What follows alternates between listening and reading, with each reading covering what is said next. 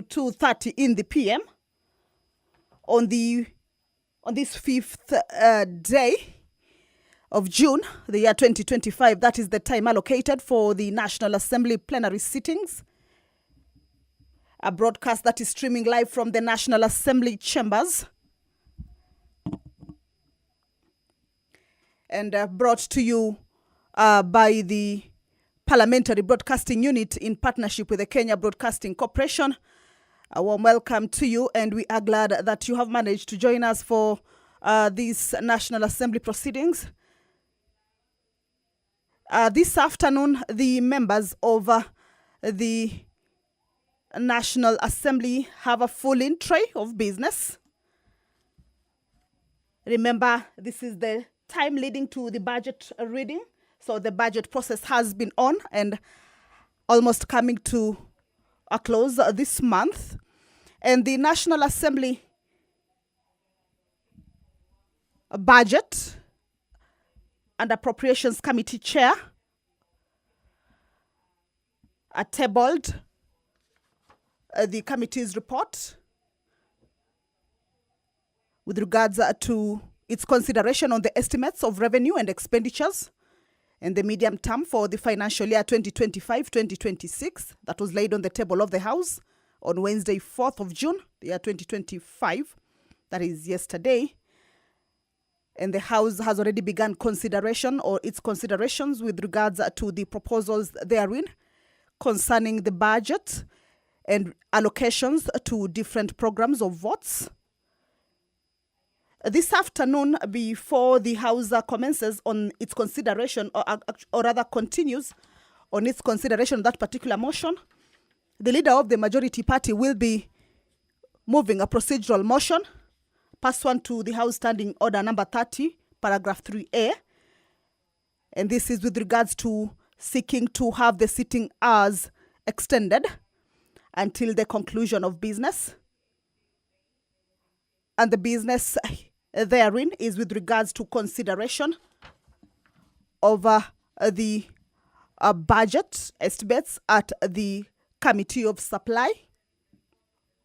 This is coming on order number 11, but order number 8 seeks to have the House agree to have the time or the sitting time extended until the conclusion of that particular business. Standing Order number 30, paragraph 3A. This is with regards to hours of sitting. And paragraph 3 indicates that notwithstanding paragraphs 1 and 2, that the sittings are 9:30 in the AM and 2:30, as is the tradition, the House resolves to extend its sitting time to be able to conclude the business that requires or is of urgency before the House, and that business is consideration of the budget estimates at the Committee of Supply stage. However, at the entrance of the National Assembly chambers, you can see some activity. That is the Speaker of the National Assembly, Honorable Dr. Moses Masika Wetangula, making his way into the chambers to preside over this afternoon sitting. This is a broadcast that is streaming live from the National Assembly chambers, brought to you by PBU in partnership with KBC. My name is Kamche Menza. Allow me to hand you over to this live broadcast. Good afternoon. Mheshimiwa, tuombe. Ewe Mwenyezi Mungu, ambaye kwa hekima na wema wako umeteua nyadhifa za viongozi na mabunge kwa ustawi wa jamii na utawala wa haki wa wanadamu. Kwa hiyo utasame kwa neema nyingi sisi watumishi wako ambao wameridhika kutuita tutekeleze shughuli muhimu za jamhuri yetu. Tunakuomba uteremshie baraka zako sisi tuliokutanika hapa, na utujalie tuyatende na kufikiria mambo yote atakayofikishwa mbele yetu kwa njia ya haki na uaminifu, ili utukufu na sifa zako ziendelezwe, na ili kustawisha amani, ufanisi na heri ya nchi yetu na wale ambao haja zao umezikabidhi mikononi mwetu. Amen.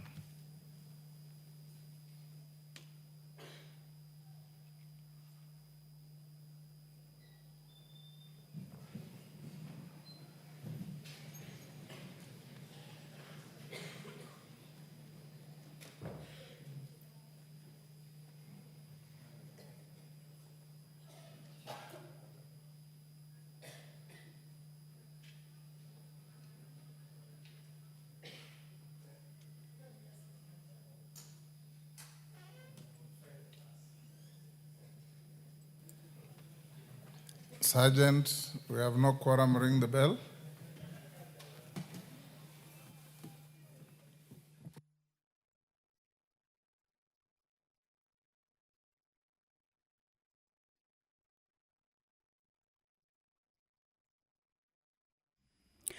Well, the prayer has been said and the chair taken.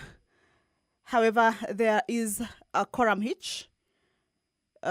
This is with regards to the commencement of the House business. At least 15 members should be inside the chambers or be seated at the commencement of the House business for the House to be deemed to have attained or raised the required quorum for the business to commence. However, if that is not present, then that will necessitate that particular quorum bell as directed by the Speaker. And this is just an allowance for the members who may be within the precincts of Parliament to at least hasten their steps and join their colleagues inside the chambers to be able to raise that much needed quorum for the business that is lined up for consideration. And talking about the business that is lined up for transaction or to be transacted this afternoon, members will be resuming debate with regards to the consideration of the budget estimates for the financial year 2025-2026. Remember, the Chairperson Budget and Appropriations Committee already laid on the table of the House its reports with regards to the consideration of the estimates, and already debate on it began. But just a recap of what the Chairperson of the Budget and Appropriations Committee, Honorable Samuel Atandi, highlighted while presenting that report, indicated that or rather mentioned on a number of programs that the budget committee put more resources into. Some of the programs or some of the sectors include the agriculture sector. This is with regards to the fertilizer subsidies, which he indicated that 8 billion shillings have been allocated for that particular program. 2 billion has also been allocated for reforms in the sugar sector. He also indicated that the Cherry Fund has also received a boost with 2 billion.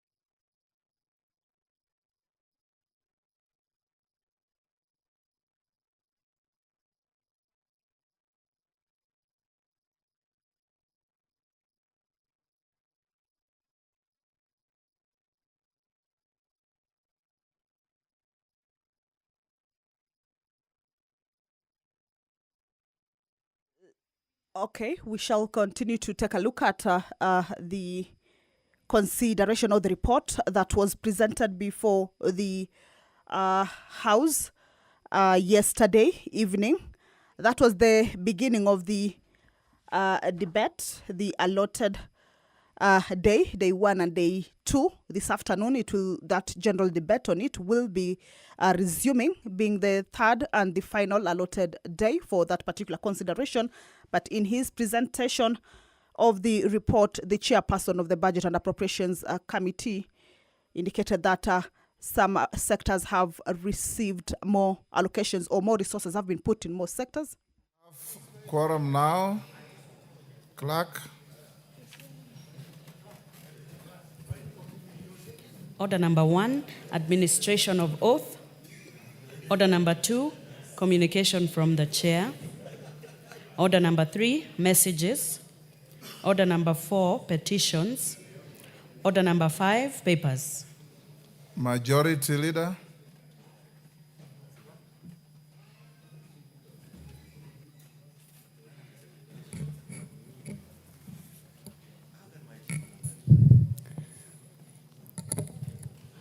Honorable Speaker, I beg to lay the following papers on the table of the House.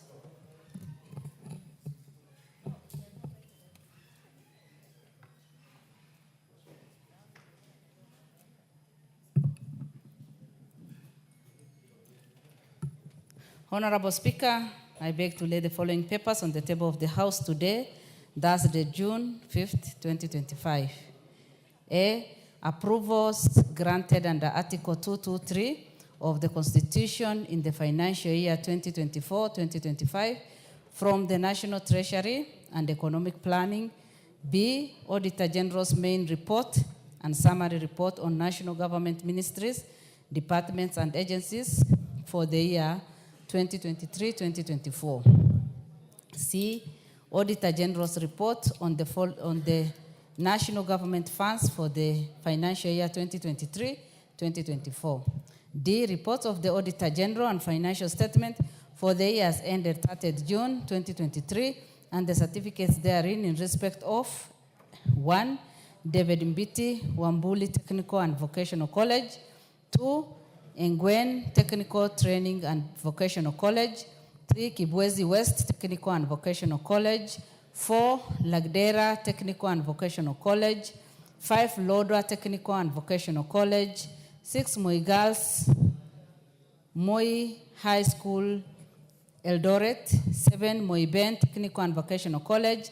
8. Mulango Technical and Vocational College. 9. Mwala Technical and Vocational College. 10. Olchoro Secondary School. 11. Rachonyo Technical and Vocational College. 12. Rift Valley Institute of Science and Technology. 13. Sekuru Technical Training Institute. 14. Turbo Technical and Vocational College. And 15. Wote Technical Training Institute. E. Reports of the Auditor General and financial statement for the years ended 30th June 2024 and the certificates therein in respect of 1. Agricultural Development Corporation and Agricultural Finance Corporation, ADCFC, Development Limited Liability Partnership. 2. Communist Party of Kenya. 3. Elders Technical and Vocational College. 4. Mgen Technical Training and Vocational College. 5. Ijara Technical and Vocational College. 6. Kimimini Technical and Vocational College. 7. Mandera Technical Training Institute. 8. Rachonyo Technical and Vocational College. 9. Ramu Technical and Vocational College. And 10. Turbo Technical and Vocational College. Thank you, Honorable Speaker, and I lay.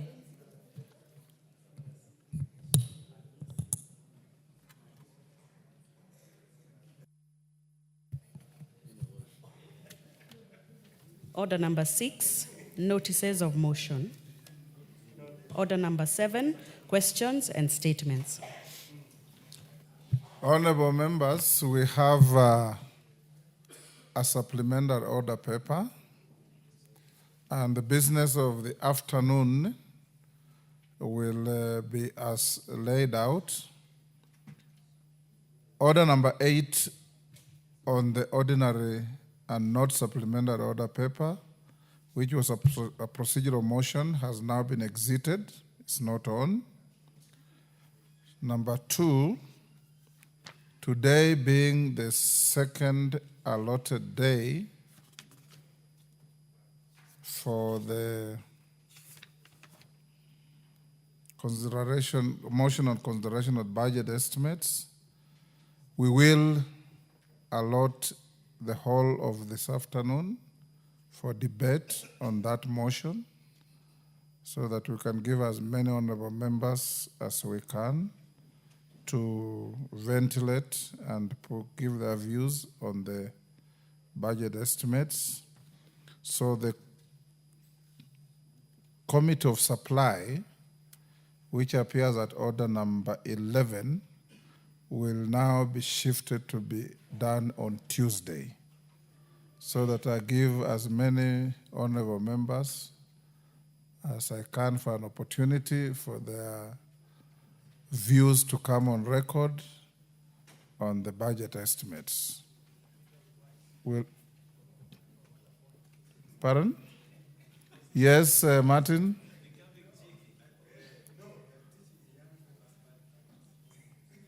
For purposes of this house, Martin is a young member. He's a first-timer.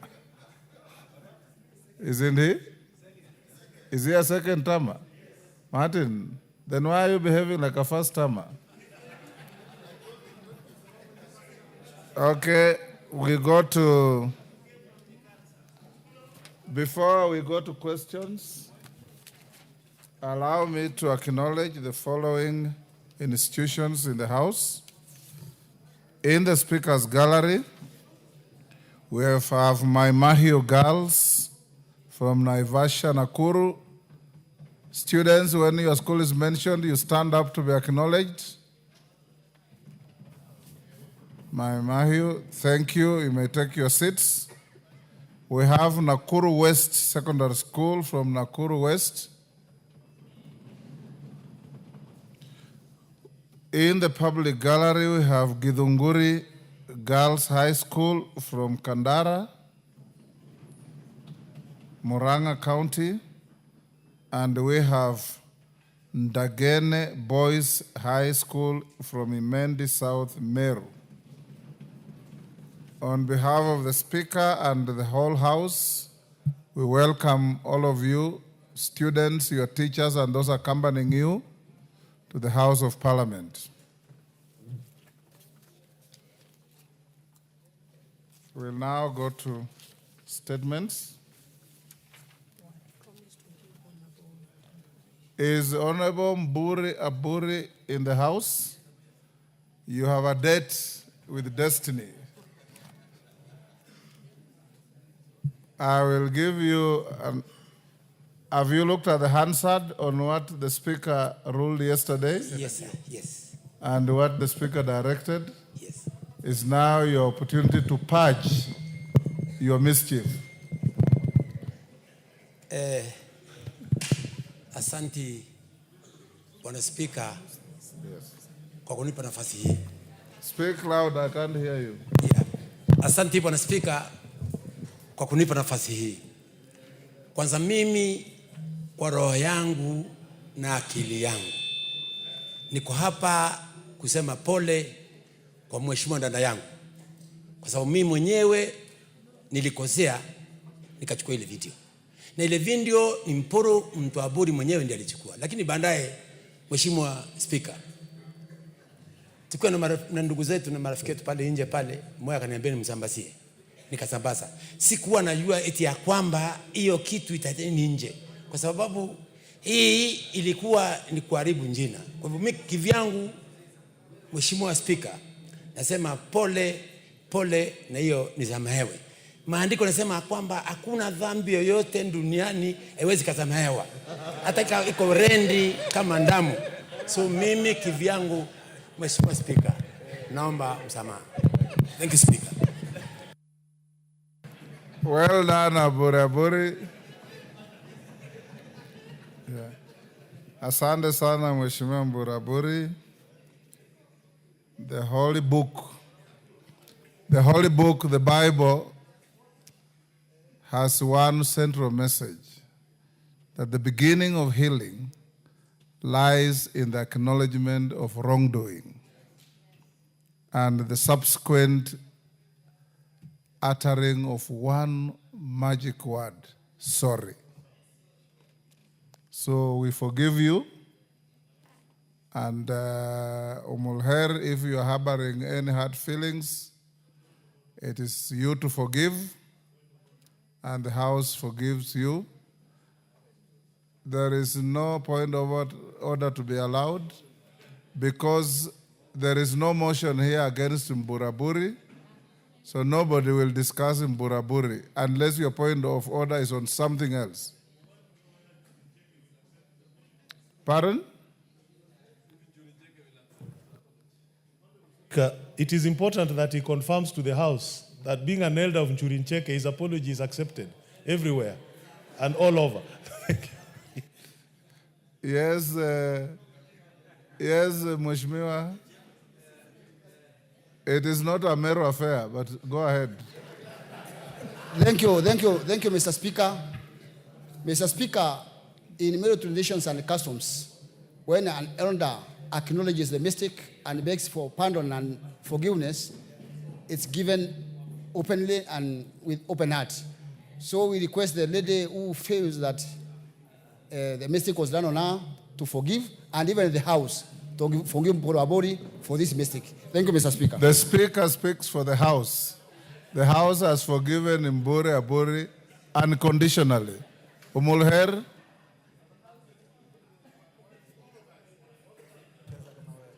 Thank you, Mr. Speaker. Mr. Speaker, I have heard the apology of Honorable Mpuri Apuri, and we spoke on phone on that same day when the incident happened. And I'd asked him not to share that clip because I am a member of parliament who's guarded her integrity. And the incident that happened does not describe my nature and my habit. And he agreed not to share the video clip. But I am aware that, and he mentioned it, that a woman MP had shared that video clip.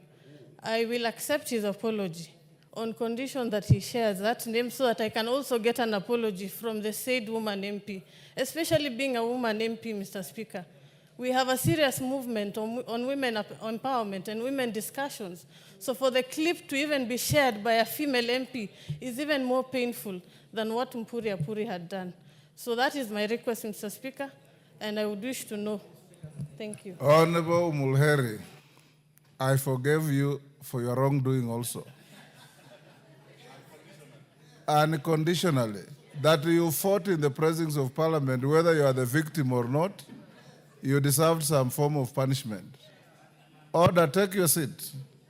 The Speaker found that you are aggressed, so you are defending yourself, but that notwithstanding, there is a famous case from Zanzibar, Kimanga versus Republic, that says a policeman or a reasonable person cannot in his presence be party to a breach of peace because of the very nature of what you do. So being a member of parliament, even under extreme provocation, there's no justification for a physical fight. The woman member who solicited for the clip from Buraburi and who subsequently circulated, and I know who she is, and we shall keep her name under wraps for purposes of not escalating this unfortunate incident. So we leave it there.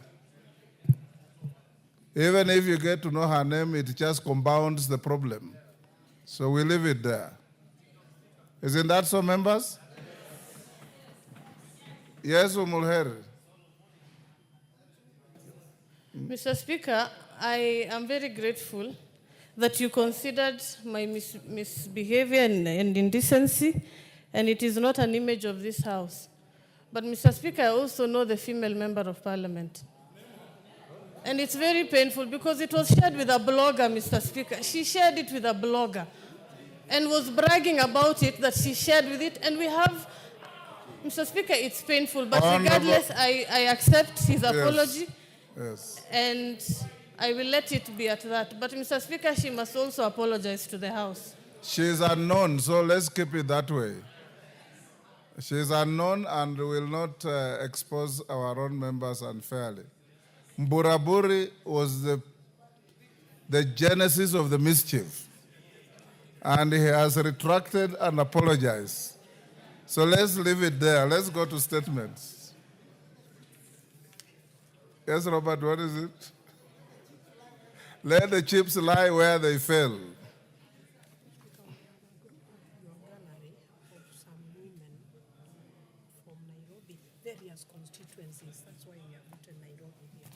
Honorable members, before we go to statements, in the Speaker's gallery also, there is a group of women leaders from Nairobi County, from various constituencies. Madam Dobby, no, they are called Dobby Women Network. Madam Grace Ngugi, when we mention your name, you stand up, then take your seat. Madam Agnes Mulesi, Madam Beatrice Korore, Madam Jane Batia, and Madam Rose Okello. Munakaribishwa nyote kwa jumba la bunge kwa kikao cha alasiri hii.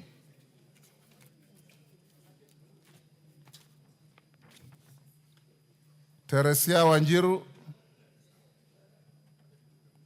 statement request. Teresia Wanjiru.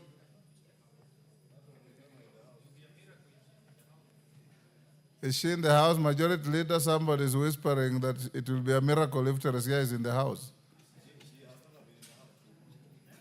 Question dropped. Anton will watch.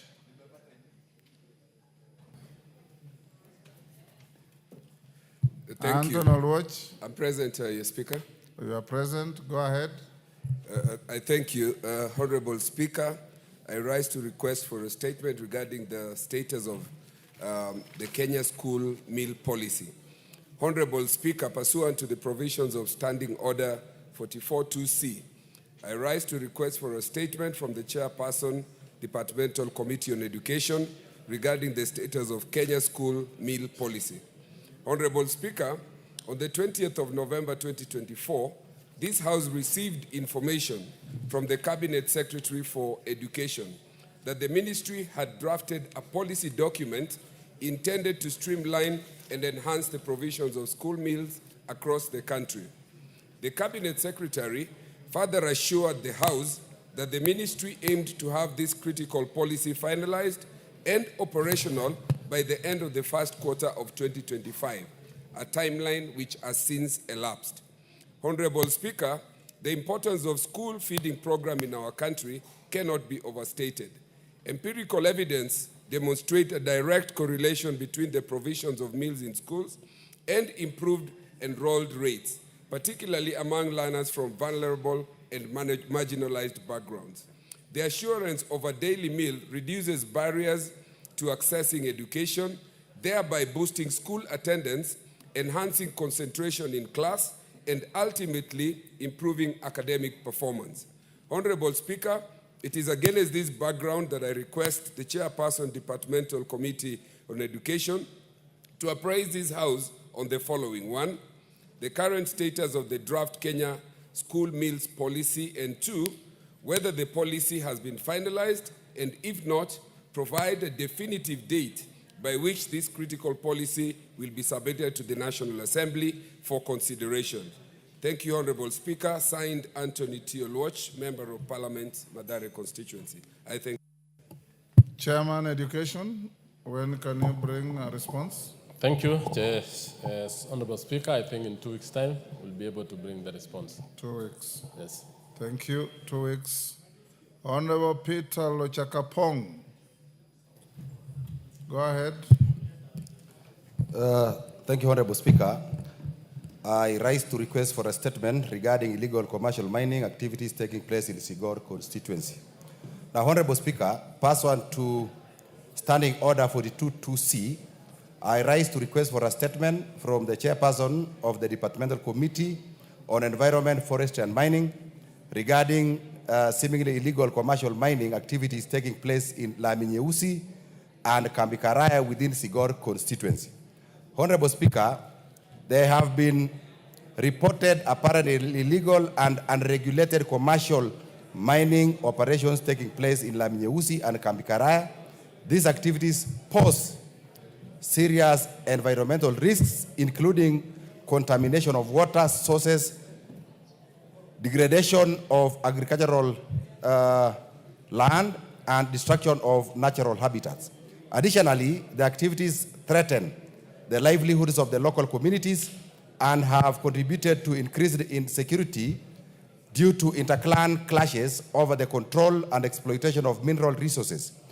Further, the alleged operators are unlicensed and are employing unsafe mining methods, thereby endangering not only the lives of miners, but also the general well-being of residents in the surrounding communities. Now, Honorable Speaker, it is against this background that I request for a statement from the Chairperson of the Departmental Committee on Environment, Forestry and Mining on the following. 1, provide a report enumerating all licensed mining activities within Sigor constituency. 2, indicate the immediate steps that the Ministry of Mining is taking to stop the ongoing illegal commercial mining activities in Lamnyeusi and surrounding areas. 3, measures put in place by the ministry to rehabilitate and restore areas that have been environmentally degraded as a result of these unlawful operations. And 4, Honorable Speaker, outline existing or planned initiatives to engage and support local communities in the management of mineral resources in a lawful, regulated, and sustainable manner. I thank you, Honorable Speaker. Chair, Environment. Yes, Chairman, when can you bring a response? Honorable Speaker, Honorable Vincent Musyoka is on special assignment of the group of the committee, and we have a similar statement by Honorable Dr. Rico on the same. It is active. Maybe we can meet with him next week, on Tuesday or Thursday next week, and then we can be able to discuss on the. It is just similar. It's the same, Honorable Speaker.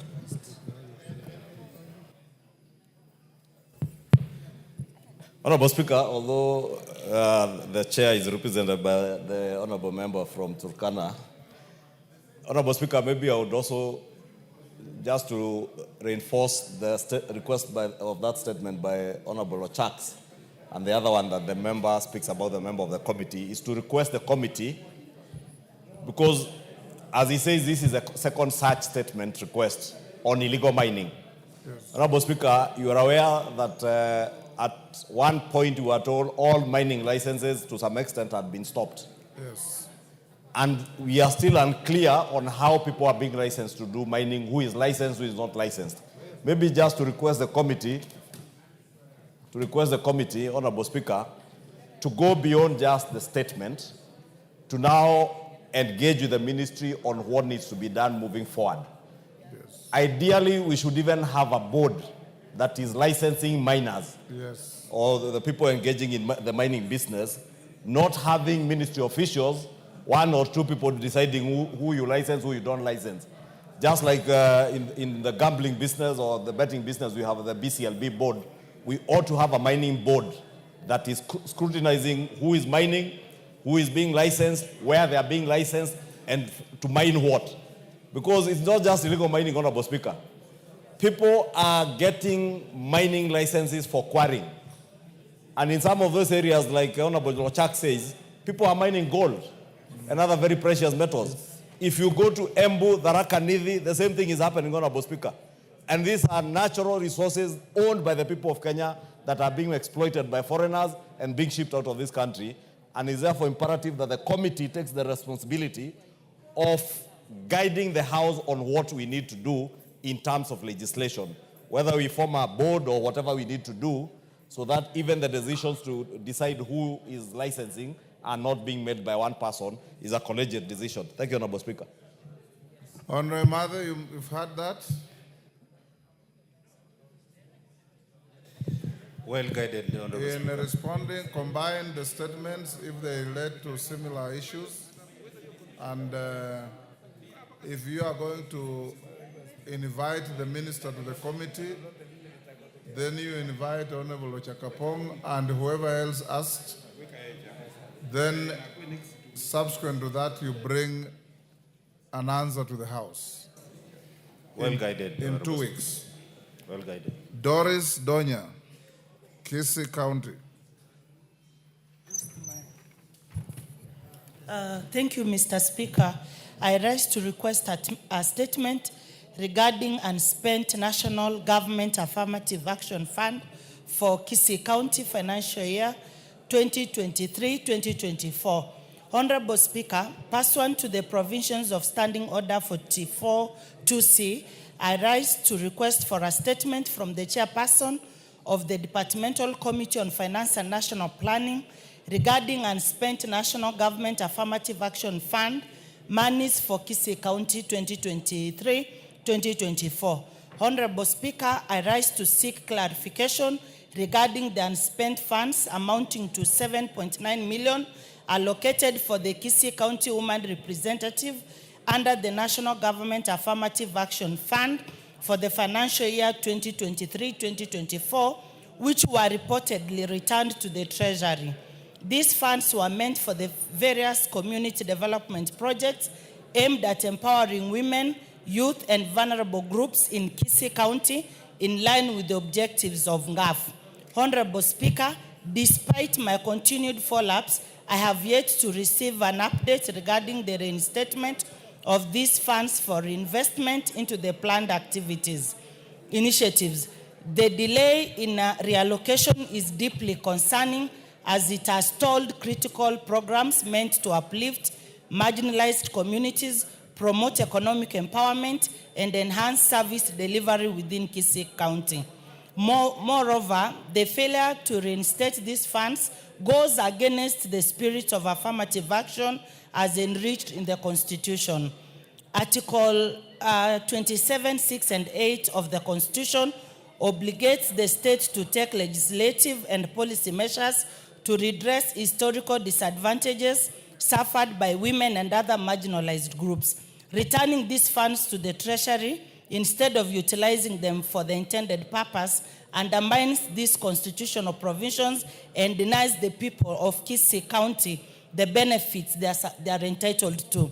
Honorable Speaker, it is against this background that I request the chairperson of the Departmental Committee on Finance and National Planning to appraise the House on the following: the reasons why the unspent NGAF funds allocated for Kisii County Woman Representative were returned to the Treasury instead of being utilized for the intended purpose. 2, the status of the request of reinstatement of these funds and the expected timeline for their release and utilization. The measures the government is taking to ensure that funds meant for affirmative action programs are not lost due to bureaucratic inefficiencies. And lastly, the safeguards in place to prevent similar occurrences in the future, ensuring that NGAF funds are fully utilized to benefit the intended communities. I thank you, Honorable Speaker. Yes, Donya. Mr. Speaker, it is the National Treasury which gives us the DAs, the district accountants. They are the ones who returned my money, which were meant for the Kisii people, Mr. Speaker. So I don't understand why their people returned my money.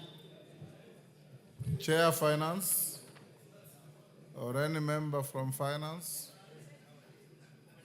Majority Leader, you can convey to the Chair Finance to bring a response on this in 2 weeks. Yes. Responses to statements. Statement request by the Honorable Dr. Charles Onchoke, Bonchari, Chair Housing, Urban Planning and Public Works.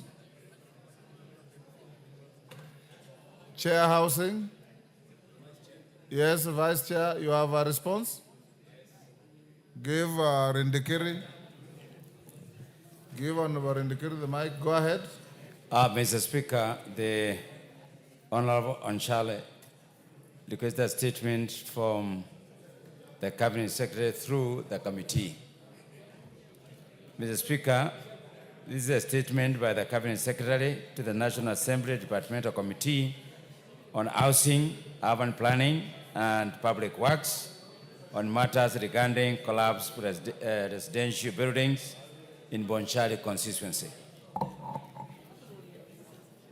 Mr. Speaker, the building construction industry in Kenya is a key component of the country's infrastructure sector, involving engagement of specialized professionals to oversee planning, design, and development of safe structures for human habitation.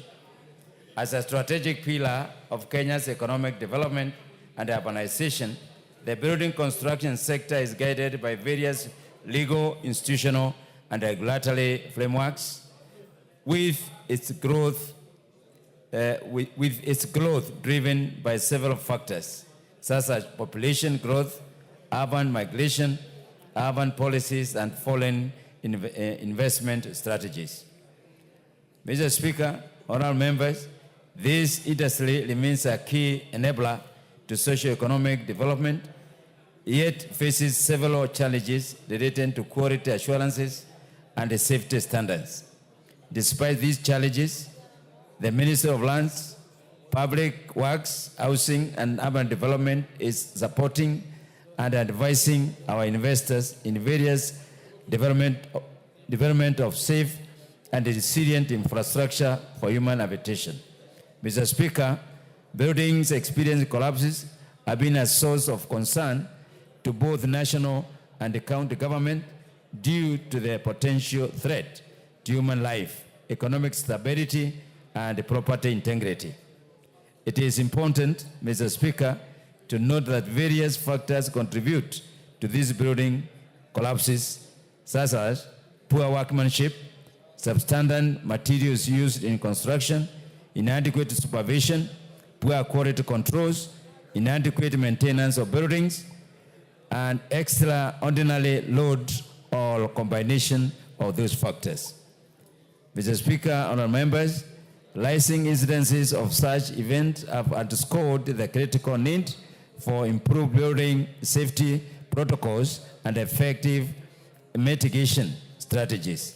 In light of these challenges, the Ministry of Lands, Public Works, Housing and Urban Development has established a robust mechanism for ensuring compliance with subnational, national, and international standards. Particularly, Mr. Speaker, the Ministry is processing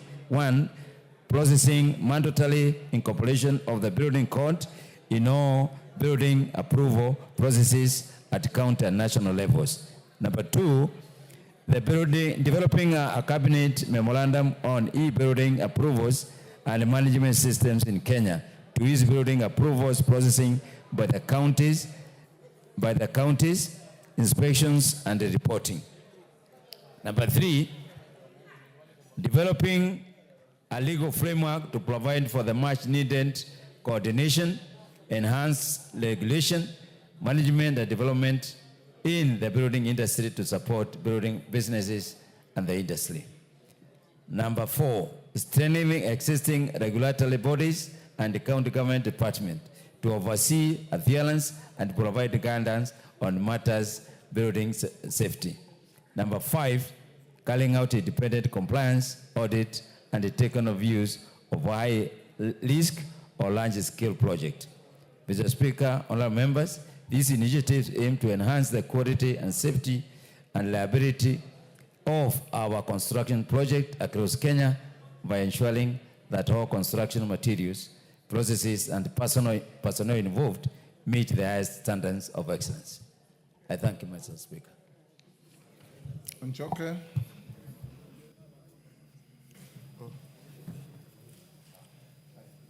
If you are satisfied, you don't have to say anything. We can go to the next.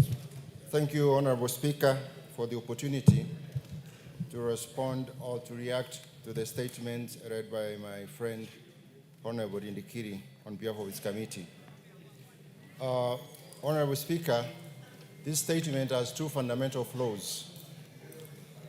One, it states that the developer is in custody. He is not. It states that the developer supported the families with the funeral arrangements and that is engaging with the families to support them going forward. He has not.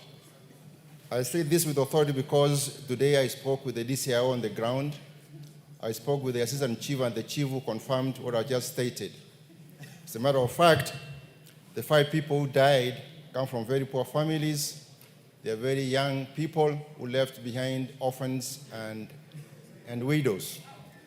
Mr. Speaker, you may recall that around about that time when they died, you supported us, and thank you very much, to give them a decent send-off. But for the CS to provide a statement which is fundamentally incorrect is baffling, and also begs the question whether the ministry is serious in tackling the issues raised in my statement that I laid before this House. Honorable Speaker, having said that, the 5 people are today waiting for justice The young families are waiting for justice. And in this statement, despite the fact that the minister or the CS has indicated that the ministry conducts regular site inspections which are conducted by qualified professionals, and that they require that developers submit or contractors submit mandatory compliance reports. And the fact that on the 3rd of September of the year 2024, this developer, this project was issued with a notice to suspend works because it was not compliant, it was not following the laid-down procedures, the laws and policies. It continues. Where were the inspectors that we are told are professional inspectors? Where were these regular inspections that we are told in this statement? Honorable Speaker, this lackluster approach to very serious matters when 5 people are dead, the families are waiting for justice. Honorable Nchoke, you are making a speech instead of seeking clarification. Thank you, Honorable Speaker, because it's a very painful matter. That's why I'm getting a bit emotional. Yes. So, in my view, Honorable Speaker, we require that the CS brings a substantive, correct, and a statement which is action-oriented, that is going to support these families and justice is going to be done, and not one that is raised with lies and inaccuracies. I thank you, Mr. Speaker. Rindikiri. Vice Chair, is your statement full of inaccuracies? This statement was sought through the committee. And the main part of this was the broader response to the issues, because this is specific on residential buildings. What Mr. Speaker will request is to engage the honorable member Ombonchali. We will call him so that now we can seek clarification exactly on those matters, so that we can also involve the CS on the matters list. We will. Honorable Njoke, you can engage the chair, and if need be, if you need support from my office, you can reach out. Joseph Gitari has a request to administration. Tongoyo. Security situation in Kirinyaga. Are you ready? Yes, I am. Go ahead. Thank you, Honorable Speaker. In response to the statement being sought by Member of Parliament, Kirinyaga Central, Honorable Joseph Gigari, on the security situation in Kirinyaga, I want to state as follows. Honorable Speaker, on the 4th January, Stasi Nyakio Kinywa, age 13, grade 7 people, was reported missing by her auntie at Kirgoya Police Station via the number 29 of April 2025 at around 2:30.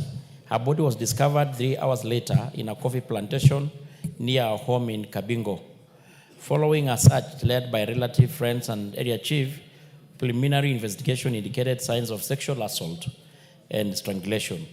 A postmortem confirmed the cause of death as hypoxia, due suffocation, and strangulation following an assault. Forensic samples, including swabs and fingernail scrubbings, were submitted to the government chemist for analysis.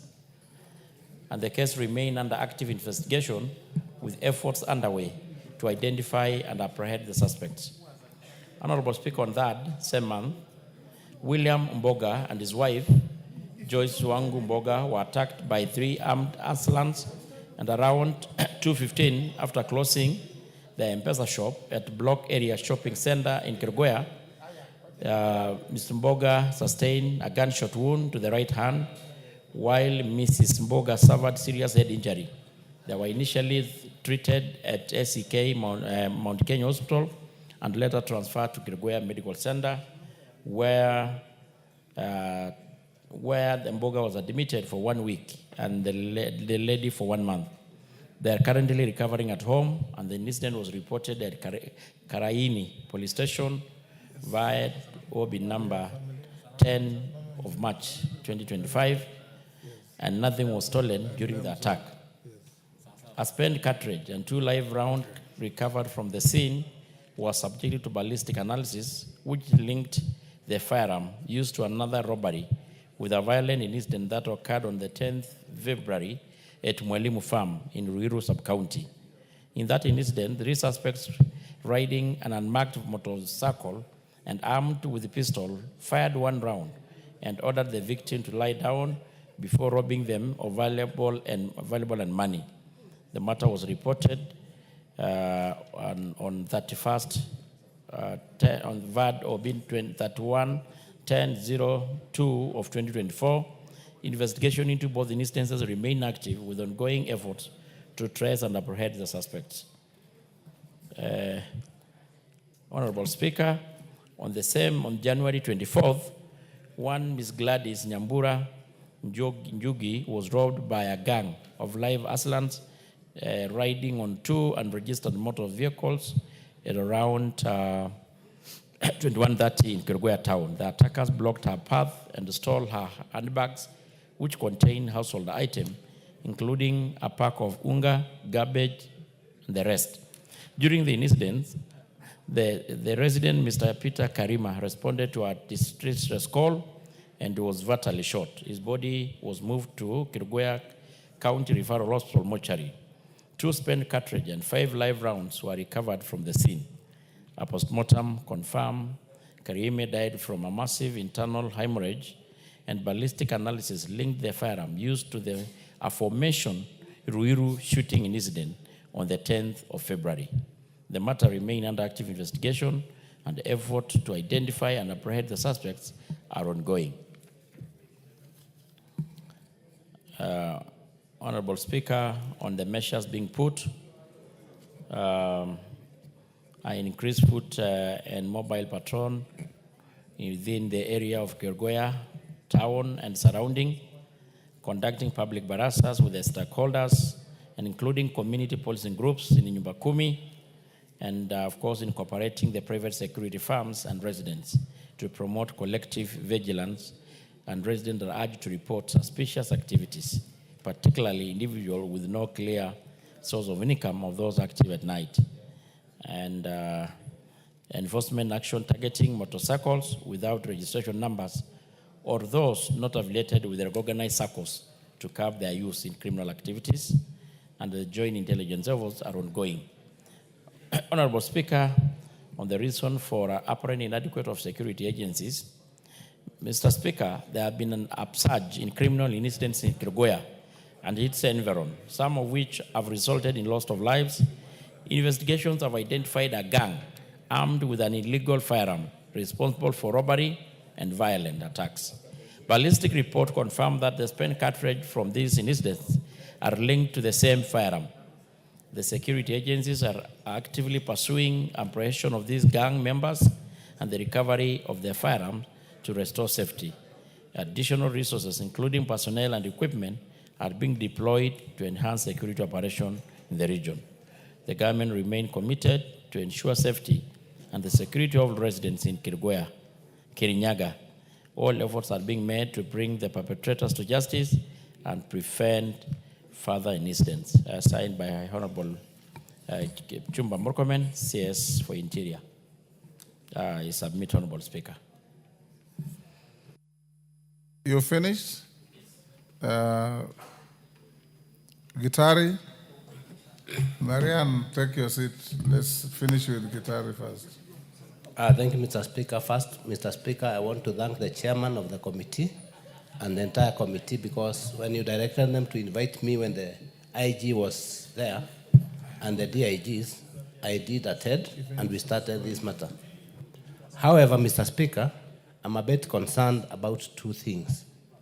Number 1, you directed the committee to give an interim report, but I can assure you the interim report they gave us about 2 months ago is the same report they have come with. It's only that they have just changed the date. Number 2, Mr. Speaker, I'm a bit worried. I raised this issue on 25th February 2025. And some of the incidents occurred early January, Mr. Speaker. For how long will the people of Kirinyaga keep on waiting? The only thing that we hear from the ministry is that investigations are underway, we are doing this. Out of the 4 cases that I had asked, Mr. Speaker, even none of them has got yielded results. People in Kirinyaga are living in fear, Mr. Speaker, because we don't know what these people can do, because they are still at large. Some of them are known people, but they are just free, and they might commit the same crime. I think we need more answers, Speaker, than just what we have gotten. I thank you. Marianne Kaitany.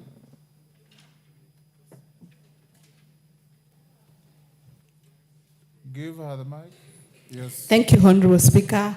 About last week, a week ago, there was a report that had been given to us by the Chair, Departmental Committee of Internal Security, on the issue of Koimburi. And we had asked that, he actually told us that he would give us a response within a week.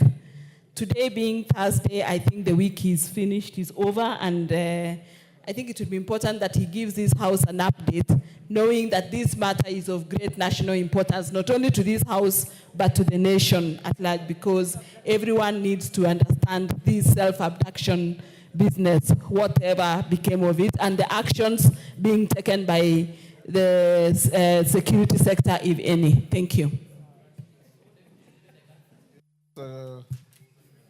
Tongoyo. Yes, Honorable Speaker. Clarify guitarists before you come to that. Honorable Speaker, on the issue of a colleague from Kirinyaga, it's really unfortunate that several members of the society, of that community had lost lives. I share really the pain and concern, but I want to assure you and the country that personally I'm going to take personal intervention to see how to eat, even if it calls probably maybe change of security personnel in the area. And Honorable Speaker, also, it's good to be appreciated that at least there are some leads pointing to a particular gang who has been identified to be using the same gun. So maybe after this we may need to have a session with him so that we see quick intervention with IG, even if it means changing the officers in the area. Right. Yes. Kaitany. Marian Kaitany. Your colleague Koimburi has not appeared in the House since the incident. You promised a comprehensive statement.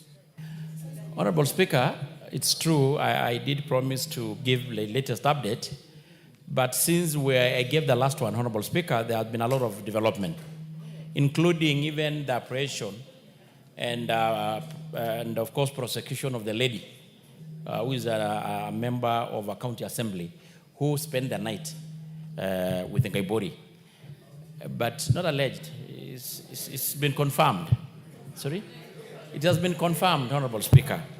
Honorable Speaker, what became evident for all of us and the country to know, this was self-abduction and self-hospitalization. And maybe, Honorable Speaker, being today is a Thursday, maybe Tuesday, you allow me Tuesday to produce the latest. But what I can tell you, it is obvious, it's evidence. This was for cinema, it was just drama, and those are people who are hell-bent to portray the government on the wrong light. So give me to Tuesday, Honorable Speaker. But we are rest assured that was just for cinema and drama, self-abduction, self-hospitalization, and I remain to be so. What, Honorable Speaker, we should even do as a House, before we wait the other agency like EACC to pursue and do what is rightful, we should take our position, Honorable Speaker, here. Even the Committee of Privileges, to summon the Member of Parliament. This is the Member of Parliament who even previously had even accused this House to have been bribed to vote in a particular manner, Honorable Speaker. Professor, what is it? You know, it's disturbing to me that being a medical professional, that a senior medical professional of the status of Dr. Gikonyo can falsely admit a patient to a hospital. Until these things have been confirmed, please let's hold our horses and stop condemning the hospital, the medical practitioner, and other people that are involved in the care of this person. Please, it's not right for Dr. Gikonyo to be accused of admitting somebody falsely, because he cannot admit somebody to his hospital when that person is not sick. That is not acceptable. And if that happens, then there is action to be taken from the Kenya Medical Practitioner and Dentists Council. Until that kind of thing happens, please let's not destroy people's practice. Majority Leader. Honorable Speaker, I want to agree with Professor that this is a matter that is still under investigations, and we need to give the investigating authorities time to verify whether even that admission was legitimate, because you may also be admitted for other things, especially when you hear you might have spent, you are alleged to have spent a night with somebody, so you may have other issues that may have caused your admission in hospital. So let us leave that to the competent authorities in that. But more importantly, Honorable Speaker, is to ask the chair of the Security Committee, the Honorable Tongoyo, because after the said abduction or disappearance of the Honorable Koimburi, we saw the disgraced former impeached Deputy President allege that the Honorable Koimburi had been poisoned and inhaled very dangerous gases. And he could not even speak, his throat was hurt. He had actually diagnosed, he had the diagnosis of what gases Koimburi had inhaled. He had even now been able to diagnose that he can't even speak. And I wondered, how did the impeached Deputy President know that this victim who could not speak had inhaled some dangerous gases that are only known to the disgraced former Deputy President? And the Chair Security Committee must take this matter more seriously than he is doing. He must get a written statement from the Inspector General of Police and the doctors, more so from the Inspector General of Police, telling us what investigations has he done, has he carried out, to even get statements from one Rigathi Gachagua, who seemed to have more information than even the victim himself on his inhaling of dangerous gases in a coffee plantation. So Rigathi Gachagua must be able to tell the police, these gases that Koimburi inhaled, were they inhaled at the hotel in Gatundu with this lady who he's alleged to have spent the night with? Did he inhale these gases from the chemicals that spray coffee in the coffee plantation where he went to sleep in the morning? Or was it in the ambulance that his staff organized for him? It is important that we know this, Honorable Speaker, so that tomorrow, Honorable Speaker, I do not allege what is not there, especially on serious matters like kidnappings and abductions, Honorable Speaker, and try to make political capital out of it, Honorable Speaker. And therefore, the Honorable Tongoyo must give us an update from the police and the medical doctors who are attending to the so-called victims. Thank you, Honorable Speaker. Honorable members, let's not escalate this. As a custodian of the interests of all of you, including Honorable Koimburi, Honorable Tongoyo, next week on probably Wednesday, you bring a comprehensive report about your colleague who has not reported to the House since the disappearance and reappearance, so that we can also be able to know what is happening around him. I don't want to escalate this, Deputy Speaker. Let's leave it there, because we will degenerate into discussing the personal conduct of a member without a motion, and that is against standing orders. Let's leave it there. Honorable Emmanuel Wangwe's statement, Tongoyo. Wednesday, you bring I will, well guided. a comprehensive statement, including what the professor has said and what everybody else has said. Honorable Speaker, but it will be an uphill task, at least on the issue to regard the Dr. Kikonyo, because I don't have the capacity to compel him to give the report. Remember, we went there. If you don't get it, we'll draw our own inference. Just bring what You remember, Honorable get. Speaker, you did instruct that we go there last, and we were completely denied access. So we may still undergo the same. Okay. Hold it, Togoyo. Let me acknowledge students who are in the gallery before they leave. Moi High School, Kabarak from Rongai, Nakuru, in the Speaker's Gallery.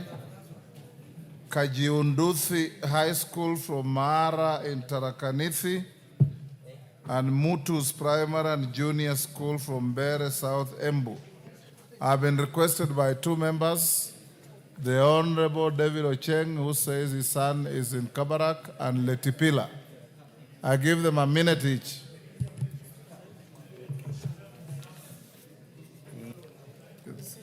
Thank you David so much. Ocheng, you have a minute. Thank you so much, Mr. Speaker.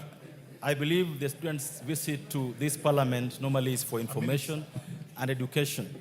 And so I want to take this opportunity to welcome all the students who are seated, all the public and speakers gallery to parliament, and to ask them to know that this August House is the ultimate place for politics. And that if you do well in whichever field, being a doctor, engineer, teacher, all of us are in this house representing different and various interests. And so you are welcome to Parliament, all of you, and hope to see you, some of you here in the future. Thank you. Letipila.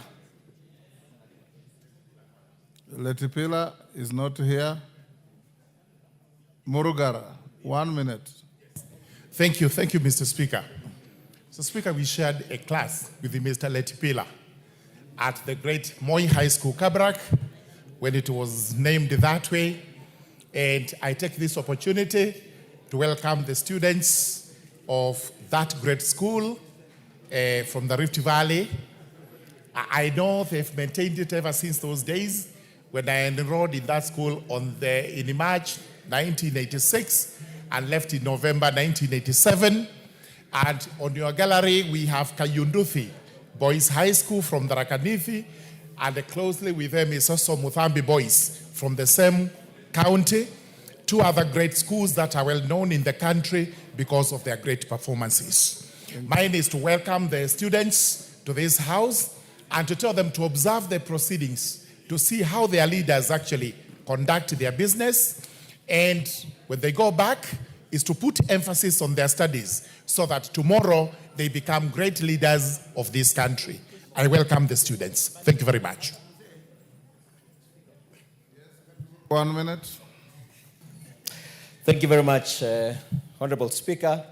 May I also join my colleagues in welcoming all the students who have made to the Parliamentary House today, and particularly those students from Moi High School, Kabarak, where I was an alumni. And it so happens, Speaker, sir, about 2 weeks ago, I had the opportunity to go and speak to them as an alumni and tell them, welcome, may it be a session that you're going to learn. And I do know we have two other members who are not here who are also alumni of this great institution. There are many that have been there in the past. And of course, when I look at those that are standing here, I see several in the future who are going to be in this house. I thank you. May you learn from here. Thank you. And there are also several parents who are here also. Thank like you. Millie Odhiambo, Honorable For Speaker. the parents and those who went there, I join you in welcoming the students from both Kabarak and the other schools. We also acknowledge Mudambi boys from Mara, Tarakanithi. All the schools, welcome to the House of Parliament and feel comfortable. Emmanuel Wango's statement. Yes, Tongoyo. So, Honorable Speaker, So do I proceed? Go ahead. Okay. Honorable Speaker, on Honorable Wanga's statement regarding the status of investigation into the murder of Madam Rosalinda Akinyi, I want to state as follows. Honorable Speaker, on the 17th April, approximately 5:30, Mr. Paul Weshuli reported at Shinda Police Station via OB number 37170425 regarding a robbery with violence incident. He reported that an identified motor vehicle intercepted a border on en route from the Cooperative Bank, Mumias branch, and robbed the pillion passenger, Madam Rosalinda Akinyi Wanga, of Kenya shilling 285,000. Tragically, she died on the spot. Initial reports suggested that she had been shot by a known assailant aboard the said motor vehicle. Her body was later transported to St. Mary's Mission Hospital, mortuary in Mumias. The postmortem examination, Honorable Speaker, conducted on the 21st April, contradicted the initial gunshot claim, revealing that Madam Wanga died due to internal bleeding resulting from sharp force trauma sustained during an assault. This finding prompted the immediate launch of the comprehensive investigation. A miscellaneous application number 00033 of 2025 was filed at the Mumia Law Court, requesting court orders to obtain CCTV footage from Cooperative Bank, Mumias branch, covering the time frame between 1300 and 1600 on the day of the incident. The same application sought the victim's bank account statement as well as M-Pesa and call data record of both the victim and the potential suspect, who is a border rider from Safaricom. Following the issuance of the court orders, the relevant institutions were served to have complied. Investigating officers have since received the victim's bank statement and CCTV footage, both of which are currently under analysis. The border rider, identified as Joshua Muteke Wafula, was initially detained as a person of interest but was later released pending further investigation.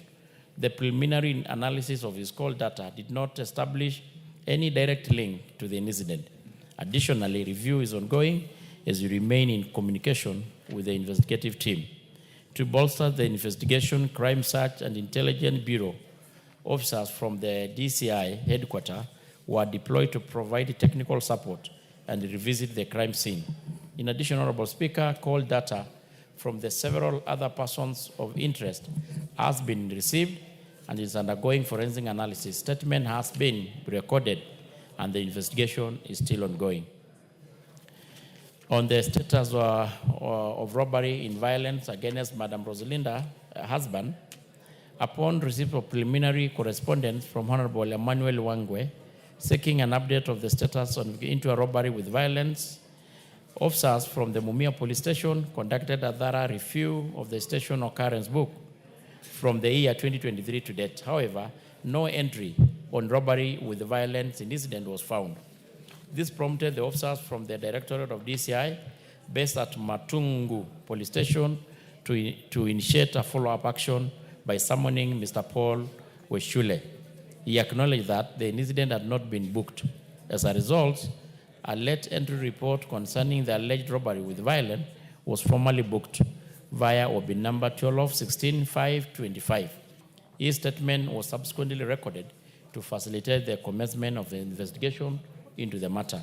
He reported the incident occurred in May 2023 at Arambe area while he was riding his motorcycle toward Bungoma town. Though he could not recall the exact date and time, he had withdrawn a total of 260 from 3 different banks in Mumias town. He stated that he was accosted and robbed of the money, then abandoned near the Yala River in Quisero sub-county. He went to Mumia Police Station on the same day and to make a report. However, the police assessed his condition. They advised him to seek medical attention first and return to the station afterward to make a report and record his statement. Unfortunately, he did not return. Investigation in the incident has commenced. So, Honorable Speaker, that is what I have to say also concerning the Wangwe's question. Emmanuel Wangwe. Thank you, Honorable Speaker. Honorable Speaker, allow me to thank the chair for that good communication. However, Honorable Speaker, on the same line, Honorable Speaker, I also want to appreciate that I got the statement in advance, which was good enough for me to have read it and understood what it is. What is there, Honorable Speaker, is that let the chair just push for the investigation. Don't tire with that statement. We want to get to the bottom of the whole issue, particularly, Honorable Speaker, where they murdered the wife, and just a year ago, they robbed the husband. Both of them who have been teachers. It's an issue that's affecting my constituency, and it's an issue which, Honorable Speaker, the chair should push to the latter. I also want to appreciate that, Honorable Speaker, my request for the headquarters of DCI to send thorough officers has been accepted, and I can see officers from CRIB have been sent. That's good, and I want to appreciate, Honorable Speaker. Thank you. Tongoyo, that's a comment. You can follow up and give the member an update as and when you have additional material. James Onyango Koyo, request to agriculture. Yes, Tongoyo? Okay, thank you, Honorable Speaker. Sorry, I need your guidance, Honorable Speaker. We had a statement by Honorable Doris Donya, which was last week. She wasn't in the House, and she has been really insisting that she's allowed to list it for next week. We are pressed for time. Thank you. Doris, go to the table office and have it listed for next week. Dr. Mutunga, are you ready with the statement? Go ahead. Thank you, Honorable Speaker. Honorable Speaker, I rise pursuant to standing order number 44.2C to respond to the question by Honorable Onyango Koyo MP requesting a statement on the 12th of March 2025 regarding the possession of the leasing program of the state-owned sugar farms, particularly Moroni and Chemelil sugar companies. Honorable Speaker, the Ministry of Agriculture and Livestock Development has responded as follows, and I will summarize. First of all, the honorable member wanted to know the status update on the possession of the leasing program of the state-owned sugar farms with reference to Moroni and Chemelil sugar companies. The tenders were advertised internationally on the 28th of February 2025. On 4th of March 2025, the bids were received. Tender closing date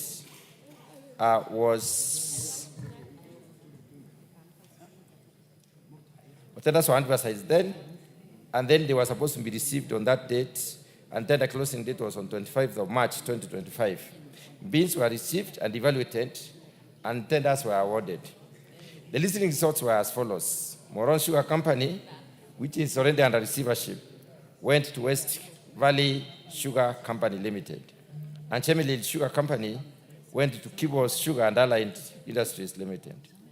The handover date was 10th of March 2025, and the current status is such that the leasing term is for 30 years, as approved by the National Assembly, and I have the approval notice or certificate, Honorable Speaker, by this House, which is number 039/13th, 2023. The second issue that the honorable member was pursued was the criteria used to tender in tender evaluation regarding the leasing program of Moroni and Chemelil sugar companies. Honorable Speaker, the bid evaluation was conducted under regulation that 1 of the Public Procurement and Asset Disposal Act of 2020. The bidders received were as follows. For Moroni Sugar Company, we had 2 bidders, 2 bids, West Valley Sugar Company and Kibos Sugar and Allied Industries Limited. For Chemelil Sugar, we had Sukari Sugar Industry Limited and Kibos Sugar and Allied Industries Limited. The evaluation stages were as follows. The first one was mandatory compliance check, where the bidder had to deposit 200 million as security bid. And the certificate of registration was supposed to have been there. The tax registration also needed to be there, and compliance certificate. CL12 was also supposed to be submitted, and other eligibility documents. The technical evaluation followed, where the companies were checked against the technical requirements. No material deviations, reservations, or omissions were observed. Bidders scoring over 80% or 80% and above advanced to the financial evaluation stage. The qualified bidders in this particular respect was, with respect to Moroni, West Valley Sugar Company, and with respect to Chemelil, Kibos Sugar and Allied Industries Limited. The financial evaluation progressed well, and they were assessed. All the financial aspects were assessed as per the set criteria. Negotiation followed, whereby the successful bidders were engaged in a negotiation process before the award. The third issue that the honorable member sought was the composition of the tender committee that considered the leasing exercise and the recommendations they made. Honorable Speaker, the composition was as follows. The Ministry of Agriculture and Livestock Development was represented.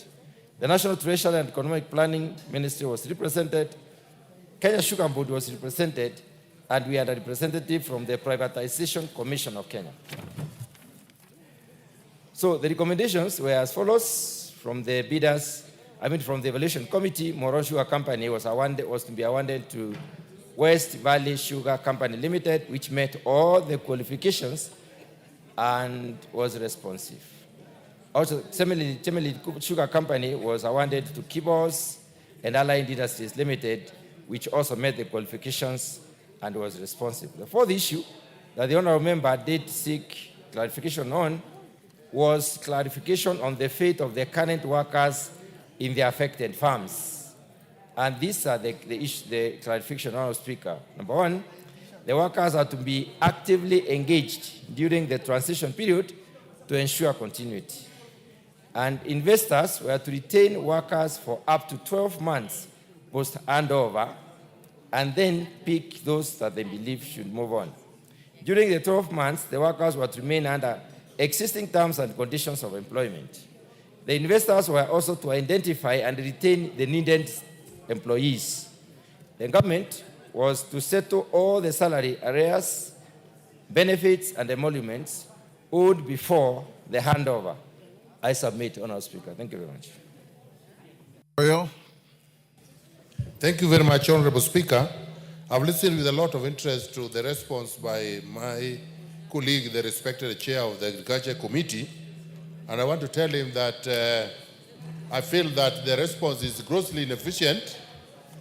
We were given the impression that the purpose of leasing out this industry was to make the industry work better for the citizenry. I am more interested in what is going to benefit the farmers, the workers, and generally the locals who donated land when the government came up with this process of starting the industries. We may need the Cabinet Secretary to come to your committee and demonstrate to us one by one, because we want to put below every process that was done. While the intention was very good, but the process was flawed somewhere in between. And we think we need more clarification. But more so, our fear is about the land, and I'm happy that none other than His Excellency has spoken to this fact, that land is not going to be interfered with. My apprehension that in Moroni Sugar Company, the title deeds have since been removed from a strong room, and kept by a receiver manager. We don't know at whose behest or what he's doing with it. This we are not going to take lightly, and the minister has to come and tell us that land is not going to be an issue. It's not what we are going to ask another time. If the position of land must be made very clearly, that the investors, the leasees, are going to make use the factories that they have been so far leased to, but they are not going to interfere with the land issue. Also, we may want to know some of the conditions were being flouted, like it was important that any company that had a court case was not supposed to benefit from this program.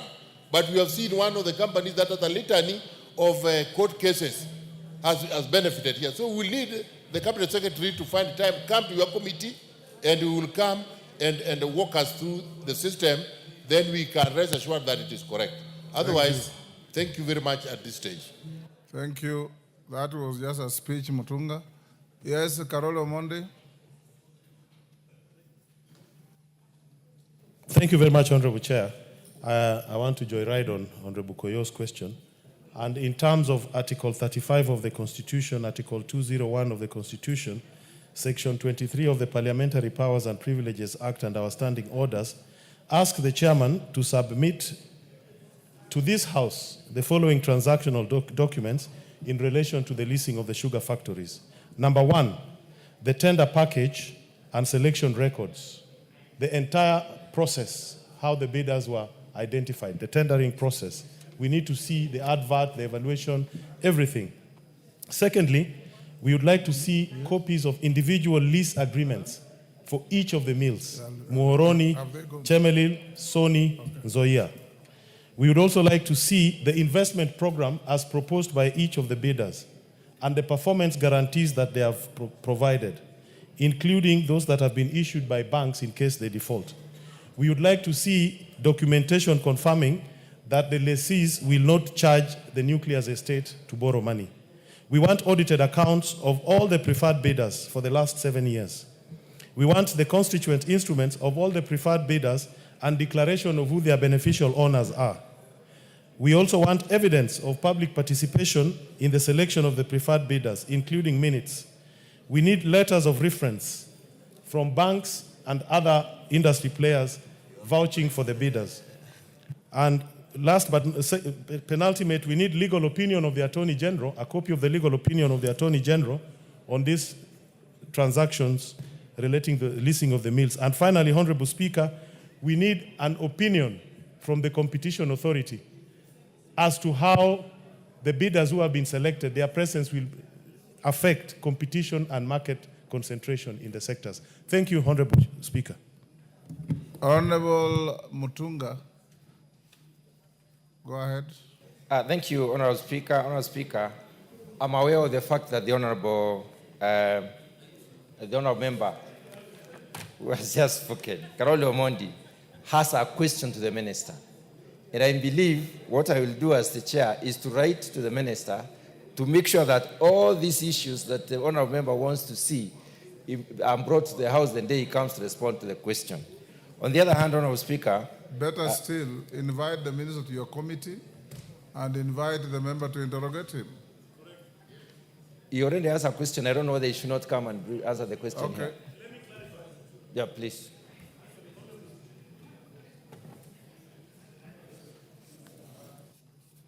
Yes, Carol. Honorable Speaker, I have a question, but my question relates to the nucleus estate of Miwani Sugar, which has not been... That's okay. I've given direction. Okay, thank you. Dr. Mutunga, proceed that way. That's the end of statement time. Majority Leader, give your Thursday statement.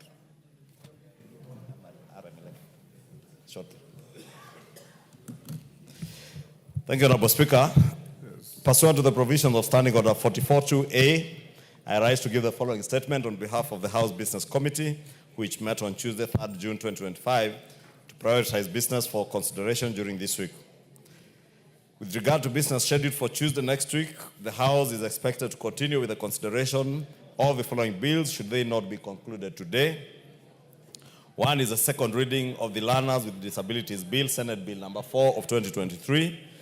2, the Political Parties Amendment Bill, Bill number 2, Senate Bill number 26 of 2024. And 3, the National Cohesion and Integration Bill, National Assembly Bill number 74 of 2023. 2 is the Committee of the Whole House on the Value Added Tax Amendment Bill 2025. Additionally, Honorable Speaker, debate will be undertaken on the following motions, should they not be concluded today. 1, consideration of the Comprehensive Economic Partnership Agreement between the Republic of Kenya and the United Arab Emirates. 2, report on the ratification of the agreement on fisheries subsidies. And 3, report on the performance audit report on the provision of services to persons with disabilities by the National Council for Persons with Disabilities.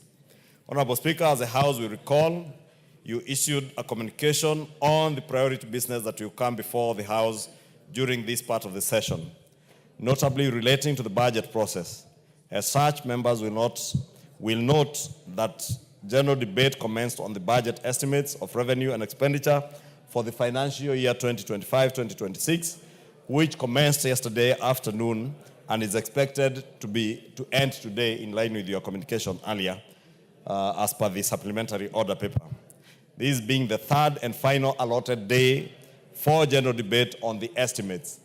Therefore, it's important for members to note anybody who wants to contribute on the budget estimates, you have up to the close of business today to do so. Thereafter, Honorable Speaker, the House will consider the estimates in committee of supply, which is listed as order number 11 in today's order paper, but which you have since directed will come on Tuesday next week. Indeed, the House has resolved to sit until conclusion of committee of supply on Tuesday, so as to pave way for other budget-related business dependent on the estimates. I therefore urge members to be available in the House and to actively participate in the committee of supply where actual budget making is undertaken. Honorable Speaker, the approval of the estimates will be followed by the prioritization of budget-related bills, notably the Finance Bill 2025 and the Appropriation Bill of 2025. The House Business Committee will prioritize these bills for consideration in the coming weeks, taking into consideration the statutory timelines applicable to the budget-making process. Honorable Speaker, in order to accord priority to time-bound budget-related business, we have not scheduled any Cabinet Secretary to appear before the House to respond to members' questions pursuant to the provisions of Standing Orders 42A, 5, and 6. I wish to reassure members that we will resume question time as soon as we complete the budget-making process.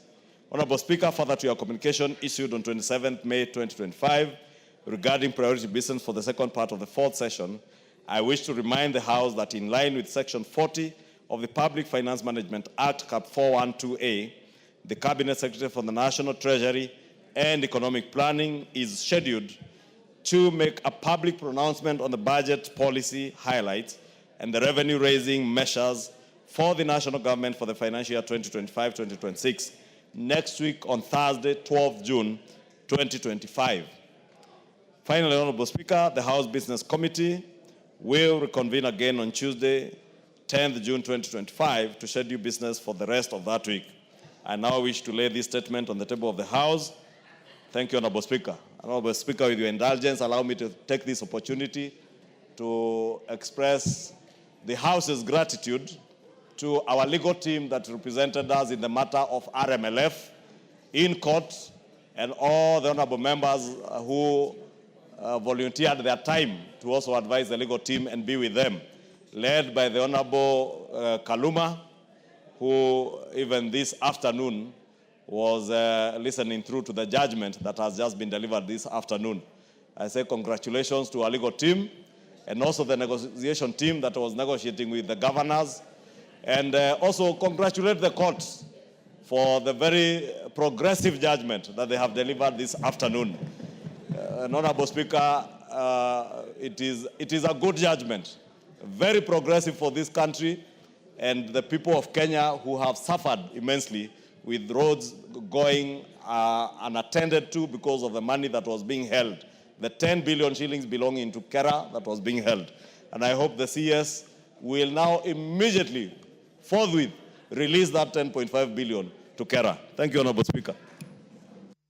Order, members on their feet, take your seats. Order, honorable members. That illegal Kamkunji, can you disband and take your seats? Honorable Madenga, take the nearest seat.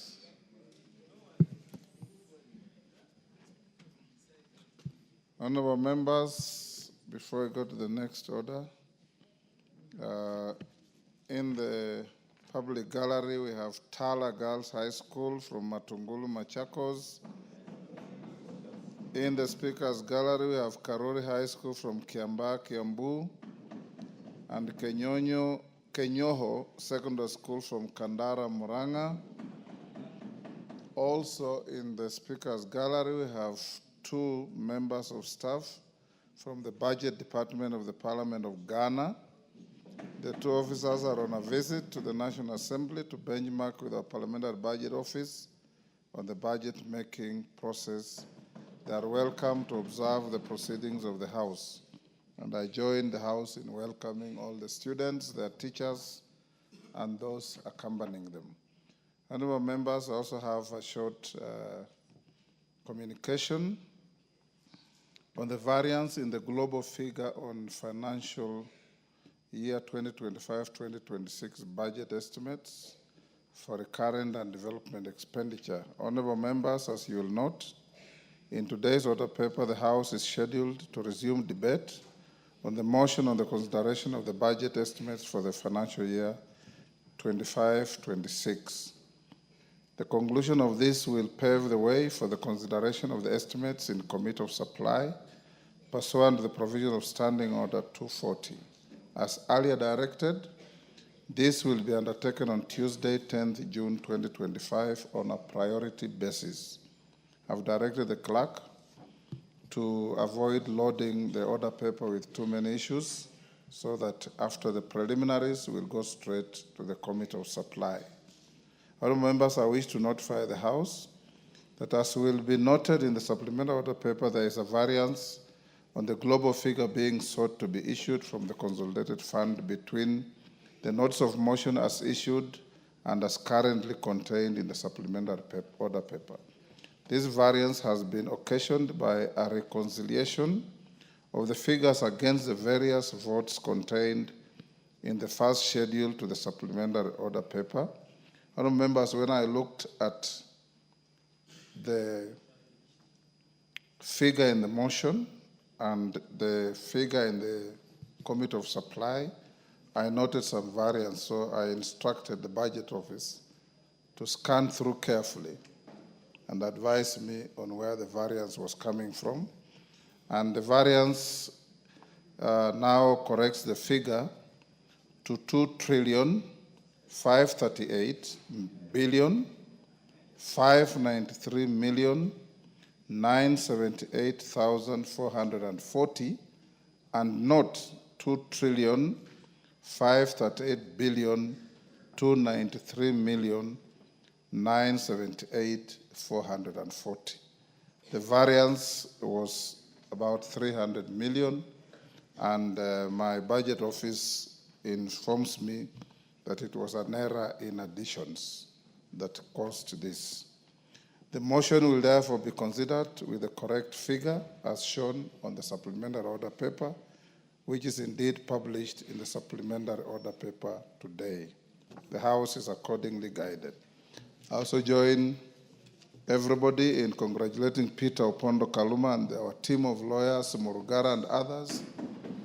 All the lawyers of the House, we acknowledge you, Mili Odhiambo, Otiende Omolo, Mwengi Mutuse, John Makali, and Osoro, TJ Kajwang.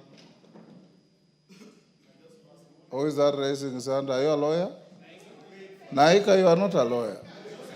Yes. Andon Olwach, for gallantly fighting for you and the constituents' best MPs. Today is your day to smile. Honorable Gashimo, yes, as a learned colleague, today is your day to smile because your RMLF provision is back to you. Thank you. And these gallant lawyers of the House have been acting pro bono. Pro bono means, Carolo Monde, I didn't mention you, pro bono means without any payment of fees. So they have been acting for you for free. Next order. Yes, Jared. Honorable Speaker, firstly, allow me to congratulate our gallant lawyers and above all, congratulate you for leading the team through this, Honorable Speaker. So yes. Finally, we are getting our fair share. Honorable Speaker, just today, there was a pronouncement from a court of law that seems to be injuncting this House over a bill that is yet to be presented here, Honorable Speaker. And this relates to the National Government Constituency Fund, which we just completed the process of public participation, Honorable Speaker. So I know Kenyans are more litigious, particularly civil society, Honorable Speaker, but how do they then go ahead to preempt what is not even before us, Honorable Speaker? Do we treat this as a judgment, or we treat this as idle stand-byers, Honorable Speaker? Because we are lost. How do we injunct something that is not with us? My Honorable view Speaker? on that is well known, Honorable Okello. Call the next order. We'll deal with it. Order number 8, motion. Ratification of the agreement under the United Nations Convention on the Law of the Sea on the conservation and sustainable use of marine biological diversity of areas beyond national jurisdiction. Question to be put. Members on their feet, take your seats. Students in the gallery walking out, you freeze where you are. Order. Honorable Elachi, take the nearest seat. Honorable members, I now put the question at order number 8, which is that this House adopts the report of the Departmental Committee on Blue Economy, Water and Irrigation on its consideration of the agreement under the United Nations Convention on the Law of the Sea on the conservation and sustainable use of marine biological diversity of areas beyond national jurisdiction agreement laid on the table of the House on Wednesday, 4th June 2025, and pursuant to the provisions of Section 8(4) of the Treaty Making and Ratification Act 2012 approves the ratification of the agreement under the United Nations Convention on the Law of the Sea on the conservation and sustainable use of marine biological diversity of areas beyond national jurisdiction, BBN agreement. As members of that opinion say aye. Aye. As members of the contrary opinion say nay. The ayes have it. Next order. Order number 9, motion. Consideration of the budget estimates for the financial year 2025-2026. General debate. Third and final allotted day. Resumption of debate. Honorable members, the last member to speak was Honorable Naomi Wako, who exhausted her time. Robert Mbui, I hope you have logged in for this. Go ahead. Yeah, thank you, Mr. Speaker, for an opportunity to also contribute on this matter of the budget estimates for this financial year, 2025-2026. Mr. Speaker, I want to make a few comments on the issue of the budget of this year. First and foremost, noting that the budget has gone up to 4.2399 trillion, which is quite a lot higher than the previous year, and it keeps escalating every year, it keeps going up. And Mr. Speaker, going through the report, because I've taken time to go through the report of the committee, there is some sense of pride that I have seen in the fact that the budget is bigger this time, and Mr. Speaker, also that the revenues, there is an increased, revenues collected. And Mr. Speaker, when you look at the reasons why the revenues have gone up, it is because of an increase in income tax, an increase in VAT, increase in excise duty collections, and also the introduction of new taxes like the housing levy. Mr. Speaker, it is important to be very careful about the wording, because I know that a lot of people are still pained at the level of, the level of taxation in the country. Because when you look at the wording on Section 31, where it says that this increased revenue is reflecting optimism in the ongoing tax policy reforms and enhanced revenue administration measures. Madam Speaker, that really isn't the truth, because a lot of people out there have been complaining about, the disposable income and how much lower it has gone as a result of those increased taxations. So, Mr. Speaker, it's important to be careful how we word these issues so that people do not remember the pain that they are feeling. Madam Speaker, we are also talking about an increase in appropriations in aid. And that basically is also not a positive thing, because, Madam Speaker, what it really means is that the cost of government services are also going up, and that therefore means that some of our people may not be able to afford the basic services that are supposed to be provided. So when we are celebrating an increase in revenue and celebrating an increase in collections by, government agencies, then we forget that this is money coming out of the pockets of Kenyans who are promised that they would have much more money in their pockets. But despite all this, Madam Speaker, I also notice, again, as usual, we still have a hole in our budget, a deficit in our budget, a deficit to the tune of 876.1 billion. And this deficit, Madam Speaker, will be plugged by borrowing. Now, I go back 2-3 years, and I remember our political leaders were very categorical when they said, we will not borrow in future. But every single budget that is brought to this house, we have to borrow. We are still borrowing. I am not saying that borrowing is bad, but there is an amount of borrowing that goes beyond what we can afford to pay. And even the complaints by the committee itself about the cost of the debt we already have, you know, it flies on the face of exactly what we are doing.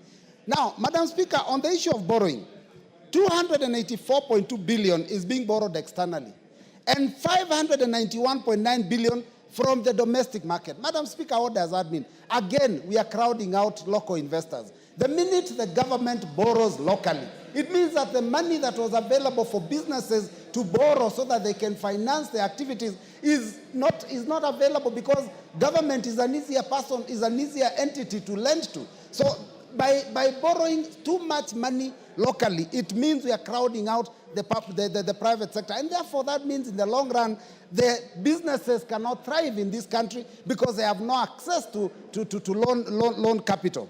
Madam Speaker, I've gone through the submissions by departmental committees, and some of them are quite horrific. I do know that there are some changes that have been made and proposed after the discussions, but let me talk about just 2 or 3 committees. The first one is the Education Committee. The Education Committee actually noticed that there was a failure to provide funds for examinations, national examinations. And Madam Speaker, this has happened in the past, and we have actually sorted out that problem through supplementary budgets. Why are we not taking the education of our children seriously, so that we can provide enough funds for all the activities required for education to take place properly? If you want to destroy a nation, just play around with the education of that country. And that is what is going on, because if you do not provide money, enough money from Treasury directly for examinations, then it means we are not even thinking ahead. So, Madam Speaker, that is one of the things that was raised by the departmental committee, and yet it is one thing that is already in the Basic Education Act, that which we passed. I think we made amendments in 2018, that examinations in this country for basic education will be free. Madam Speaker, the committee has also talked about substantial deficits in the Department of Higher Education to sponsor this university funding model.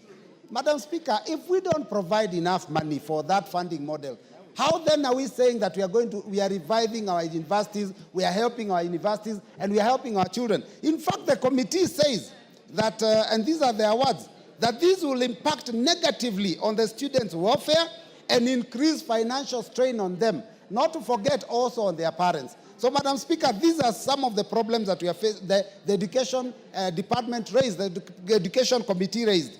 Madam Speaker, there is a proposal of provision of 4.8 billion to employ 20,000 interns. Now, I see 2 problems with that. First and foremost, we have interns that were already recruited, and there has been no provision for them to become permanent and pensionable. So we do not know what happens to those ones. But, Madam Speaker, the 20,000 interns that are being recruited at 4.8 billion, it means it works out to about 20,000 a month. Madam Speaker, 20,000 a month is very paltry. That is a very, very small amount. Even members here pay their chefs and their cooks a lot more than that. These are graduates in education. These are people that are supposed to make sure that they mentor the future. How do you expect to get quality education? They say when you pay peanuts, expect monkeys. How do we say that we are going to get quality education when we cannot pay our teachers properly? And you keep somebody as an intern for a whole year and pay them 20,000. At the end of the year, there is no assurance whether they will get a job or not. So, Madam Speaker, I think these are some of the things we need to address. Today in the morning, Madam Speaker, I was invited by the Committee of Education to discuss a matter of capitation. Madam Speaker, even the CS himself confirmed that the capitation that is given for basic education is not enough. In fact, it is so paltry. The amount given for primary schools is 1,420 shillings per child.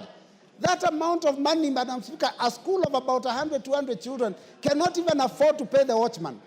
Leave alone the other activities, tuition activities, buying of books, the activities that are for sports, drama and music and all that. They cannot afford to do all those things. So, Madam Speaker, we need to provide enough money if we want education in this country to go forward. Madam Speaker, I also looked at the issues raised by the Health Committee, because I believe that health is a very important, very important service in the country. And I've noted that one of the things that is coming out is that health being a devolved function, there is a lot of encroachment by the national government. In fact, Madam Speaker, it is so shocking because one of the issues they've raised is an issue that was introduced by the previous government, previous regime, I think from about 2016, 2017, thereabouts, of the medical equipment scheme. This project was a mess. This project failed. This project was implemented without even in the involvement of county governments. And therefore, county governments were bought equipment and they were taken to their hospitals that they are not requested for. Some of those equipments are still being paid for, and that is why there is a debt of 6.5 billion. And these equipment, some of them are not being used at all because they are not, some of the hospitals don't even have the practitioners, the medical practitioners that can use those equipments. Now, we have moved from there and we are introducing another one. We are talking now about a new one, and we are calling it National Equipment Service Program, NESP, which has been started. Madam Speaker, I also noticed that there's construction of health centers, which is in the second schedule of this report, meaning jobs that are supposed purely to be undertaken by county governments are being done by national government. When will national government allow counties to do their job and do what is expected of them? No wonder people keep fighting between CDF and I heard people even say that maybe we need to give CDF to the governors, because it looks like the fourth schedule of the Constitution is not being respected. So let us ensure that those responsibilities that are devolved are taken to the counties, and the counties can carry out those activities, and those that are for national government are the ones that we deal with, because we are dealing with a budget for the national government. The one for counties, once we do the division of revenue, it is now up to MCS to decide how they will spend their money, not for us to decide.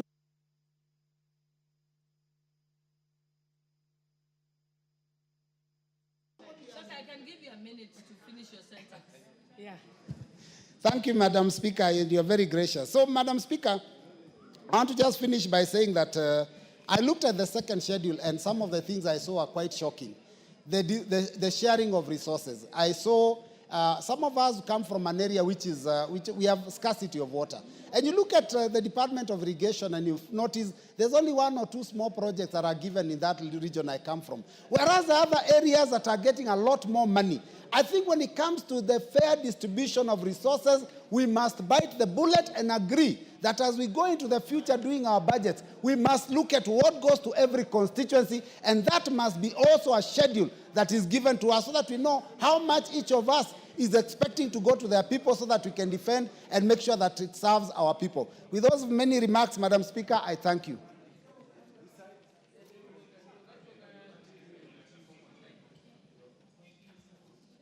The Honorable Adan Kainan, Member for Elders.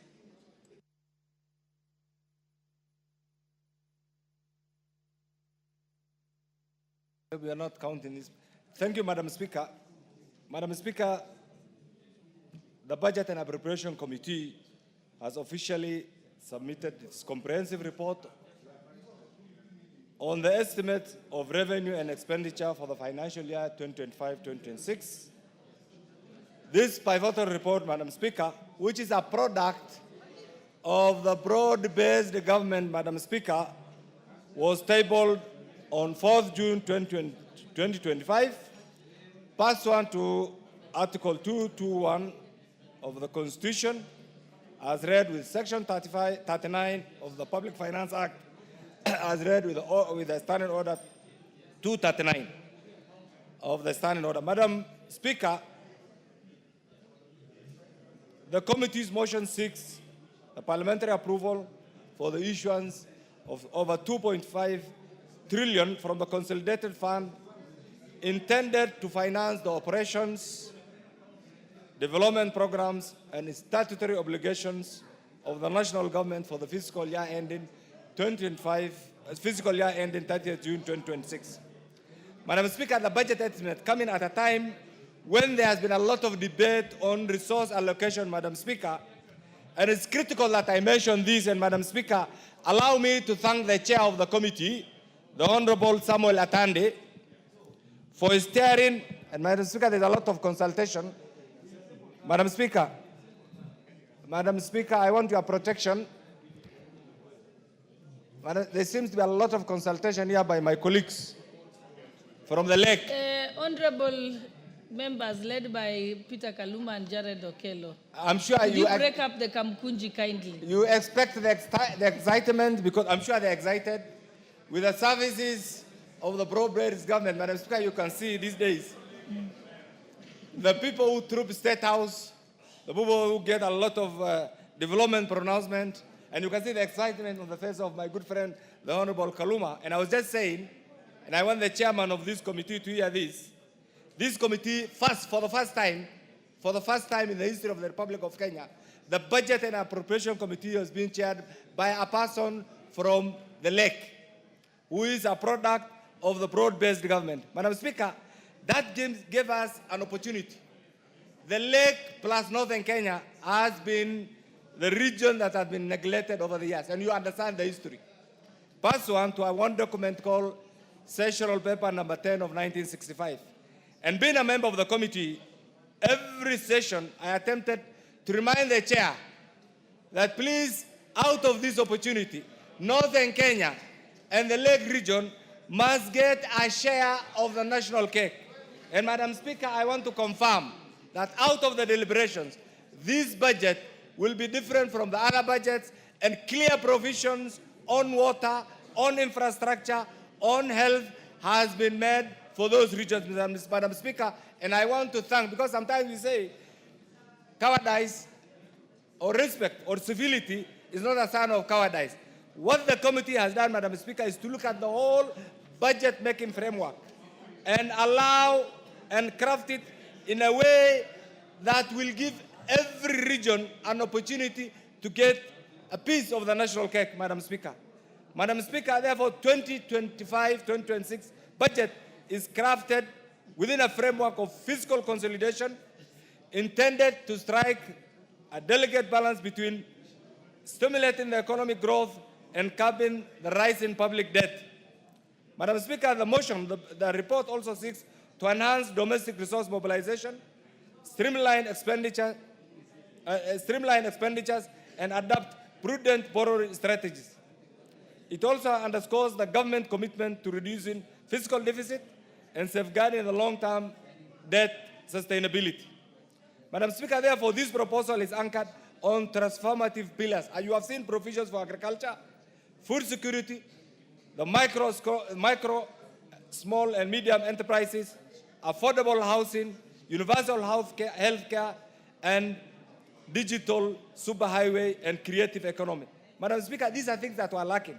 And therefore, this approval process is the cornerstone for our democratic governance, ensuring transparency, accountability, and citizens' trust in the public finance management. Madam Speaker, through the legislative scrutiny, and this is what we have done as a committee, Parliament plays a pivotal role in ensuring that funds are directed towards priority needs, Madam Speaker. And this is why, for some of us who come from a region that has been historically marginalized, when we see allocations for particular sections, Madam Speaker, and allow me to dwell on this road. Allow me to dwell on this road. The road from Isiolo, Modogash, has a World Bank funding. The road from Modogash to Samatar, Madam Speaker, was an annuity program which has been gladly sorted out by the government. From Samatar to Wajir did not have funding, and there was an anticipation that the Arab Development Fund will do something. But right now, under this budget, there's clear budgetary provision for the tarmacking of that particular section, Madam Speaker. And I want to say kudos for the head of the Ministry of Roads and Transport, Mr. Chirchir, and the committee for that particular clear provision, Madam Speaker. Madam Speaker, equally, there's a particular area that has been missing and will be pushing the Ministry of Energy, Mr. Speaker, and I'll be asking the Budget Committee led by the Honorable Atande to make a clear, outright determination that Northern Kenya must be connected to the national grid. Madam Speaker, Northern Kenya comprises of 70% of the landmass of the Republic of Kenya, and yet the national grid ends in Garissa. Madam Speaker, it's a high time, but because there will be no time when there will be enough resources, I'll be asking the chair, through the subsequent budgetary allocations, to make that clear determination, Madam Speaker. Madam Speaker, equally, there is one area, the equalization fund. I know you're a seasoned lawyer. The equalization fund, as intended, is not being applied.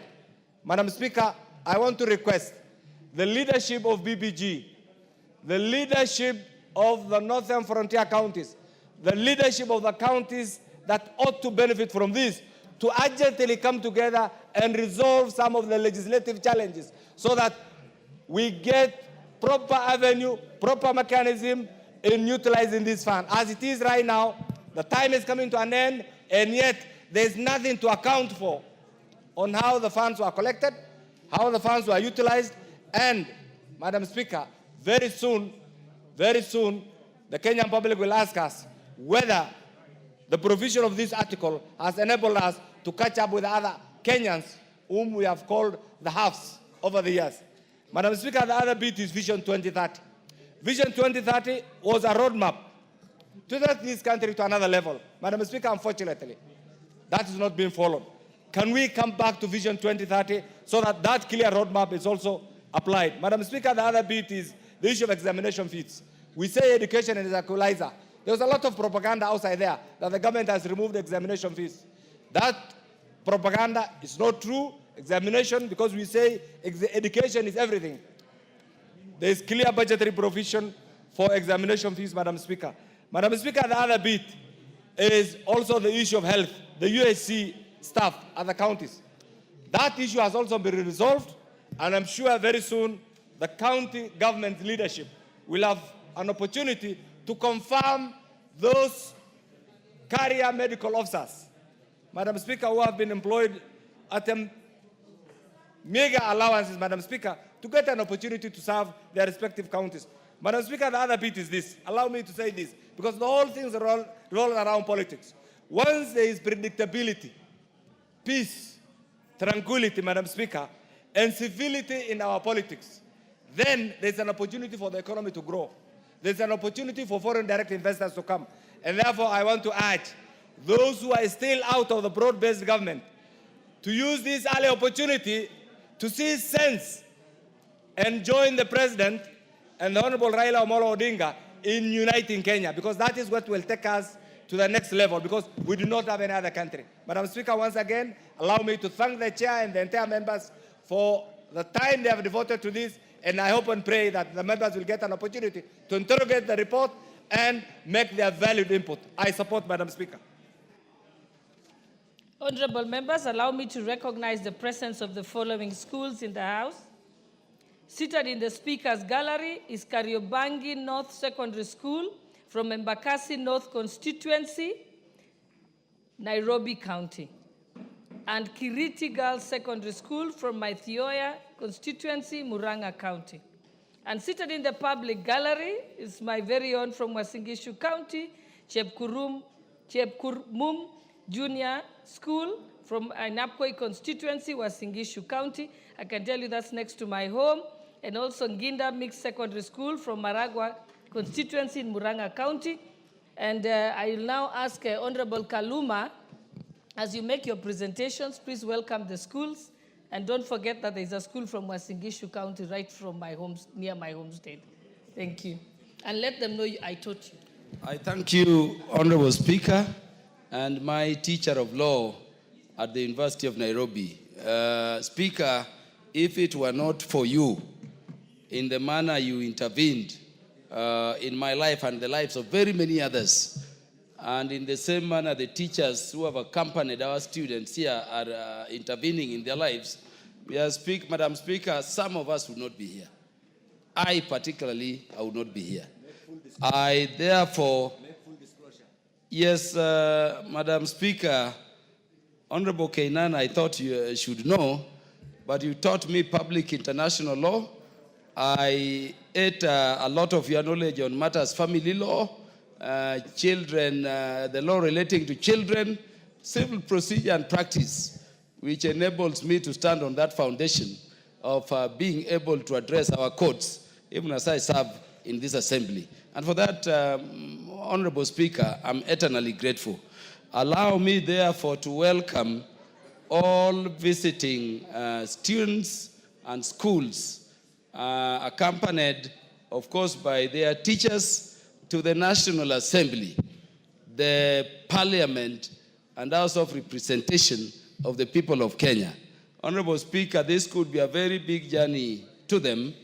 For people like us, we first entered into this chamber, including where you are today, just when you were elected.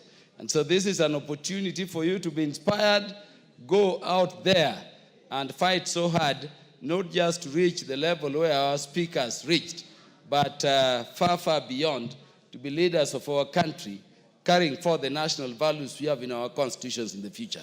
Feel welcome, and may you carry forth to be the people you are being processed to be, and to be the people to whom we can hand over a stable Kenya as we look into the future. I thank you, Honorable Speaker. Yeah, also, Honorable, I think, Honorable Kaluma, it's good for the students to know what we are doing today, the budget making process, briefly. So I'll give you an extra 5 minutes.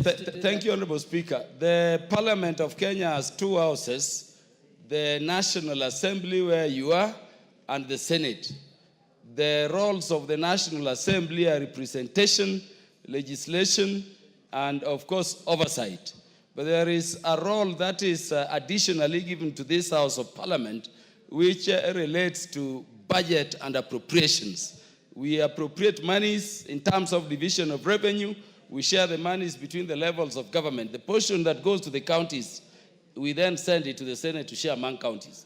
But we remain with a portion for the national government to be shared out among the various ministries, various departments, various sectors of government, including those that go to the education sector and those other sectors which are within the national government functions. So today we are in the budget making process. In terms of representation, Honorable Speaker, let me mention to them that this is a very tedious process. We are talking about the money is going to the various agencies, but we will later be looking at how those monies are raised. And that is where we'll be talking about, the finance bills, one of which you remember was torpedoed last year. Honorable Speaker, let me, in ending, inform our visiting schools and students that when you look at the face of the National Assembly and when you look at the face of the Senate, you will notice some distinctive difference. On the face of the Senate, at the door, you'll see the flags of the various counties, because the Senate represents counties as entities. On the face of the National Assembly, you'll see sculptures of human beings to signify that when we are seated here, we are sitting on behalf of the people of Kenya who have elected us here to be here to represent them, exercising their sovereign will. And those features will always be there. Be laws we are dealing with. And so the National Assembly, Honorable Speaker, has 350 members, including the Speaker. 350 members. It is bigger than most of the secondary schools we have in the country. The Senate, of course, has 68 members, including their Speaker. But the roles of the National Assembly are specifically delineated or set out under Article 95 of the Constitution. The role specified to the House of Parliament called the Senate, if you have time to look at them, are in Article 96 of the Constitution. They deal with laws concerning counties, and they participate in those law-making functions. But we share in the sense that the National Assembly ultimately enacts all laws. I think only to add, Honorable Speaker, so that... you can complete and go now to the budget deliberations? Yes, I've done the budget preparations, Honorable Speaker, and I think they now understand it. I've emphasized that we are at the second reading, where we are dealing with issues like how the estimates are going to the various ministries, various sectors of the economy to support the public services the government is to give. And then, of course, we are doing this in a very constrained environment. Honorable Speaker, I thank you very much, and I wish the students sitting in the speakers gallery and in the public gallery a good tour, academic tour within the House of Parliament. I thank you, Honorable Speaker. Honorable Speaker, I wanted to contribute. Yes. I thank you, Honorable Speaker. Honorable Speaker, I have looked at the reports presented to this House by the Budget and Appropriations Committee. And Honorable Speaker, let me start by thanking the new chairperson of the Budget and Appropriations Committee, the Honorable Samuel Atandi, for the good work they have done this time around. Let me thank him with his membership for the good work we have done with the budget going by the report. And then there are two, Honorable Speaker. Honorable Speaker, number one is that the budget estimates for this year have restored the power and authority of the departmental committees in their participation in the budget-making process. All chairs and most of the chairs of the various departmental committees have spoken here. And they have confirmed that unlike before, the recommendations which come from the departmental committees, which are in charge of the various ministries, various departments, various sectors of government, have been carried on forth. This is unique, Honorable Speaker. Because in the past we were complaining that the departmental committees assist the Budget and Appropriations Committee in this process, but whatever they recommend in some cases were not being carried forth. And I want to commend the committee chaired by my brother Samuel Atandi for that good work. Number two, Honorable Speaker, there have been complaints that the budget estimates and the allocation and appropriation of the national resources have not been equal, have not been fair, have not been just to all regions of the country, to all peoples of the country, to all sectors of our governance. Honorable Speaker, let me say today that I was very glad, Honorable Atandi, when I saw a road specifically mentioning Mandera County. So pleasant.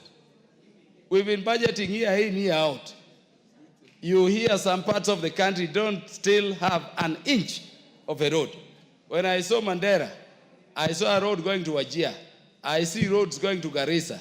I see roads going to Tana, including that school the Cabinet Secretary in charge of National Treasury was talking about. A school where our children, the children of this nation since independence, have been faced with the tragedy of having to cross the river to go to school. And you know, River Tana is infested with crocodiles. When I see a proposal in the budget estimates, Honorable Speaker, saying that we must build a bridge to enable those students build their futures through education, Honorable Speaker, without having to risk their lives in those infested waters of Tana River, the waters infested by crocodile, I say we are beginning to think about, this country. Honorable Speaker, I therefore want to thank the broad-based government. Honorable Speaker, for how long are we speaking? 10 minutes. No, but Honorable Speaker, the other part I was given a chance to welcome the students. I've just started contributing to the budget. Okay, you have an additional 2 minutes, but continue. Yeah, I thank you, Honorable Speaker. Honorable Speaker, we therefore take very many things for granted. But this thing would have not been possible without the broad-based government.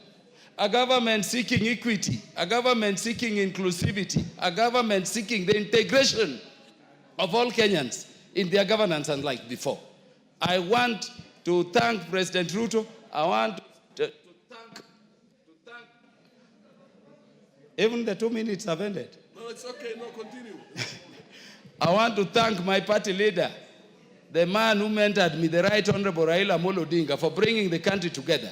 Because with this togetherness, objectively, we can look now at the entire country as belonging to all of us and look at how we provide for them. Because, Honorable Speaker, we may say there are areas which we should budget for.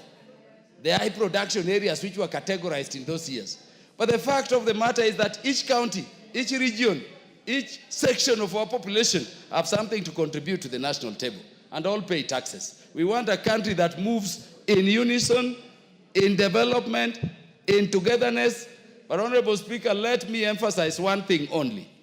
I'm very happy that as much as we have this budget, we have funded the judiciary well. We have funded institutions which fight corruption well. Because if we can be losing sometimes up to $1 trillion through corruption, then we need to empower these agencies so that they can fight corruption and so that we can, control pilferages. So money is to EACC, money is to the Office of the Auditor General, money is to the Commission on Revenue Allocation.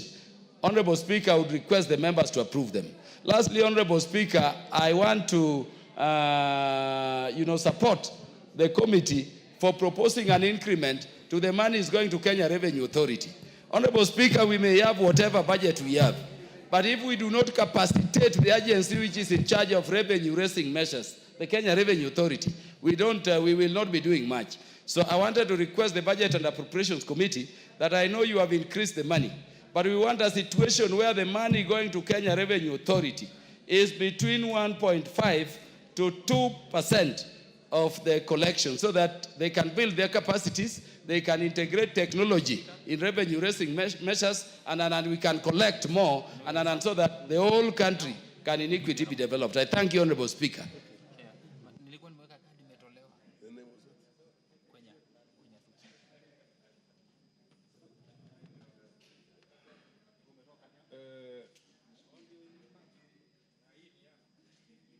Honorable Millie Odhiambo, did you want to pronounce yourself on this? Or you're doing something else? Thank you, Mr. Speaker. Mr. Speaker, let me take this opportunity to thank Honorable Atandi on his maiden presentation of the budget as the chair of the Budget Committee. Until recently, I was a member of the Budget Committee, where we've worked very closely. Just one moment. You'll take up your chair again. Just a moment. Honorable members, I want to welcome Tangul Bay High School from Tiati Baringo, who are in the speakers gallery, and also Lily Academy from Ruiru, Kiambu. Is the Honorable Kamket? Yes. Where is, before we go to Kiambu, where is Kamket? Mheshimiwa, you can appreciate and encourage the young learners from Tiati on behalf of Kamket. I'm talking to you, lady. Yeah, proceed. Give her the mic, please. Thank you, Honorable Speaker, for this opportunity. I want to welcome the students from Tiati constituency in Baringo County, and I come from Elgeyo Marakwet County. They are our neighbors, and you can hardly tell who comes from Elgeyo Marakwet and Tiati. My students, I want to encourage you that it doesn't matter where you come from, it might be miles away, but with education, you can be a member of parliament one day in this house. You can even be the President of the Republic of Kenya. Feel at home, and you're welcome to Parliament once again. Thank you. The Honorable Kingara, to welcome the students from Ruiru in Kiambu.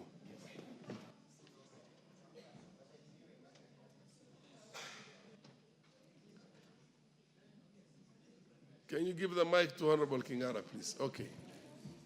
Thank you. Thank you, Mr. Speaker, sir, for giving me this opportunity to welcome students from Ruiru, especially the Raraja Kiambu. And I'm grateful that they have found it worth to come and see what we are doing here. My word is this, just be very consistent on whatever you are doing. Be humble so that you are accommodated by this world. It is out of discipline, humbleness that you'll be able to come to this house, make law, improve laws, and grow the country as you wish. Thank you very much, Mr. Speaker.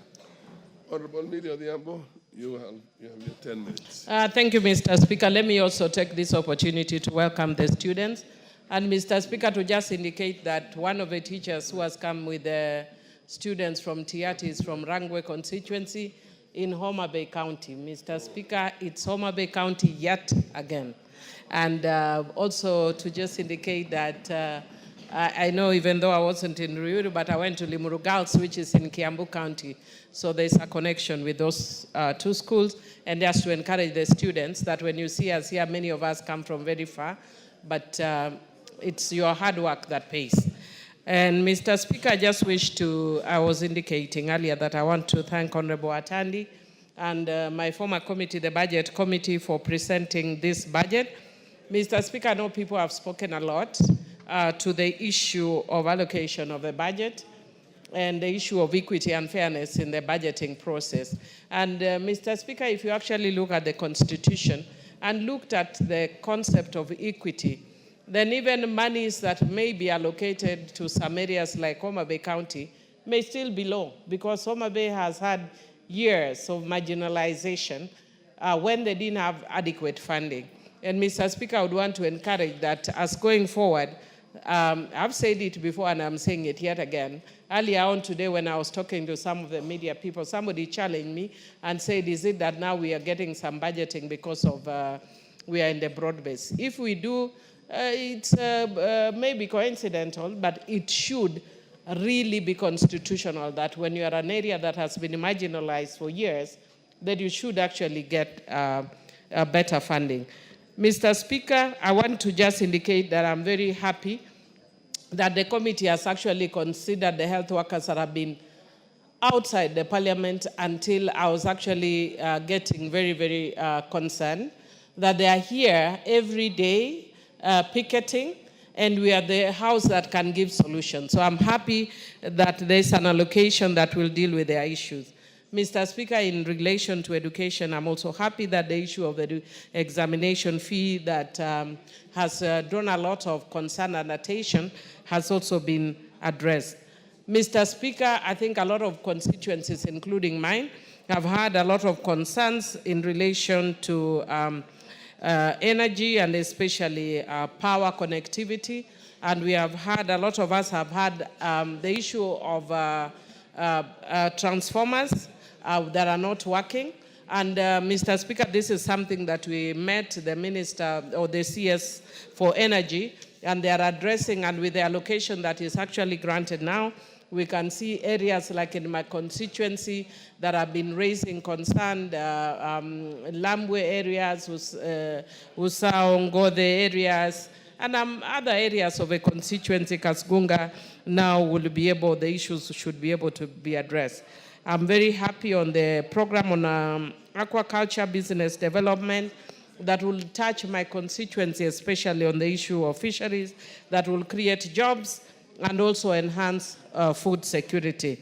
Mr. Speaker, again, one of the issues that originally was very contentious and still contentious in some corners is the issue of affordable housing. And there is an allocation, but I'm sure at some point the things would get better, because when people start paying for the housing, then the cost will go lower. But Mr. Speaker, I just want to encourage that when we go to areas like my constituency, instead of looking at the affordable housing in the same design as other areas, other than maybe the big centers like Middletown, then we should focus on areas like TTIs and KMTC. And I want to thank the ministry for already considering a TTI in Mbita constituency. Mr. Speaker, I would actually want to say that despite the very good budget, my concern is that we still have very low funding for the Ministry of Gender, and we also have very low funding in relation to children affairs. And I want to encourage Honorable Atandi and the Budget Committee that maybe you reconsider this even when we're coming up with the supplementaries, especially in the light of the cases of gender-based violence that have skyrocketed in this country. Otherwise, with Mr. Speaker, with those few remarks, I beg to support. Thank you. The Honorable Hindikiri. You want to inform who? Yeah, thank you, she's not on the... Mr. Speaker. She's not on the floor. First, I want to take this opportunity to thank the Chairman of Budget and his committee. Mr. Speaker, I know this committee has spent a lot of time engaging the public openly on the budgeting, on the budget and budgeting making process. Mr. Speaker, for the first time, we have seen open discussions on how the revenue that is collected from Kenyans is being utilized. Mr. Speaker, we have seen in the past some counties or some constituencies getting more than the other counties or constituencies. Mr. Speaker, you find some votes of the national cake being given continuously to some counties and constituencies with no regard at all with the aspect of equality and even equity. This budget 2025-26 has really addressed what has been missing. That we see some counties and some constituencies growing in terms of development than others. Mr. Speaker, this budget has taken into consideration the better program of the ruling government. Mr. Speaker, it is very important to align the budget with the better program, which is the bottom-up economic transformation of this country. Mr. Speaker, there are some constituencies, particularly my constituency, where we have issues of electricity, issues of water. I have noted that we have been handed 10 million shillings, 100 million shillings for water. Meru County has benefited from the allocation on the budget on electricity. Mr. Speaker, the government has really tried very much to bring equity on the division on money on road infrastructure. And I want to say that for the first time, we have seen a lot of consideration of the distribution of the road network on low volume sale. Mr. Speaker, we have seen this budget bringing out transparency and utilization of money, particularly, Mr. Speaker, on the housing levy. Mr. Speaker, this budget has not interfered with that money because collected and ring-fenced purely on the housing and related development that the fund is taking care of. Mr. Speaker, what Kenyans want to see are markets, and the whole market now being constructed throughout the Republic. Mr. Speaker, this levy has been seen constructing houses. They recently launched, handed over houses in Mukuru and the other part of this nation, showing Kenyans how their money is being utilized, showing a lot of transparency and accountability. Mr. Speaker, we have seen the government committed on improving the health of this health sector of the country. Mr. Speaker, we have been having issues to do with the share. The government has come in handy. And if you look at the budget, it has really put into consideration that aspect of a Kenyan requirement. Mr. Speaker, the same case applies to the education sector, agriculture, and the other sectors. What am I saying, Mr. Speaker? I think Kenya now, there are many questions that Kenyans have been asking. Where is our money being utilized? And I believe Kenyans have no problem with paying taxes. What Kenyans have a problem is how their money is being used. I believe this committee has addressed that question because Kenyans, they want to pay tax. Kenyans are ready to pay tax, but Kenyans want to see how their money is being used. My people of the great constituency of Bori, they want to see roads being put up. They want to see water being put up. They want to see electricity. They want to see their hospitals being uplifted. They want to see ICT hubs coming up. They want to see people being employed, our youth being employed. They want to see our women being empowered. So this budget, 2025-2026, to me, is trying to bring up another dimension of how our budget needs to be and what the budget need to cater for.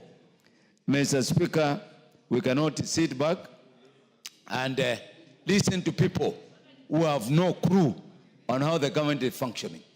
The people out there saying that nothing is being done, I believe through this budget 2025-2026, they will see a Kenyan government and a Kenya Kwanza government, broad-based government at work. And I can say, with no contradiction, no doubt, that by the close of the year 2025-2026, we will say, yes, the money that the Kenyans are paying are being put into proper practice. Mr. Speaker, I support and I urge the members that we support this budget. I thank you, Mr. Speaker. Honorable Quenya. Quenya. Thank you, Mr. Speaker, for the opportunity to add my voice to the budget estimates. And I want on the onset to recognize the effort put by the Budget and Appropriation Committee through the leadership of the Honorable Sami Atadi and the members therein. Mr. Speaker, of course, it has been a very tedious process going through the budget cycle from the point of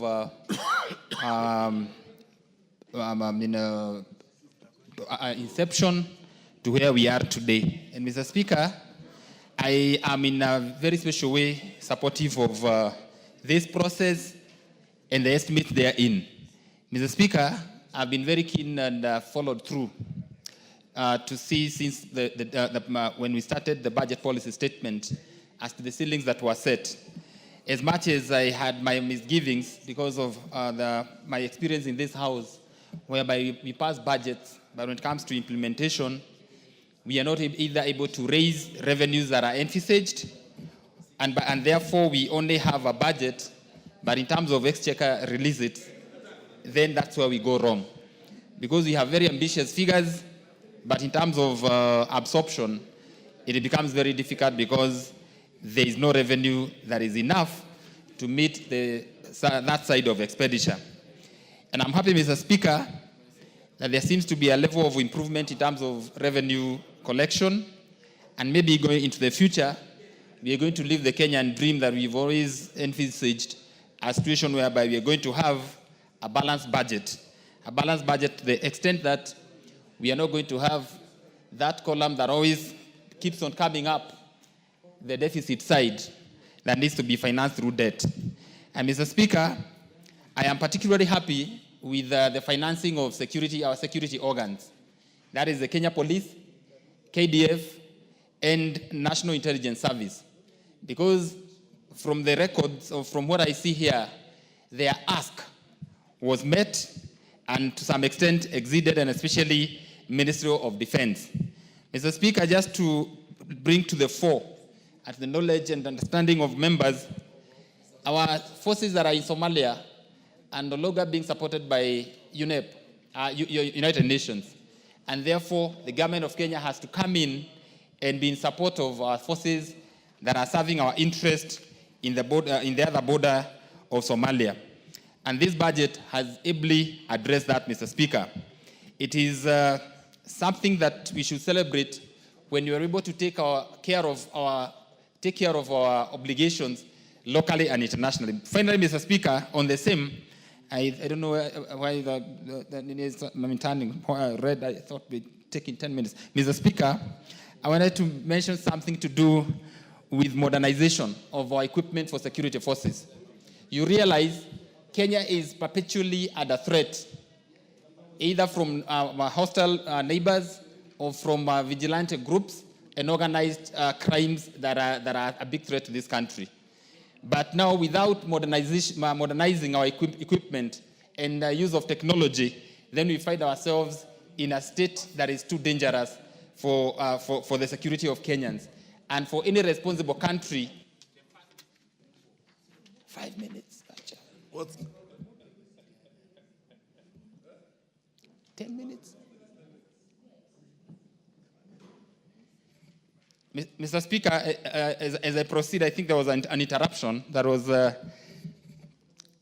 in terms of modernization, that's where I was, Mr. Speaker.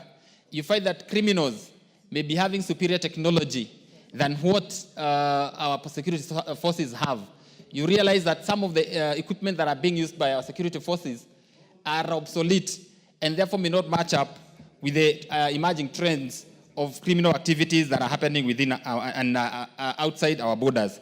And therefore, Mr. Speaker, provisioning for the same to make sure that we acquire or procure the latest equipment, then that is what every responsible country should do. On the issue of agriculture, Mr. Speaker, I remember the Honorable President, His Excellency President William Ruto, stating that we must vacate from a point where we subsidize consumption to a place where we're going to subsidize production. And through the affordable fertilizer that is subsidized, we have been able to be close to food secure. And I think that's a game changer, and I'm happy that the same has been financed again in this financial year. Finally, Mr. Speaker, on the issue of electricity, many of our households are without electricity. 60 years after independence, we are still grappling with basic issues like having electricity in every home. It has been the dream of this country, the dream of every Kenyan, to have a switch where they can switch on their lights without struggle, without begging for more years ahead. And therefore, Mr. Speaker, the provisioning of 52 billion in this budget to ensure that we connect as many homes to the national grid and to make sure that that dream is brought to actualization is something that should impress every Kenyan. And therefore, Mr. Speaker, as I may not be able to go through all the content that is in this document, I wish to unequivocally support and congratulate the Honorable Chairman of Budget, who has now delivered his maiden budget statement. Thank you, Mr. Speaker.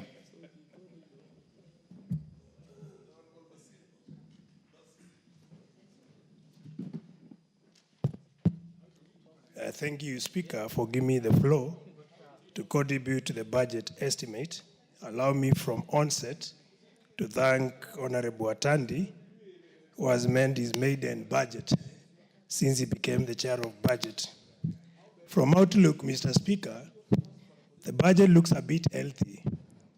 However, I have some reservations considering the recurrent expenditure to development in terms of ratio. We are still far below the recommended ratio for recurrent expenditure to development, Mr. Speaker, which is supposed to be 40% recurrent, 60% development. The first world have 30% recurrent, 70% development. In our situation, Mr. Speaker, we are still grappling to attain this particular ratio, Mr. Speaker, and I think this is something we need to reconsider very seriously if we want to move Kenya to the next level in terms of development path. Mr. Speaker, when I look at the key sectors which drive the economy of any developing nation, Mr. Speaker, I'm making a reference to energy, infrastructure, and ICT, Mr. Speaker. From the look of the document that is in front of us, the total budget, or the percentage in terms of the overall budget is about 20% that has gone to energy, infrastructure, and ICT, Mr. Speaker. And I think this is still very low, while understanding that most of the areas, particularly the rural areas, have very low connectivity on electricity. I'll talk of my constituency. We are below 20% of our electricity needs when it comes to electricity. We have most of the areas not connected to electricity, Mr. Speaker. If you look at our roads, they are in a very bad state, Mr. Speaker, and that is why we say the 20% that is earmarked for energy, infrastructure, ICT, of the overall budget is quite low, and we need to review it upward to be able to meet the needs across the country, Mr. Speaker. The other key important sector is education, Mr. Speaker. I'm noticing the total percentage that has gone to education that is out of the overall budget is at 28%, Mr. Speaker. That is still low. While looking at the need when it comes to education, we are talking of exams, we are talking of higher education loans board, we are also talking of other needs when it comes to infrastructure for education. So it's important, Mr. Speaker, we relook into this and see if we can revise the budget or the money earmarked for education upward, Mr. Speaker. Health, Mr. Speaker, has actually gotten the lowest percentage, which is about 5% of the total budget. That's about 137 billion, Mr. Speaker.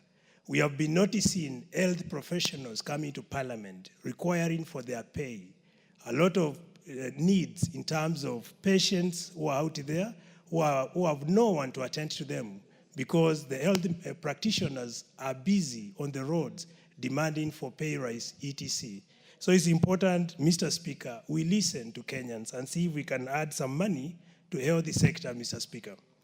Agriculture, which used to be the backbone of the Kenyan economy, Mr. Speaker, it is worrying when I notice agriculture and rural development has been given 3% of the total budget, that is amounting to about 78 billion, Mr. Speaker. That is still very low if we really think or if we really believe that agriculture still is a backbone of our economy, Mr. Speaker. So in a nutshell, Mr. Speaker, there is much for us to do as a House to be able to respond to the needs and realities of Kenyans so that we move this country to the next level when it comes to development, Mr. Speaker. When I look at areas or gray areas when it comes to funding, we have very specific areas that have been underfunded, Mr. Speaker. To make or to be specific, I'll talk about school feeding program, Mr. Speaker. The previous financial year, school feeding program got about 3 billion. By this particular budget estimate, there is nothing put under school feeding program, Mr. Speaker.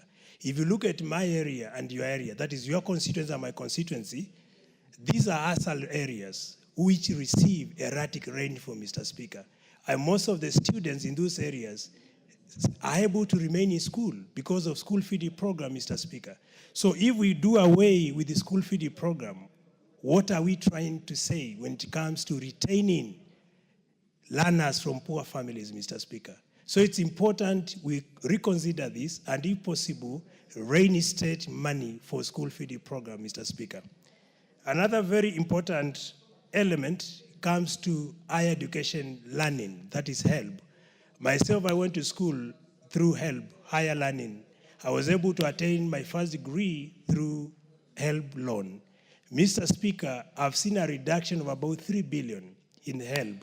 That is from 37 billion to 34 billion. This particular 3 billion reduction, Mr. Speaker, has a very negative implication to learners who come from poor families. I'm talking of about 368,000 learners who will not be able to meaningfully continue with higher learning if this money is not reinstated, Mr. Speaker, because they are likely to drop out because of financial constraint, while because of the background or because of the areas where they come from, Mr. Speaker. So let's try to understand these particular issues which are pertinent to poor Kenyans and be able to reinstate them with the budget, Mr. Speaker. Lastly, Mr. Speaker, I've noted that the police medical insurance, still the money that was requested by the department, what we have earmarked or what we have budgeted in this budget is low or is quite low compared to what was requested by the police. And it's important to understand these people do very essential or instrumental role in ensuring internal security is given to Kenyans. So let's ensure that we provide the money requested for police medical insurance to be able to support our security officers and to be able to motivate them, because if we don't incentivize them, then we are likely to have policemen and women who will be demotivated to discharge their duties, Mr. Speaker. So with those few remarks, I wanted to recommend that going forward, it's important we look at the key sector that drive the economy of this country and the budget well to be able to ensure that these sectors do not underperform, because they are the backbone, are the fulcrum to the progress that we want to see Kenya, and that will make Kenya a great nation, as all of us would want to cherish or see a progressive nation. Thank you, Mr. Speaker, and I submit. Mutunga. Thank you, Honorable Speaker, for the opportunity to add my voice to the debate on the 2025-2026 budget, financial year budget. Honorable Speaker, the process of budget started way back with the budget policy statement. But notably, Honorable Speaker, there was some deviation between what we saw in the budget policy statement and what we finally arrived at the end of the day as the budget. The reason being that, the deviation in some sectors, like the sector that I represent, was negative. This has affected the budgeting and the planning of the activities in the sector. Against some of those expectations, Honorable Speaker, we have had to cause reduction in some of the activities. Honorable Speaker, the efforts in this budget progressively has shown absorption or rather provision for the bottom-up economic transformation agenda priorities. In every sector, there has been that provision. And this is something that came up with the new government. It's something that has been adopted and is something that is bearing fruits. And I hope it is something that the Kenyans are seeing happening. So I would like to call upon Kenyans to appreciate the efforts that are being made, especially through the budgeting process and provisioning for some of those activities. Honorable Speaker, we might have at some point as a country to call for harmonization of the budgeting in terms of the sectors. There are sectors that can easily move this economy to better returns, better revenue, better job creation, better, foreign exchange earning, and so on and so forth, but they are not being given due recognition. Many of the speakers have alluded to sectors like ICT, they have alluded to sectors like agriculture and rural and urban development and others. We might need a national conversation on how do we prioritize. Because, Honorable Speaker, when you look closely at what is happening in several sectors, and this is something that we need to take caution as a country, some of the things are long-term construction efforts. And those long-term construction efforts do not necessarily yield results in due time. A 5-year term government needs to yield results very fast. The current government got into office on the promise of jobs. And we can easily create jobs if we focus on some of these sectors and give them more effort. For instance, if we look at the agricultural sector and what has been happening, Honorable Speaker, the policy shift by the president to decide not to subsidize consumption, but instead subsidize production. And the fact that God has been so graceful to us and has given us rain all through, this has made the country realize food security over time. And these are some of the efforts that we need to make. For instance, we have specific targets. We have a target to improve coffee production from the current around 50,000 metric tons to 200,000 metric tons by 2027. If you have to achieve that target, we must do a lot of campaigns for new land to be opened under coffee, and also for intensification in production and productivity. That cannot be done without proper budgeting and inclusion of some of those activities or recognition of some of those activities in the budget process. Honorable Speaker, again, in terms of harmonization, as a country, we are investing in industrial parks and aggregation centers. This is a very good initiative to have these industrial parks because most of our farmers and most of the Kenyans are smallholder. These are the producers of the raw materials of industry. These are the producers of the little that we sell outside this country. Being producers who are small in scale, they will need to aggregate. And for us to have aggregation centers that are supportive of the economy, we must be able to organize the producers in a manner that they are able to respond to the demands of the day. And in that respect, Honorable Speaker, it calls for investment in the organization process, setting up cooperatives across the country, enabling these people to work together, harvest together, store together, sell together. Those are some of the omissions that are in this budget that need to be looked into. Honorable Speaker, the other notable omission, the other notable inclusion in this particular respect is the focus on institutional support. Most of our institutions have been supported in this budget. I have in mind our military has been very well supported. I have in mind that our police or the law enforcement agencies have been supported. The judiciary has been supported. This parliament indeed has also been supported. I would like to call upon this institution to do their work and to deliver their promises to the Kenyans. That will guarantee them further support. That will give Kenyans the due recognition of the role that they play. Honorable Speaker, the efforts towards sustaining the budget deficit, living within the means, were seen in this particular budgeting process. The idea was that the fiscal space was limited, and under limited fiscal space, we needed to operate within the confines of the fiscal space. So the budgeting has been done in a way not to open up for more demand for resources. And this is a deliberate effort by government and a deliberate effort by this House to ensure that we do not open up the lid. Honorable Speaker, it is important for us to note that as a country, there are certain projects that are very fast in impacting the livelihoods of Kenyans.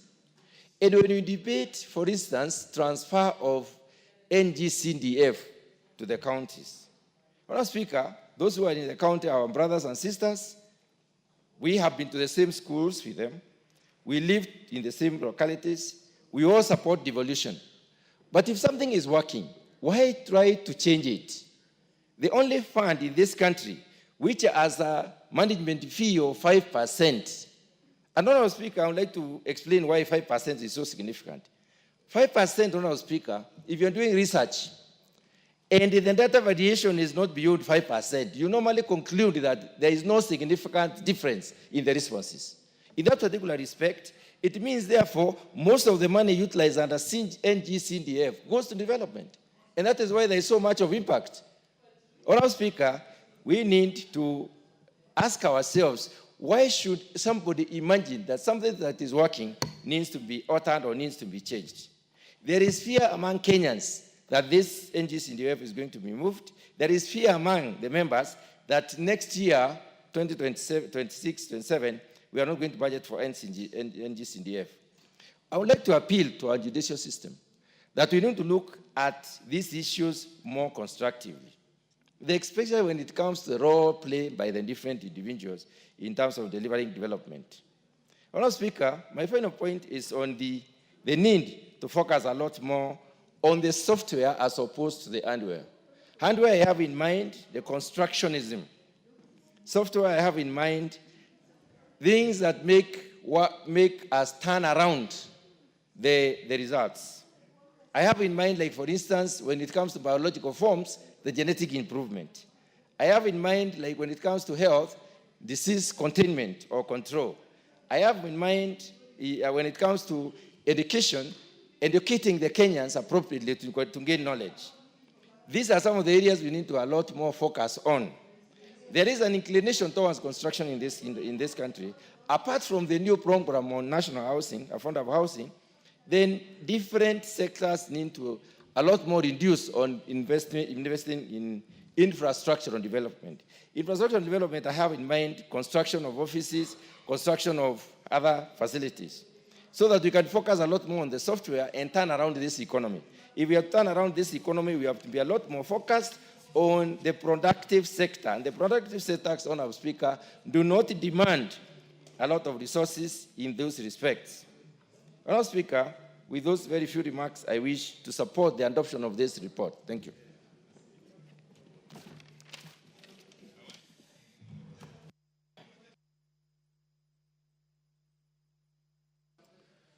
The Honorable Tom Kajuang.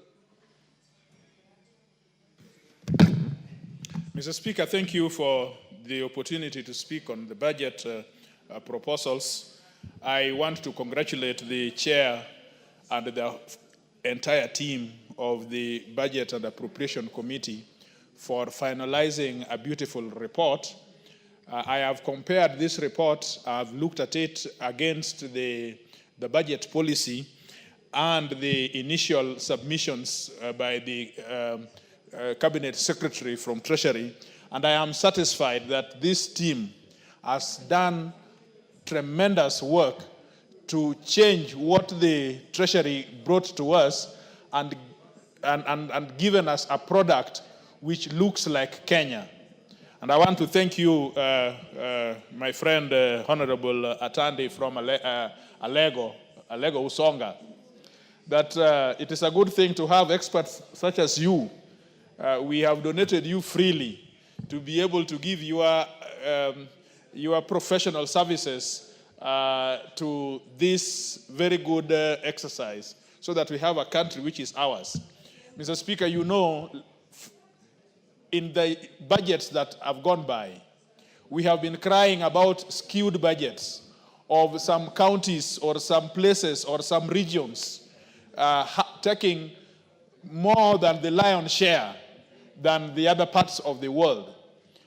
But what we have seen, the proposals from Treasury have now been balanced so that you have budgets in Baringo, you also have comparative budgets in Homa Bay, but you also have comparative budgets in Nairobi. For the first time, Nairobi has been looked at and been compared as an entity and as a region.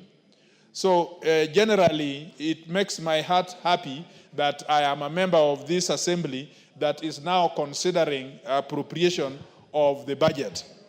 Mr. Speaker, I want to say something.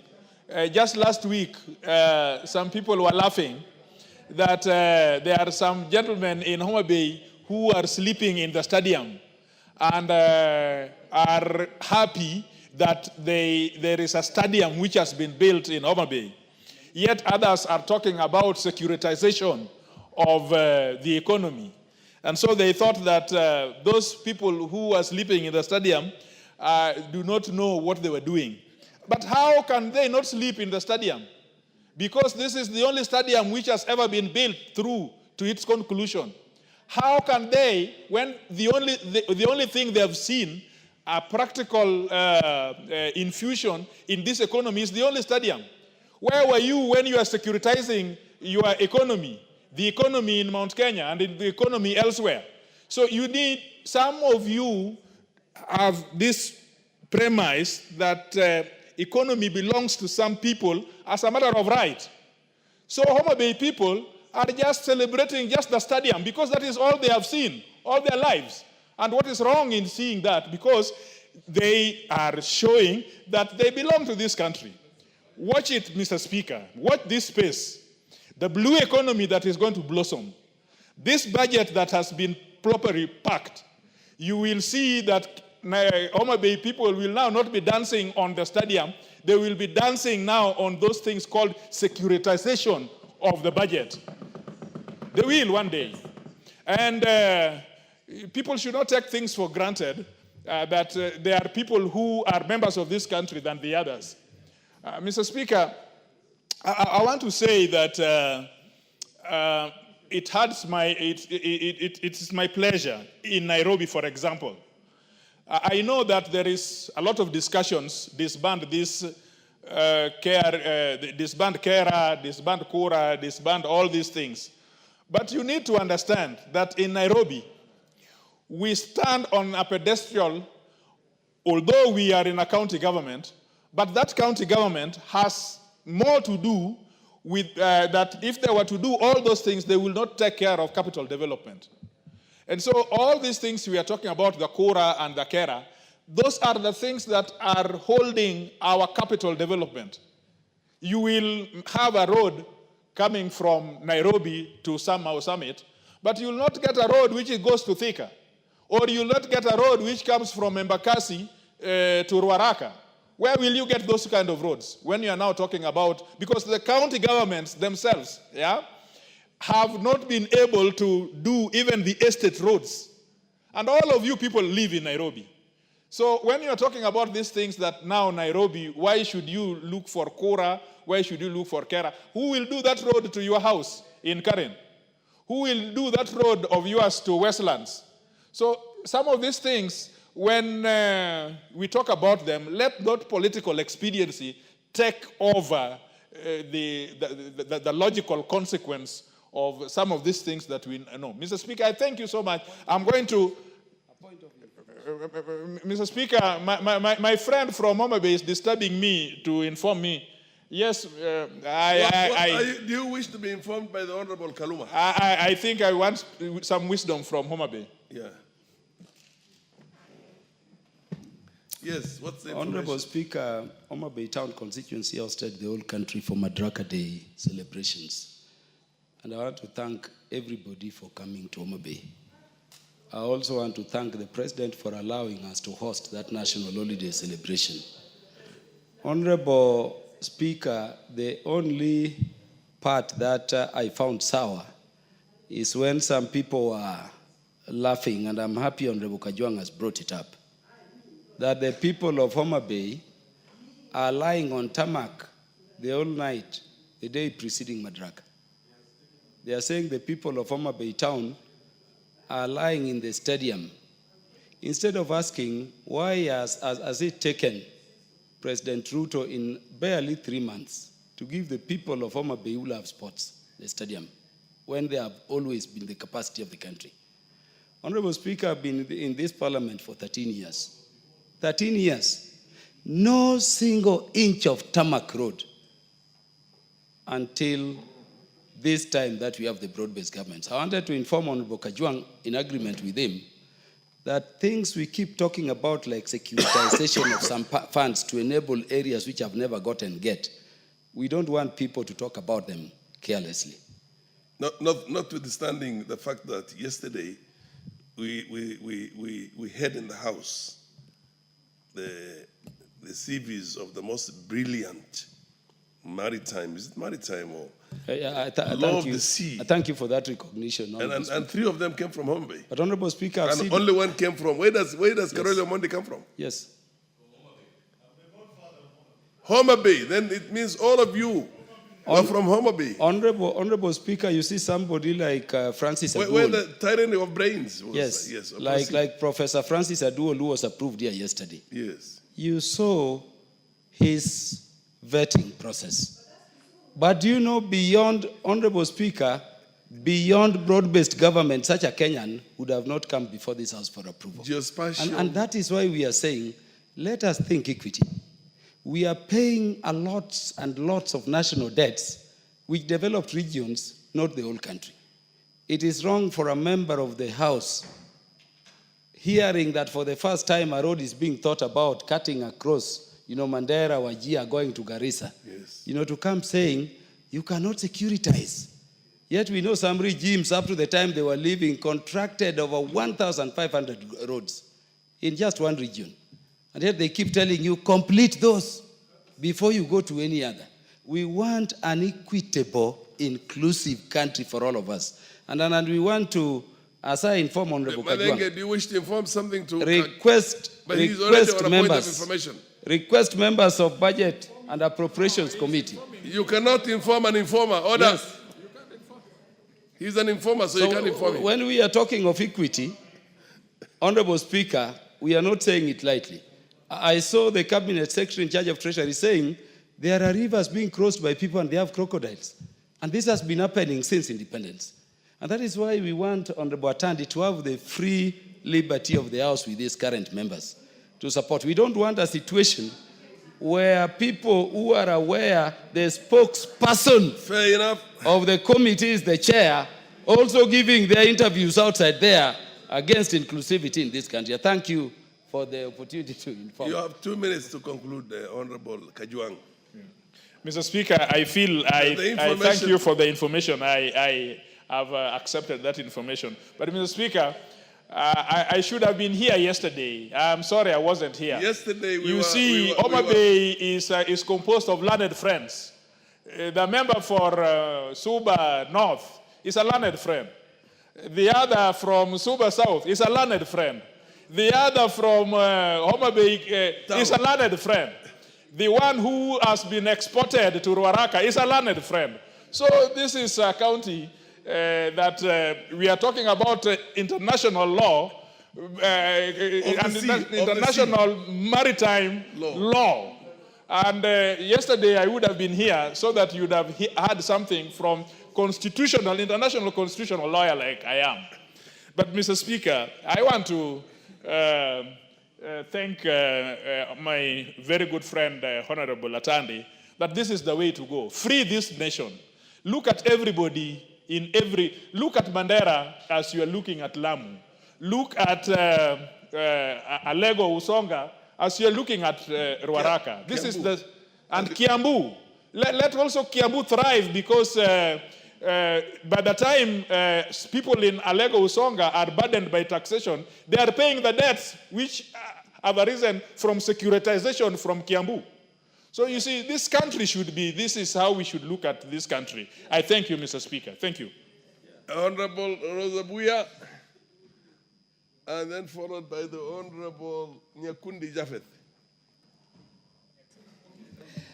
Thank you, Mr. Speaker, for this opportunity. Honorable Nyakundi, is it true that you spoke to this particular budget yesterday? Oh, no. But were you not told you've got an additional 6 minutes and you must be here very early so that the debate starts with you? Honorable Rosabuya. Thank you, Mr. Speaker, for this opportunity. Bulyu. In discussing the budget, I'd like to take us back to 1965, when we had the sessional paper after independence.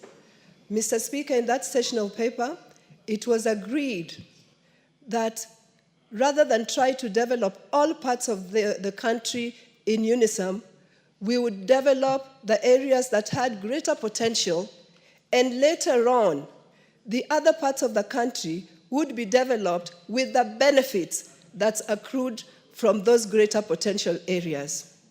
Mr. Speaker, that has been the undoing of this country, because the greater areas that were considered as being potentially great, like Central Kenya, Mr. Speaker, was developed with the sweat and the burden of the rest of the country. Mr. Speaker, there's been no time in the history of this country since 1965 when Kenyans have come back together to say that now it is time to look at the other areas that had not been given the privilege in 1965. And that is why we have discrepancy in terms of development in this country. Mr. Speaker, the biggest point about the budget that we're discussing now is the point of inclusivity. It has tried to treat Kenyans as Kenyans, regardless of what part of the country one comes from.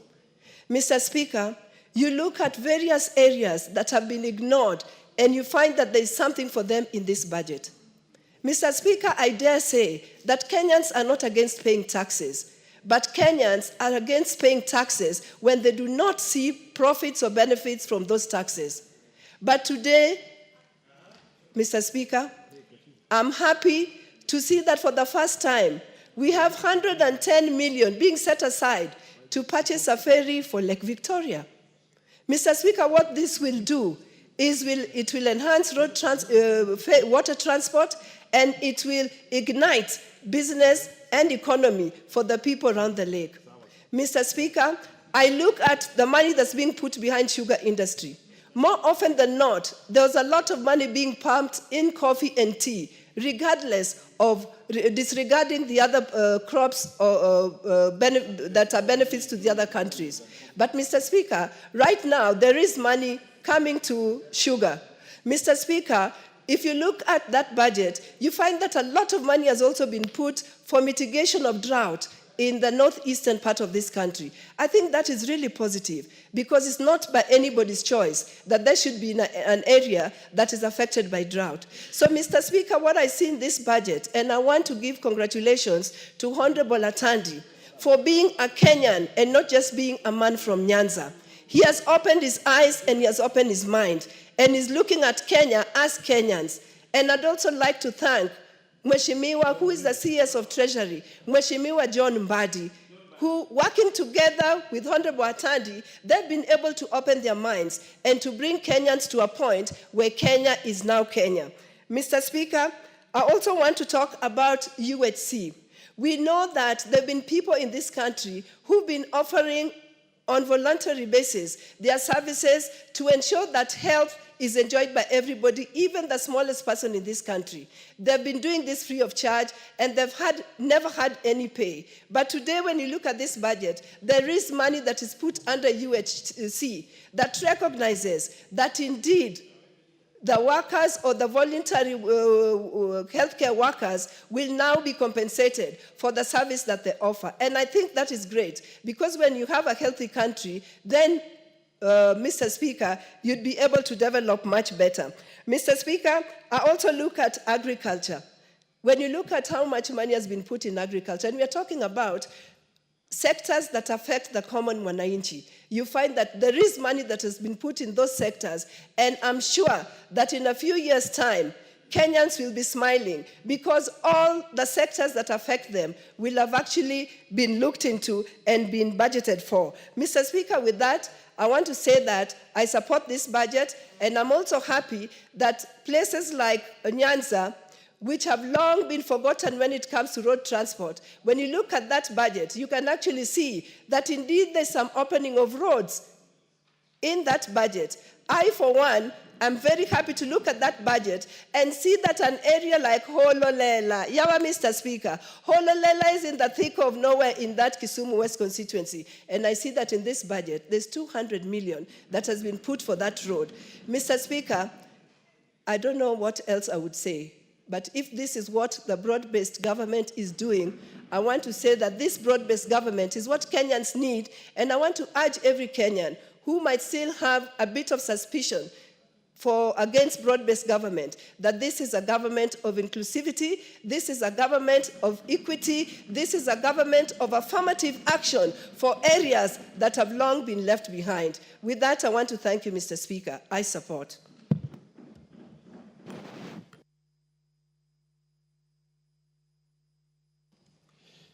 Thank you, Mr. Speaker. Right from the onset, I want to say, Mr. Speaker, that I support this budget. However, Mr. Speaker, I must dissuade some of the members of this August House from deciding that because I come from Mount Kenya now, I am guilty of what my forefathers did. We had, at independence, when the session paper number 10 was made, we had representation in the cabinet from across the country. If the people at that time in government, and it was a government that was formed across regions and across the ethnic divide after having fought for independence, the wisdom of our forefathers cannot be used to make us guilty today. Mr. Speaker, this budget has a lot of money going to the blue economy. I am not complaining. I am encouraging people in my region to also venture into aquaculture and benefit. That is the kind of mindset I would like to see that our current leaders articulate and adopt, so that today we are building a better foundation for our children and their children to be able to resolve the challenges they will face. Can we resolve the challenges we are facing today without wanting to demonize one section of the country or one area of the country? I voted in this parliament to remove a person from my region from office because I felt he was not right for this country. Do not, I urge us to really embrace the broad-based government. Look, adopt what Honorable Atadi has done as the chair of budget. Let us use that focus. Honorable Speaker, I am happy that coffee has gotten money for revival, 500 million. The revival of coffee in this country and the earnings from that crop, from that cash crop, will be more dependent on the new coffee growing areas which go into Nyanza, that go into the Rift Valley, that go into Western Kenya. But at the same time, some of that money must be plowed into the Mount Kenya region for regeneration of the old coffee bushes, which are 62 years old plus. Honorable Speaker, I am happy that we have money to revitalize new KPCU that will serve the whole country in terms of warehousing, irrespective of where the coffee is coming from. I am happy we have money for settling coffee debts. Mr. Speaker, our athletes have really made our country proud. Of late, we have suffered the shame of some of our athletes being caught in doping. The fact that this budget has provided money for testing and for educating our athletes is a big plus. Mr. Speaker, the TVET sector is the game changer in this country. At a time when formal employment is shrinking, at a time when digitization is changing work as we knew it, the acquisition of technical skills and is really one of the areas that is going to help our people go into self-employment. The fact that we have provided additional resources for hiring technical staff is a big plus. Mr. Speaker, I am an alumni of the Kenya Medical Training College.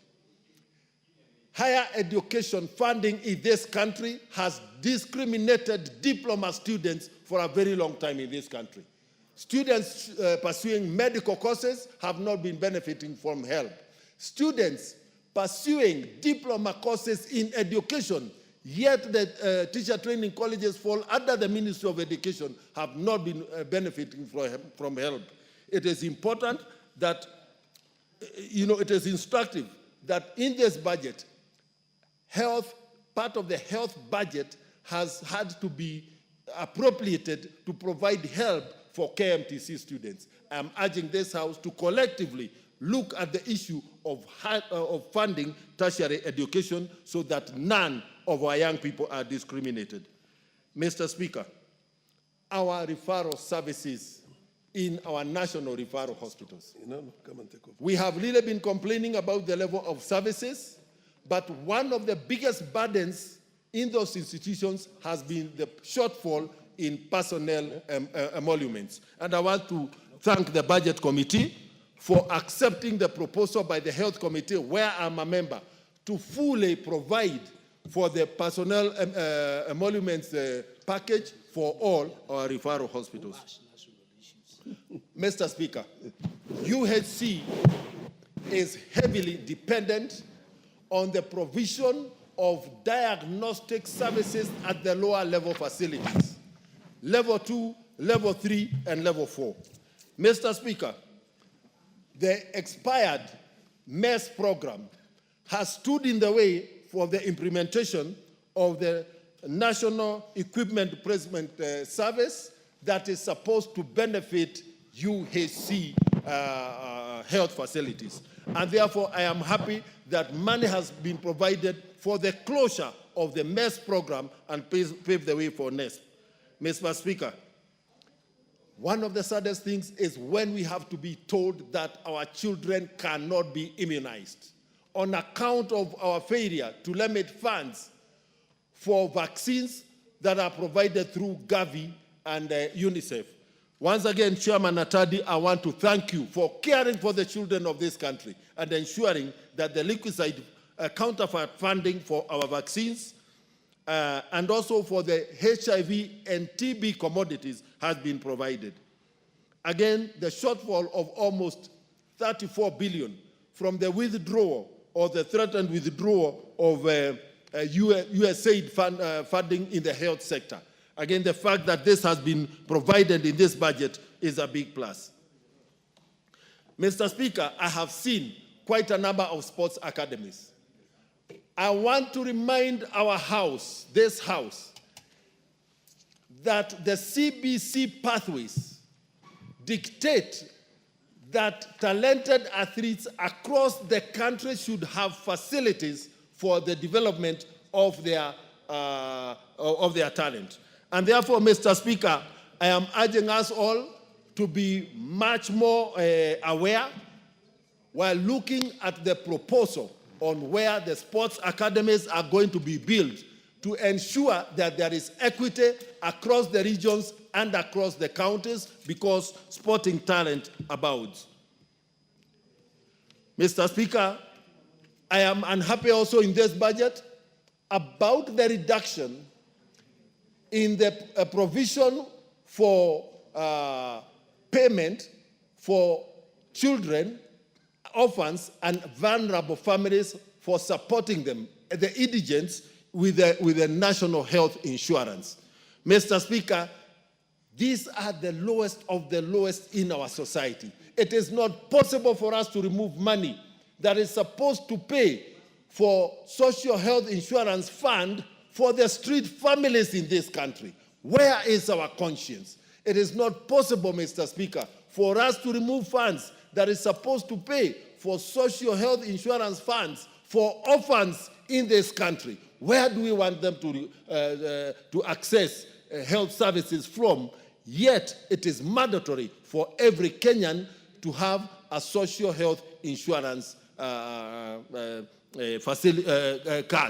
Therefore, again, when we come to that area, I urge this House that we be more careful in terms of dealing with the most vulnerable in our society. Mr. Speaker, in ending, the education sector and junior secondary schools. These schools are supposed to have science laboratories. I'm urging the Education Committee and this House, in the consideration of the education budget, to kindly factor in money for the construction of JSS laboratories. Thank you, Mr. Speaker. I support. The Honorable Victor Koech. Yeah, thank you so much, Honorable Speaker, for the opportunity to also contribute to this particular report before this House on the consideration of the 2025-2026 budget. Honorable Speaker, from the onset, I would like equally to join my colleagues in congratulating Honorable Atandi for this maiden report. Having looked at this report from Schedule 1 to Schedule 4, Honorable Speaker, I am convinced that Honorable Atandi, with his team, have done us justice for the first time. Last year, Honorable Speaker, and the previous years running, Honorable Speaker, we have had several challenges, and especially for us representing the rural constituencies. Speaking on behalf of rural constituencies where I come from, that is Chepalgu constituency, Honorable Speaker, we have had roads running to almost 68 kilometers, which was started by the then Deputy President and now the President of the Republic of Kenya, but have run several years without proper financing. This is the first year that I'm seeing considerable budget being considered for Kyogong, Sigor, and Chebunya Road. In the previous years, Honorable Speaker, I would like to report that the same road have been allocated like 30 million. 40 million cannot even do 1 kilometer, Honorable Speaker. This year is a bit much better. Equally, Honorable Speaker, on roads, we've had several challenges. There is a bridge that was promised by the now Minister for Security while he was in transport sector, Captain Bulliet Bridge. But it ran for the entire 2 financial years without consideration. I am happy that this particular budget that is under consideration today is also considering the same bridge, which means the residents of Nyongores are going to benefit from this particular budget. And that is why I want to keep on congratulating Honorable Atandi for surely having a broad-based budget that is considering the constituencies that have always been under-considered.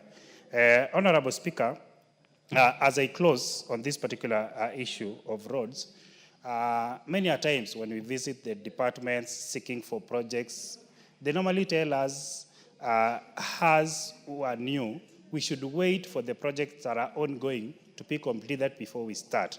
But I'm happy because this particular budget is going to consider another new road in my constituency.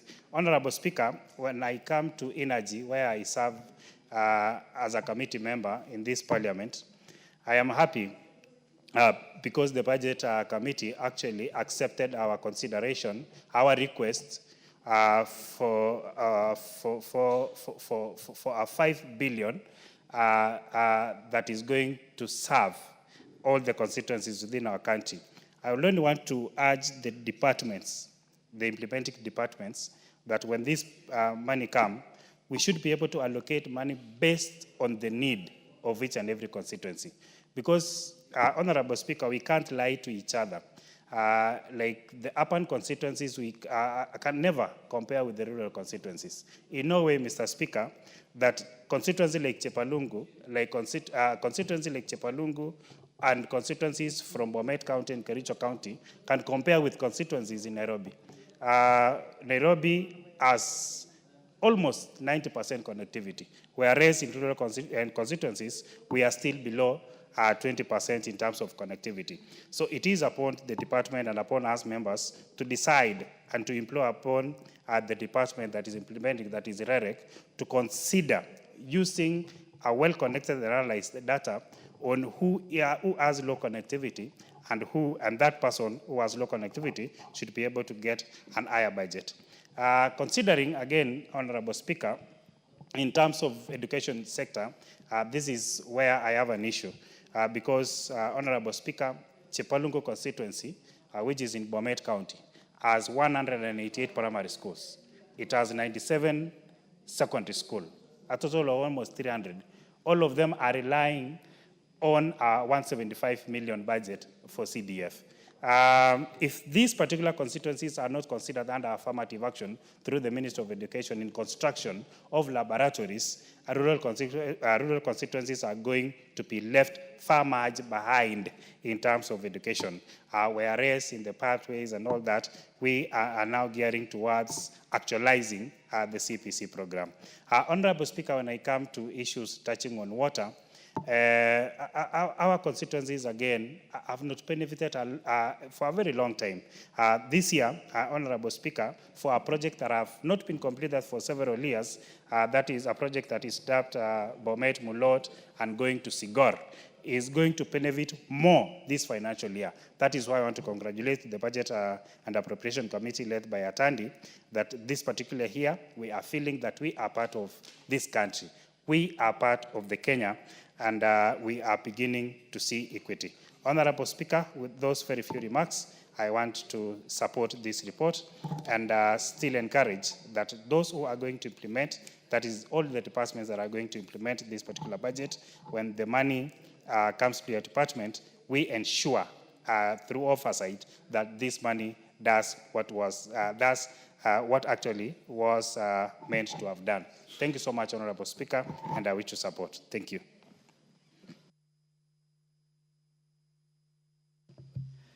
The whip of the Jubilee Party in the National Assembly, the Honorable Sabina Chege. Thank you, Mr. Speaker. And Mr. Speaker, on the onset, I want to say that I am once very happy when I see members on the divide happy about the budget and the allocations that have been done and distribution that has been done, Mr. Speaker. I was just reflecting on the journey that we have come as a nation, Mr. Speaker. From 1963, when we got our independence, there are three things that the founding fathers wanted to fight in this nation. That was poverty, ignorance, and disease. And very interesting, Mr. Speaker, we are still speaking the same language, addressing the same things. When you talk about ignorance, it's about our education sector. And Mr. Speaker, I want to say that I'm very happy that we are trying to address the issue of university funding, and especially the funding model, where we have many students, Mr. Speaker, who are able to join university, but they can't proceed because of the high fee. And I'm just hoping, Mr. Speaker, as majority of us in this house went through the university through help, Mr. Speaker, that we can be able to finally have a proper solution for help so that our students, once somebody is admitted in the university, automatically they qualify for help. And then parents don't have to worry whether their children will join or not join the university. And as they go in, then there is a way that we can be able to see how and the level where we can be able to assist the student without making it complicated, Mr. Speaker, because some of these things are so easy. I don't know why we complicate them for our students in such a way that we have very bright students who miss education because of lack of fees. Mr. Speaker, I'm also very happy that now the debate about funding the exams is done, because this is something that was being politicized by some people about exams and whether our students will be able to sit for exams or whether the parents are going to pay for them. And so from the Ministry of Education and especially from the Departmental Committee on Education, it was very important for them to address this issue of exams.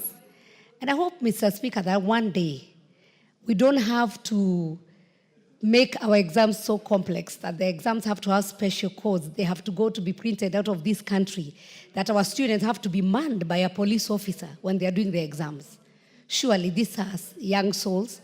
I don't know why then we don't train our either teachers or the students because it's a matter of integrity, that you don't have to have the policemen. We don't have to really have even the police coming in very early in the morning guarding the exams papers. We can have a way that we can be able to have an exam that is free, and I'm happy with the new CBC that there is continuous assessment in such a way that, Mr. Speaker, we don't have to wait for the last 8 years, and a child has been in school from class 1 or even from 4, that's when we are grading, and that one exam determines the life of a student. So I'm very happy with the new system of CBC, and I am hoping that then we will minimize a lot of bureaucracy, Mr. Speaker. Mr. Speaker, a lot of times when you go to the ground, we have our elderly people, and I hope the Social Protection Unit and Department have addressed this matter. We still have our elderly persons who require social support from the government, and I know we have made steps and very good steps on how to finance them through the funds, and they are able to access to the money, but still majority of them are not registered, Mr. Speaker. And I hope as that age comes in, where we know somebody has gotten to the age of, if it's 70, that automatically then you are able to go, just show your ID card and you can be able to access to this financing, Mr. Speaker. Mr. Speaker, as majority of the members have talked about equalization and what goes to which sector, I'm very sure agriculture can address the issue of poverty in this nation. We have very good land. We are the equator, Mr. Speaker. I had a privilege to accompany my speaker to Brazil, and I saw the government is using not a lot of resources, but educating their farmers, having extension officers, giving them the proper seedlings, teaching them on the best practice on farming, introducing irrigation. You were in a place where it's like northeastern, but there's one river, and they have just diverted that river to the shambas, and farmers are able to farm through the help of the government, and they are doing a lot of exports. And so, Mr. Speaker, I hope that one day we would sit down and drop the politics, sit down and analyze how our nation is divided. And we can tell this crop can do well in this region, this one can do very well in this region. Go get farmers, put them together, train them, give them the proper seedlings, and I'm very sure, Mr. Speaker, that we can be able to develop. And by the fact that this budget is here today, having Honorable Atandi as a chair, and a lot of members saying he has done a good job, I am convinced now beyond any doubt that I was right in the beginning to say I'm not going to the streets. I was right, and I've been vindicated when I said I will join the current government because we don't have any other government until the next 2 years to come. And it has been proven, Mr. Speaker, that we can be able to make changes in this house. That this house has a lot of powers. You are the one who allocate the resources. So we cannot go and complain outside there. Even if we go picket, even if we go for demonstrations, at the end of the day, we have the power. And I'm very happy today that the Homa Bay people can smile, and they're happy that they have a stadium. I've heard Honorable Rosa saying about the roads in a specific village in her place. And that tells us, as honorable members, once you are elected, whether you are elected with that government of the day or you're in the minority or majority side, that you have your power, you can come and lobby your members, you can come here and convince members of this house to support the area that you come from. And so not necessarily that we have to go and fight out there. And if we hold this house with dignity, Mr. Speaker, I am very sure what happened last year will not happen this year.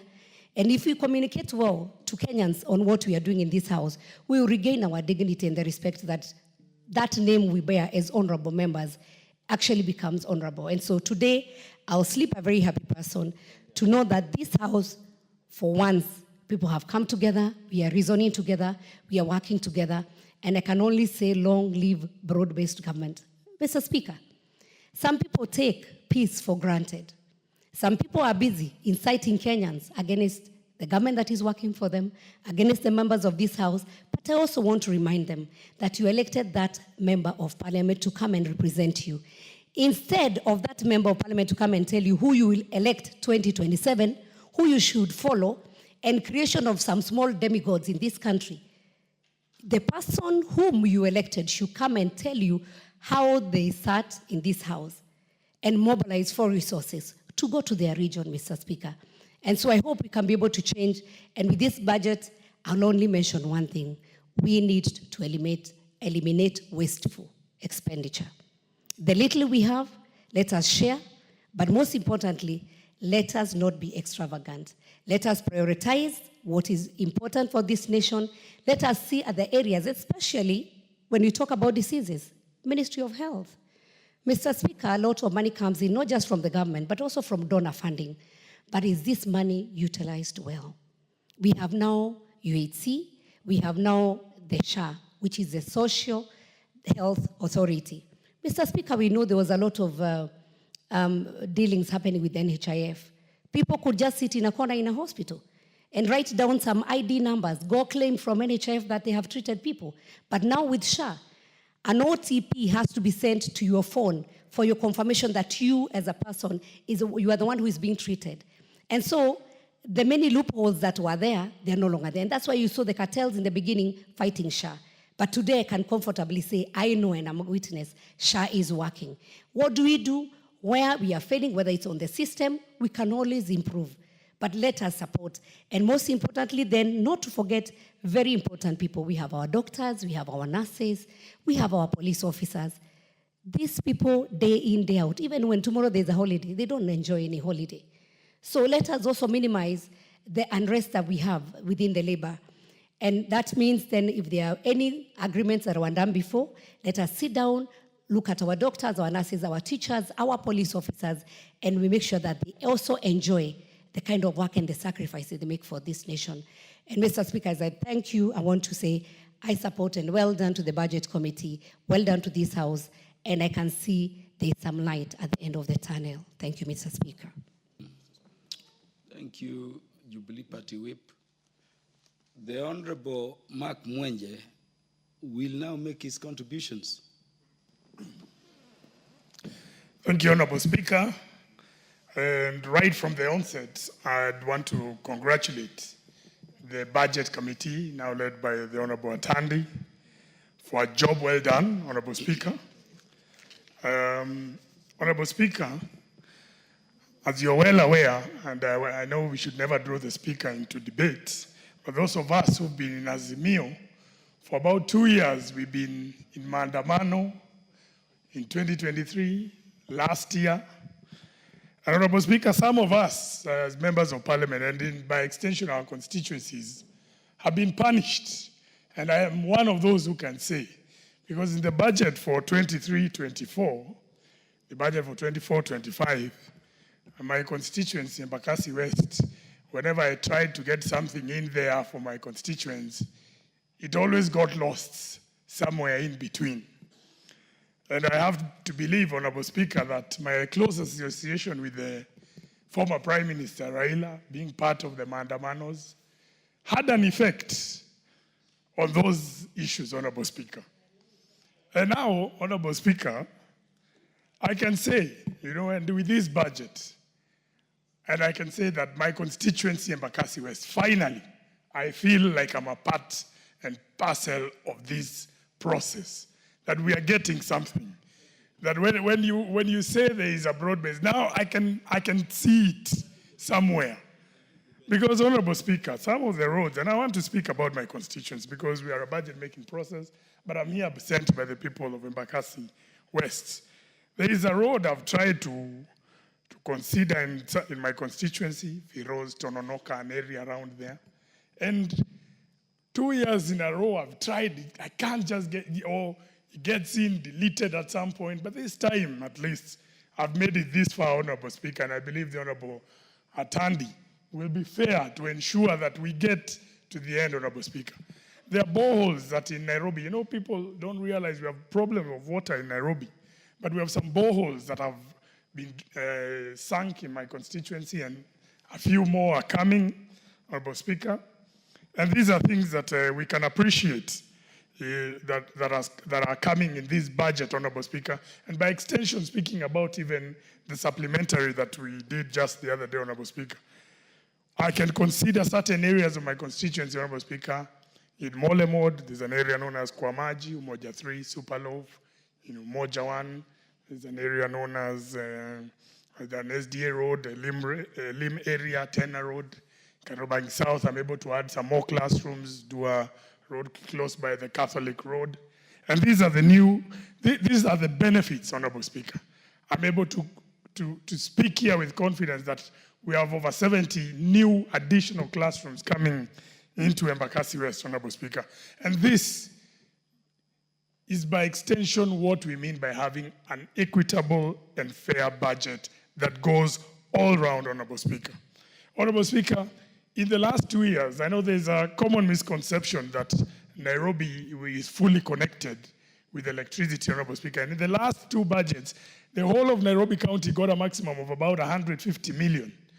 Now we're able to get a bit more. We have some slums in TJ's constituency, in Ruaraka. We have some in Mathare. We have in Embakasi West, Embakasi South. And we provided that there be social protection so we can connect electricity to those people living in those slums at a minimal cost and do some form of social protection as we are still working towards the affordable houses, Honorable Speaker. So at least through, and I want to thank the CS Wandai because he was able to call Nairobi MPs and look at that problem intensely and budget for it. And that is something that has been provided for, Honorable Speaker. When it comes to education, Honorable Speaker, we must remember grade 10 is on its way. So next year, members should be aware that with grade 10, the issues of bursaries, the issue of capitation, that is an issue that is going to be quite dominant at the beginning of next year. And that is something that we've seen that there's money that has been put in. That is why even the money for the exams was quite a sensitive issue. And even funding for help. Honorable Speaker, you've seen so many students, university students being sent home. We all know the pressure that has been on NGCDF to provide bursaries to these students. And yet we know NGCDF cannot fully fund university students. But it's important that help gets funded so that we can educate our students. So, Honorable Speaker, there's a lot, and I don't want to repeat what most members have gone through, but it is one thing to have a budget estimates brought to the floor and members leave here disgruntled. And it's a different thing when you're able to show some equity across every region, regardless of how they voted, Honorable Speaker. That is something that is quite key. And it's important, Honorable Speaker, that I pointed out. I know at times people look at the side of Nyanza or the other areas. Even here in Nairobi, Honorable Speaker, this has been an opposition stronghold. So we've been suffering here in Nairobi. And we are glad to see that we're able to get something here in Nairobi because it should be important for everyone to know that in Nairobi, there are still problems. In Nairobi is the one place where if you don't get something to eat, you sleep hungry. You know, Honorable Speaker, in certain areas you can walk into a farm, get some maize, you can walk by a lake, try and fish something. In Nairobi, you're left with nothing. You can only steal. And it's not something we want to encourage, Honorable Speaker. But Honorable Speaker, I want to throw some caution. While this House has been graceful with what we've done, this ruling that came out today, Honorable Speaker, in a month, I want to congratulate the members, who've helped us here, Honorable Speaker, including yourself. The ruling that came out today, I'm a bit cautious. I didn't hear it. I've not had the advantage to read it, but I've seen some experts, some excerpts out there, which I need to understand. I don't know if we were able to get some stay orders, because it seems as though Kera has been lost, or we've lost some amount of money, Honorable Speaker. Perhaps... Order, Honorable Mark Mwenje. Your speaker knows better, and the substantive speaker will at his own chosen time brief you. But I can assure you, the court has made a very good decision, a decision that secures that all those roads agencies are there, a decision that essentially unfreezes the monies, the over 10 billion which was frozen before, and makes it available for those roads functions under Kera, which has been saved. And additionally, even with the declaration of unconstitutionality, the High Court has been gracious enough to suspend that declaration. So we are back to status quo before even the judgment and even the previous ruling. So don't go into that area. Okay. Our substantive speaker, the Right Honorable Dr. Francis Masika Moses Wetangula, will brief you at his own time. But don't worry, don't debate it. Thank you, Honorable Speaker. I've also seen some people wiping their tears by distorting that ruling through the media. But just ignore it. We are leaders. We know what the court said and what we should do. Thank you, Honorable Speaker. And I stand guided, Honorable Speaker. And as I said, I made a disclaimer because I wasn't present at the ruling. And I'll trust your better judgment, Honorable Speaker, and I'll drop that matter at that point. Honorable Speaker, the only other issue, you know, the great county of Homa Bay hosted Madaraka Day, Honorable Speaker. And we've been having the debates of the people who were approved by the House yesterday. And I think the Honorable TJ went into great length explaining how we have several members of Parliament from Homa Bay, including the Cabinet Secretary of Finance, who used to sit with us here, Honorable Speaker, and he was one of my tutors who was teaching me especially about the finance bill last year, Honorable Speaker. But Honorable Speaker, I want to just send him some advisory note, Honorable Speaker. He will be here delivering the budget estimates for the financial year 25-26, Honorable Speaker. He was here, and he promised us about the 52 billion, Honorable Speaker. Honorable Speaker, the Honorable Mbadi, by the time he comes here, we don't want to make it uncomfortable for him. Let him come with the 52 billion for CDF as he delivers his budget, his 4.3 trillion. If we are going to trust him with 4.3 trillion, and we do, Honorable Speaker, I state on the record, we trust him with 4.3 trillion. Surely, 52 billion, and it's less, Honorable Speaker, it must be less than 30. What is remaining, Honorable Speaker. I'm sure he can deliver that as he brings that budget so that he can take this country moving forward. With that, Honorable Speaker, I congratulate the chair for the budget committee and tell them to keep up this work. Make sure it is always fair going forward. Thank you. The Honorable Daniel Manduku, who is the MP for Nyaribari, Masaba. Thank you, Mr. Speaker. Mr. Speaker, the Samuel Atandi-led Committee on Budget and Appropriation has done a commendable job. I'm not an expert in finance, but Mr. Speaker, I've gone through the proposed expenditure and estimates, and I can comfortably say that this committee has for once balanced the revenue side and the expenditure side while minimizing the deficit. And so, Mr. Speaker, I think from the onset I want to commend the work done by the committee in trying to ensure that we get some discipline in matters financial. Without repeating what most of my colleagues have said, let me highlight a few issues or areas that I think are very key and pertinent to ensuring that we have a disciplined financial sector. Number one, I want to commend the committee for ensuring that the Kenya Revenue Authority, who are mandated by law to collect taxes on behalf of this country in ensuring that they have been given resources to expand the tax base. And more than that, implement a new system so that we minimize human interaction and therefore eradicate possible areas of conflict or corruption. Mr. Speaker, if we ensured that 70 to 80% of our tax-raising measures are tech-driven and that there's no human interface, I will assure you that under the guidance of a very able Commissioner General, Mr. Watanga, this revenue authority will be able to surpass its current targets. And in fact, Mr. Speaker, there are good signs, given that already in areas tax collection and with specific reference to value-added tax, we can now see the committee doing very well and in fact exceeding expectation. Something else that I want to commend this committee, and in hindsight, remember what we went through last year, there are no adverse tax-raising measures in this budget.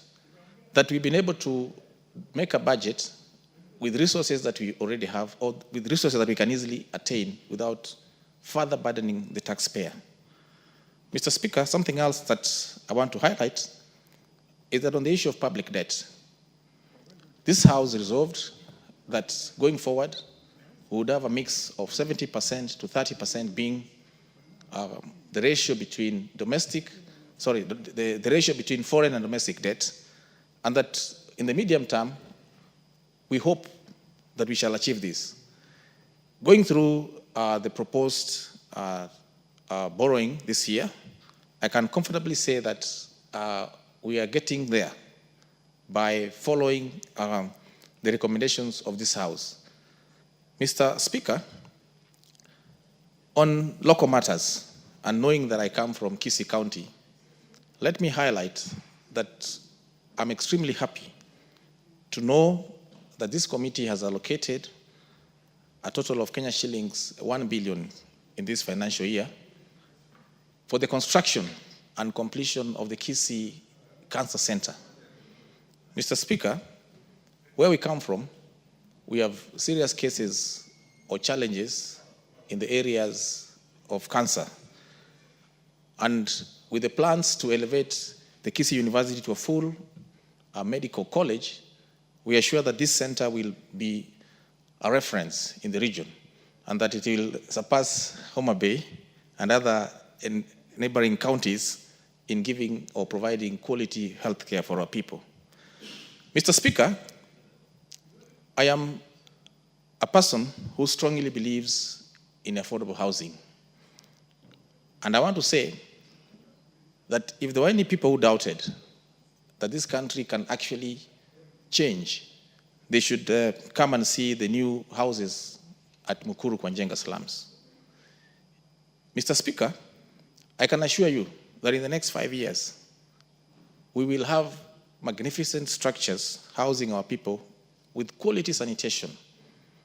And it is in this light, Mr. Speaker, that I want to say and thank this committee for giving adequate resources in ensuring that not only shall we complete the ongoing affordable housing projects, but also that we shall have decent markets spread across every constituency. And I dare say that these markets will be game changers because they come with proper sanitation, proper working spaces, places for mothers and children to rest, accessibility, safety, and security.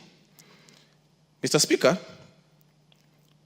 this committee has also recommended that money is set aside for the payment of the universal health staff who have been out here on many days. I want to thank the committee also for setting aside funds for the recruitment of the junior secondary school interns. Mr. Speaker, these are areas that, if well funded and well supervised, would make a big and significant change in the development of our country. Mr. Speaker, there's something else that many members have not talked about, and this is in line with the innovative way of securitizing the road maintenance levy, so that we can have most of our projects or road projects that have stalled for long being able to be complete. On other areas, Mr. Speaker, I want to say that it is commendable that we are putting adequate funds in the TVET sector and even more money in ensuring that we grow our talent through the area of sports. Overall, Mr. Speaker, having sat in this House now for more than 2 years, I want to state that this budget has a very high level of equity, that you can finger out monies being sent to virtually every county and every region. How I hope that this will be the spirit going forward, and that by the end of our term, we shall tell our people that this is what we did. With those few remarks, Mr. Speaker, I stand to support this proposal and hope that we shall implement it as we go forward. Thank you, Mr. Speaker. The Deputy Leader of the Majority Party, the Honorable Owen Baya. Honorable Speaker, thank you very much. I want to contribute to this debate by saying this at the beginning, Honorable Speaker, that a budget is usually either a tool of equalizing a country or marginalizing a country. That's a key principle when it comes to national budgets. You can use a budget like we have today to marginalize certain areas and boost others. But you can also come to a level where you want to equalize a country. And this budget, Honorable Speaker, the one that we are debating now, is such a tool that will be used to equalize the country. I have seen in this budget where resources have been put in, virtually almost every part of the country is benefiting from this budget. Probably, Honorable Speaker, is the only budget since independence that we have such a budget, thanks probably to the broad-based government that we have. Honorable Speaker, this is an important principle, and I want to ask other chairs of budget committees and people who have been given the task to budget to ensure that we follow this spirit, the spirit of ensuring that every budget that comes in tries to equalize the nation, the country, so that resources go to every part of the country. Never again should we have a situation, Honorable Speaker, where we have marginalized areas and areas that have made huge progress, areas that have been left 10 years behind others, Honorable Speaker, or other areas which are 10 years ahead of others. Honorable Speaker, this is one of the things that I want to commend the committee on. Secondly, Honorable Speaker, on a general principle of budget, I want to say that a budget also can be used as an economic stimulus package. How you distribute the money. Because many times you hear people, yes, the economy is growing, and we can see the figures, the numbers. But then people still tell you, we are not feeling it in our pockets. Because probably the money has been put in areas that does not spur economic growth. Areas that are more consumer, I don't want to use the consumer, but areas that are more building more infrastructure, for example. And yet, Honorable Speaker, the money is not coming into expenditure issues, and therefore you have a problem. For example, Honorable Speaker, why I say this is an economic stimulus budget, we have increased resources in agriculture. When you have resources in agriculture, you are talking about productivity. When you're talking about productivity, you are talking about stimulating the economy. We have resources that are coming to building, are going into building markets, Honorable Speaker. When you have resources that go into building markets, you're actually encouraging and anchoring the economy in a market-driven economy, Honorable Speaker. So this budget has two principles that have been achieved. One, the principle of using a budget to equalize a country, and secondly, to use a budget as an economic stimulus package to allow the economy to flourish and put money in the pockets of people. And I want to assure Kenyans that having looked at this budget, having gone through it, I think money will start flowing into the pockets of people if it is properly implemented. Honorable Speaker, the other question that comes into my mind is implementation of a budget. You can have very good figures. You can have very good budget. But when it comes to resources, when they are distributed and released, you realize that the money may not be released into the areas that have been marginalized for many years, but the money may be released to those other areas. Because this is a whole year program. So the first quarter, where is the money going? Second quarter, where is the money going? Third quarter, where is the money going? Fourth quarter, where is the money going? That is very important, Honorable Speaker. And because we are a country that always has a deficit on budget, therefore, we come to this principle where you look at priorities because resources are scarce and we have a deficit. So the question is, who then bears the deficit? So you realize that I hear people celebrating, a road has been put in my place, this has been put in my place, this has been put in my place. But that is not enough. Will the money actually, the actual expenditure, the money actually be available for that road to be done? Because there are roads that were budgeted for last year, but have not been done. There are programs and projects that were budgeted for the previous budget, but they were not done because of priority and because of deficit and because of revenue coming in is less. So you realize sometimes, Honorable Speaker, and this is a principle that we must guard against, that when the money is little, only certain areas benefit. Although the project is in the budget, certain areas benefit. But I also want to note, Honorable Speaker, certain areas where money has been put. For example, a lot of money has gone into the blue economy. We know if the issues of blue economy are properly implemented and we have a good legal regime, we have good laws in the blue economy area, Honorable Speaker, we are likely to benefit as a country and we're likely to spark growth. Because when the fishermen, you know, with blue economy, there's something interesting about it. You don't spend your money to grow the fish. The fish grows. It's not like a cow. You know, a cow, you have to feed the cow. You have to buy feeds, you have to have somebody to shepherd them, you have to have structures, but the fish is in the sea, is in the lake. You spend nothing to grow the fish. The only thing that you need is equipment and tools to go and get it. Now, if you do that, economic growth is faster in that sector than in any other sector because you don't spend to grow the fish. And this is an important thing that we need to learn as a country. We are lagging behind in stimulating the economy, the blue economy. And this is an economy that can help this country grow faster and move forward very, very fast. And actually benefit the whole country because the products and byproducts that come from the blue economy are huge. But many a times, Honorable Speaker, we don't see that. If I was given an opportunity to sit at budget and say, okay, if I were to allocate 100 billion, where would I put it? Would I put it in cows or would I put it in fish?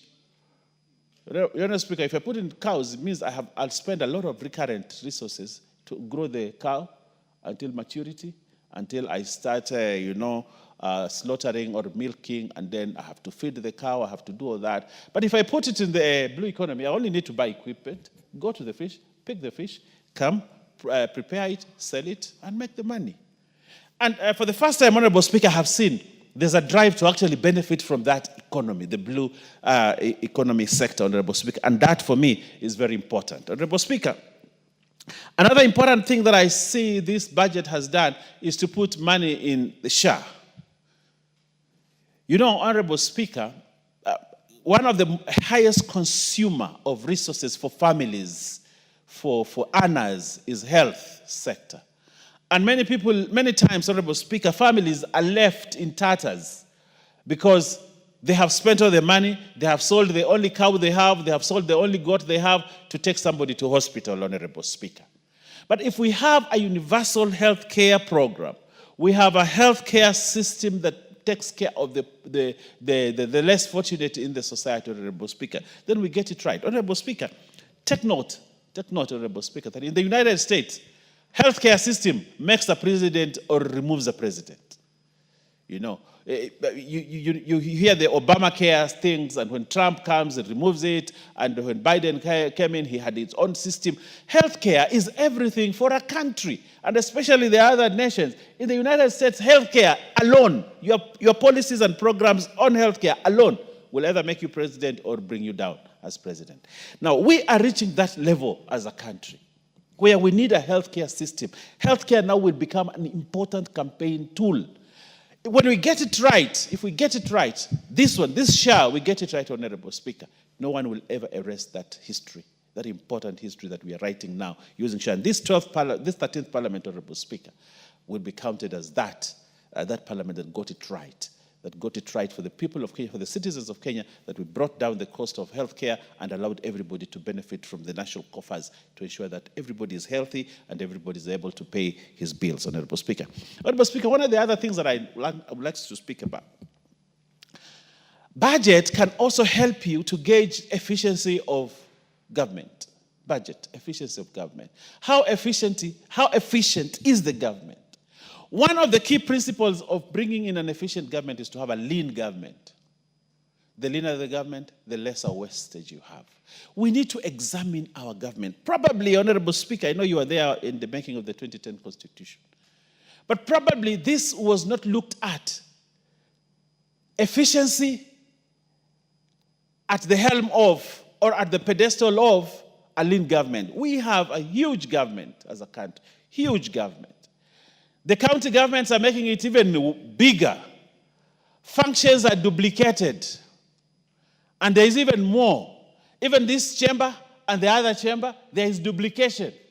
And we continue to spend money on duplicated roles. Honorable Speaker, we need to have a budget that actually spells out the word lean inside it, so that we move from the bloated government that we have to a lean government. We'll become more efficient, resources will be moved properly, we move a lot of...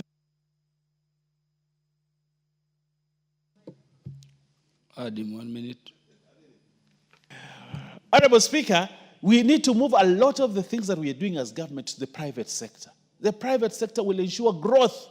But everybody, Honorable Speaker, today wants to join government, because you can be government, in government you can afford to be lazy, you can skip work, you can do all those things and still get salary. The private sector works differently. Honorable Speaker, I would like to ask this parliament to sit here and decide what government needs to look at and what are those things that need to go to private sector. When we move things to the private sector, Honorable Speaker, we will be more efficient, we will save money, and Honorable Speaker, will become a better government than we are. Honorable Speaker, I support this budget and thank the attorney-led committee for a good job, and I wish the new CS, who was here teaching me about matters Parliament then 2-3 years ago, CS Mbadi, all the best as he steers the ship at the helm of the Treasury. I thank you, Honorable Speaker.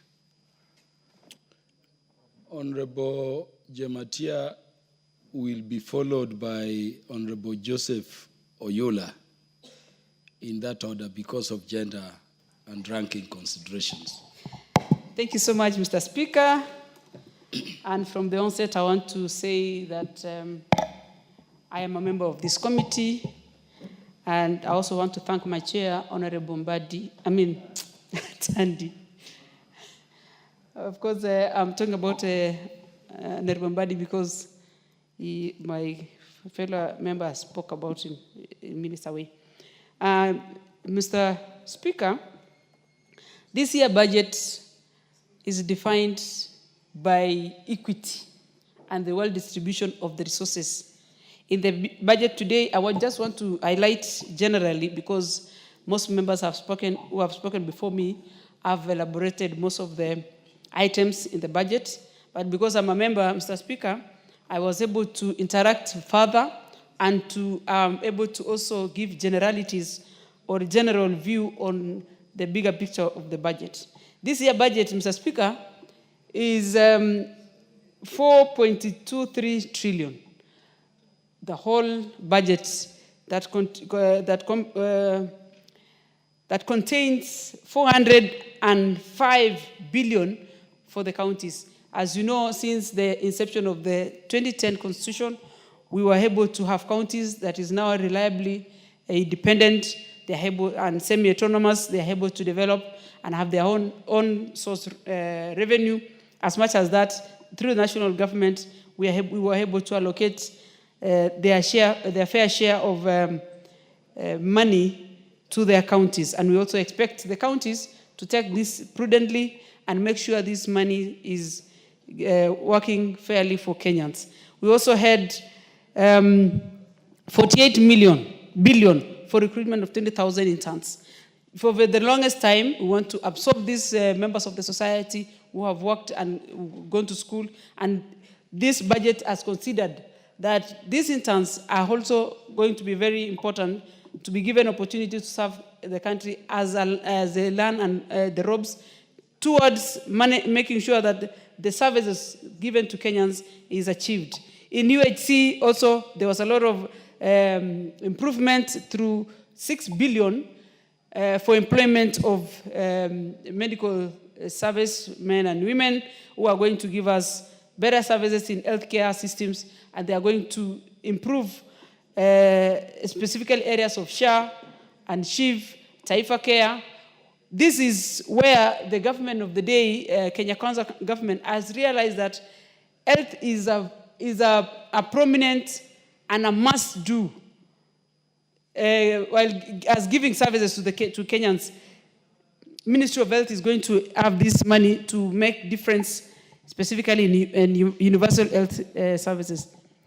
We also had 52 billion for TVETs to improve quality and give quality to students who are and diploma students who have enrolled in these institutions to make better their lives in terms of handcraft skills, improve, and also make sure most of every part of this country has an opportunity to interact with a TVET, not only through students and young people, even old people nowadays can enroll in school and get skills, because these institutions has enabled Kenyans who are able to interact with these TVETs to understand that they can do this thing even when we are already employed or something. You can take your time over when you have a leave break to go and train yourself and have a better skills, because TVET is giving you an opportunity through all skills that is provided there. And the government has given 52 billion. Mr. Speaker, we also have last mile connectivity, which was considered in the budget with 63 billion, which is fairly distributed equally in the country. And also consider that most parts of the country with some parts of the country with a better connectivity was allocated their fair share according to how far their connectivity has gone. For the least connected areas of the country, this is the most equitable and fair budget, because it is going to be considered. If your area is probably less than 60%, we are going to, this budget is going to give you opportunity to improve better, while the ones with 90% and above probably is going to be able to manage and maintain. And we also realize, Mr. Speaker, that the biggest problem in Kenya today is not resource allocation. It is the maintenance of the infrastructure that government and every government that has come allocates resources. If you go to schools, for instance, the schools or members or leaders built probably 10 years ago. If you visit that school today, you realize it is more vandalized than when we were building it. It is because we want to urge Kenyans and tell them, these are monies that come from your pockets. These are taxes that come from all of us as a country. But when you are having and using a facility, for instance, in school, 8 teachers and all teachers are supposed to make sure that utilities in schools are always preserved better, always maintained, and always given opportunity, so that for posterity, we are not always going to allocate money all the time, but we are always able to manage and have better institutions. And also so that we don't always build every day. We are also able to build to last, and equal to roads, equal to connectivity of electricity, because when you have all this, you realize people vandalize all the time. And this is because people think it is free money. It is not free money. These are monies that come from people. We also did capitation. We have coffee cherry fund that was also enhanced. We also have 10,000 police recruitment that is coming. We have 2 billion Kenya shillings that is going to be used to recruit KDF servicemen and women. And this is going to be impactful in all parts of the country. So, Mr. Speaker, if you ask me, this is through my chair, Honorable Atandi, we are going to make a difference from this financial year, 2025-26. And more so, I want to ask Kenyans to look at the expenditure more on not only the finance bill, why we are putting these monies. Let us all interact positively as we look and make this country better than before. Thank you, Mr. Speaker. The Honorable Joseph Oyula. Thank you, Honorable Speaker, for giving me this opportunity to also add my voice to this debate. Honorable Speaker, we are discussing the budget for 25-26 financial year. And I must congratulate the Budget Committee for the work well done. The Budget Committee under Honorable Sam Atandi, who is also under chairmanship of Honorable Sam Atandi, who is also my jirani, has come out very well. They have devoted most of their time on looking at the development. The development budget, I'm sure this time, has been well spread, and many areas have been covered. I'm specifically happy because one of the roads that has been worrying us in the constituency, which cuts across the 4 constituencies in Busia, has been introduced in the budget, and I think that is very useful for the people of Busia.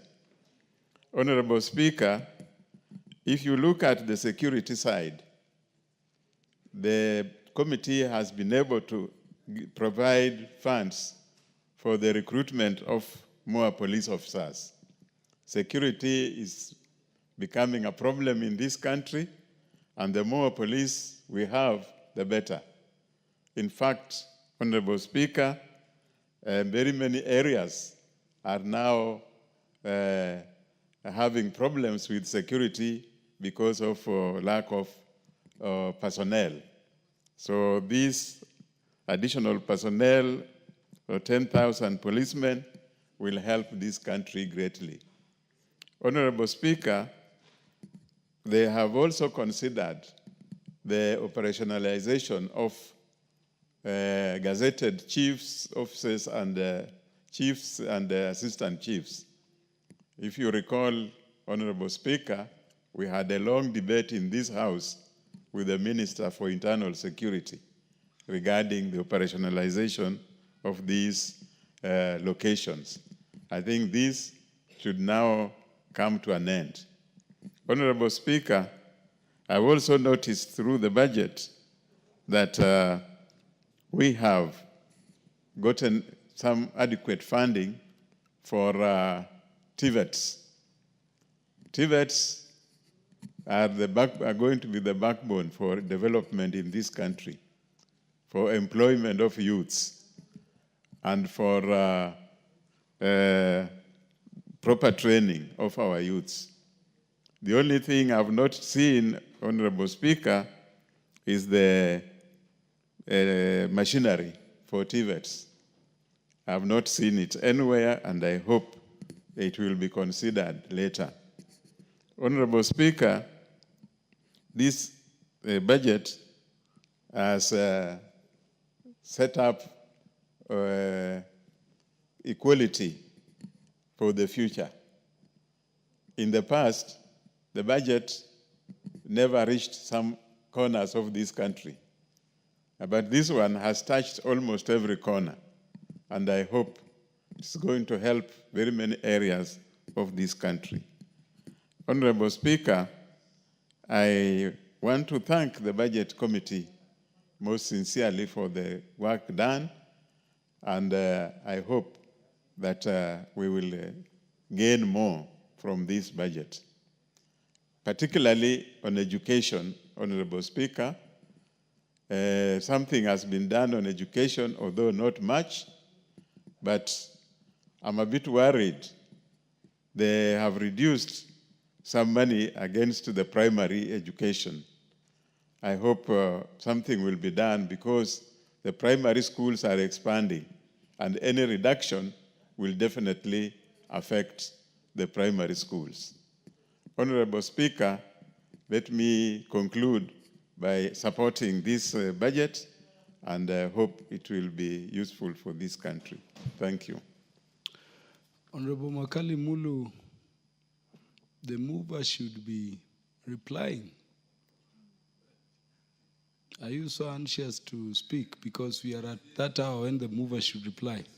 Yeah, please say something before the mover steps into the house. A correction, John Makali, Honorable Speaker. Yeah, Honorable John Makali. Thank you, Honorable Speaker, for the opportunity to also make my remarks in respect of this budget estimates for the year 2025-2026. At the outset, let me congratulate you, Honorable Speaker, for hosting a very, very successful 62nd Madaraka Day. We hosted the 61st Madaraka Day, and we thought we were the best, but I think you hosted it in a manner that left us also wondering that we will have done more. Thank you, Honorable Speaker. Secondly, is to thank the Budget Committee for this particular report, for burning the midnight oil to produce this particular report, being the third report of this particular administration since it came into power, and the first one of the broad-based government. Let me start by highlighting up a few issues that are arising from this particular budget. 28% of this particular budget has been allocated to the education sector, which is really a very, very good thing because education is the ultimate levelizer, and we need to invest seriously in education so that we can be able to have human capital to be able to drive this country forward. Three things arise from that. One is we have allocated money towards teachers' promotions and recruitment of more teachers. This is a plus from this particular committee because, Mr. Speaker, you remember ever since we got independence, last year we employed around 50,000 teachers. If we can really be able to employ more teachers, I have people in my constituency, some of them who graduated way back in 2014, but they have never been employed. So it's a plus that we need to employ more teachers because we'll be fighting the unemployment scourge that is facing up our country. But principally, much as we have allocated money to the ministry, to the education sector, our universities are having a problem. Most of all the universities are having a problem. They are on their knees. Capitation is a problem. Higher Education Loans Board, we have issues with the formula for disbursing the Higher Education Loans Board. I'm hoping that during this new financial year, we should be able to have a seamless remission of capitation to our schools so that the head teachers can be able to run these schools fairly and properly. My second issue is in the agriculture sector. Agriculture contributes 20% of our gross domestic product. And I have seen the committee has allocated a sum of 78 billion shillings towards the agriculture sector. You realize, Honorable Speaker, that food security is very important. We want to thank the government for the overtures it has made in the subsidized fertilizer program. How I wish, Honorable Speaker, that more funds will be allocated towards the free fertilizer subsidy to enable farmers to go back to their farms so that they can be a food secure nation. My only worry in the agriculture sector, Honorable Speaker, is last year and this year, better part of this year, we embarked on the sugar sector reforms. The train for reforms in the sugar sector left the station. In several of our sugar come from an area where farmers rely on sugarcane for their upkeep. Factories have been leased. While I appreciate that the committee has allocated 2 billion shillings towards sugar sector reforms, my main worry is that if you look at annexure number 4, the unfunded areas, the committee has clearly pointed out that we require another 5.3 billion shillings towards payment of workers and cane farmers. Honorable Speaker, I hope when we get to the Committee of Whole, the Committee of Supply, we should be able to allocate some money towards settlement of those areas of sugarcane farmers, specifically for the poor Nzoia sugarcane farmers and employees who now have had their factory leased to an investor to be able to run it up so that the government can be able to actualize that particular promise. It is in Schedule 4, you'll see unfunded areas that have not been funded. The third thing, Honorable Speaker, is in the health sector. We appreciate what the government is doing to ensure that the universal health care is working. Every Tuesday, Honorable Speaker, when we come to this assembly, you will find demonstrators at the universal.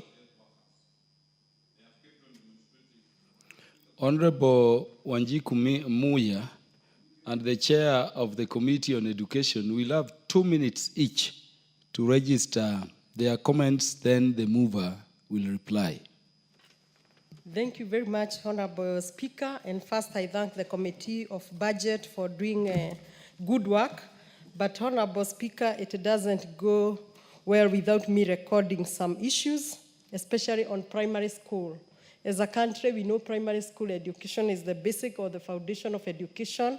And currently, with JSS in primary schools, this is an area which could not have required any reduction, rather increment. Honorable Speaker, if we go to agriculture, particularly in fertilizer, I think it is high time that first we delete the money for delivery unit. I don't know what they deliver. Honorable Speaker, when the ministries are allocating money so that the committee can evaluate and agree or disagree, it's important that we see some research effort. For example, if we need fertilizer, what informs the Ministry of Agriculture to require such fertilizer in such tonnage for such regions? For example, Nyandarua County is a potato growing area. We time and again require different fertilizer from those who are planting maize, sugarcane, and others. But you will find there is no information. The money is put in ransom, and it is just for fertilizers.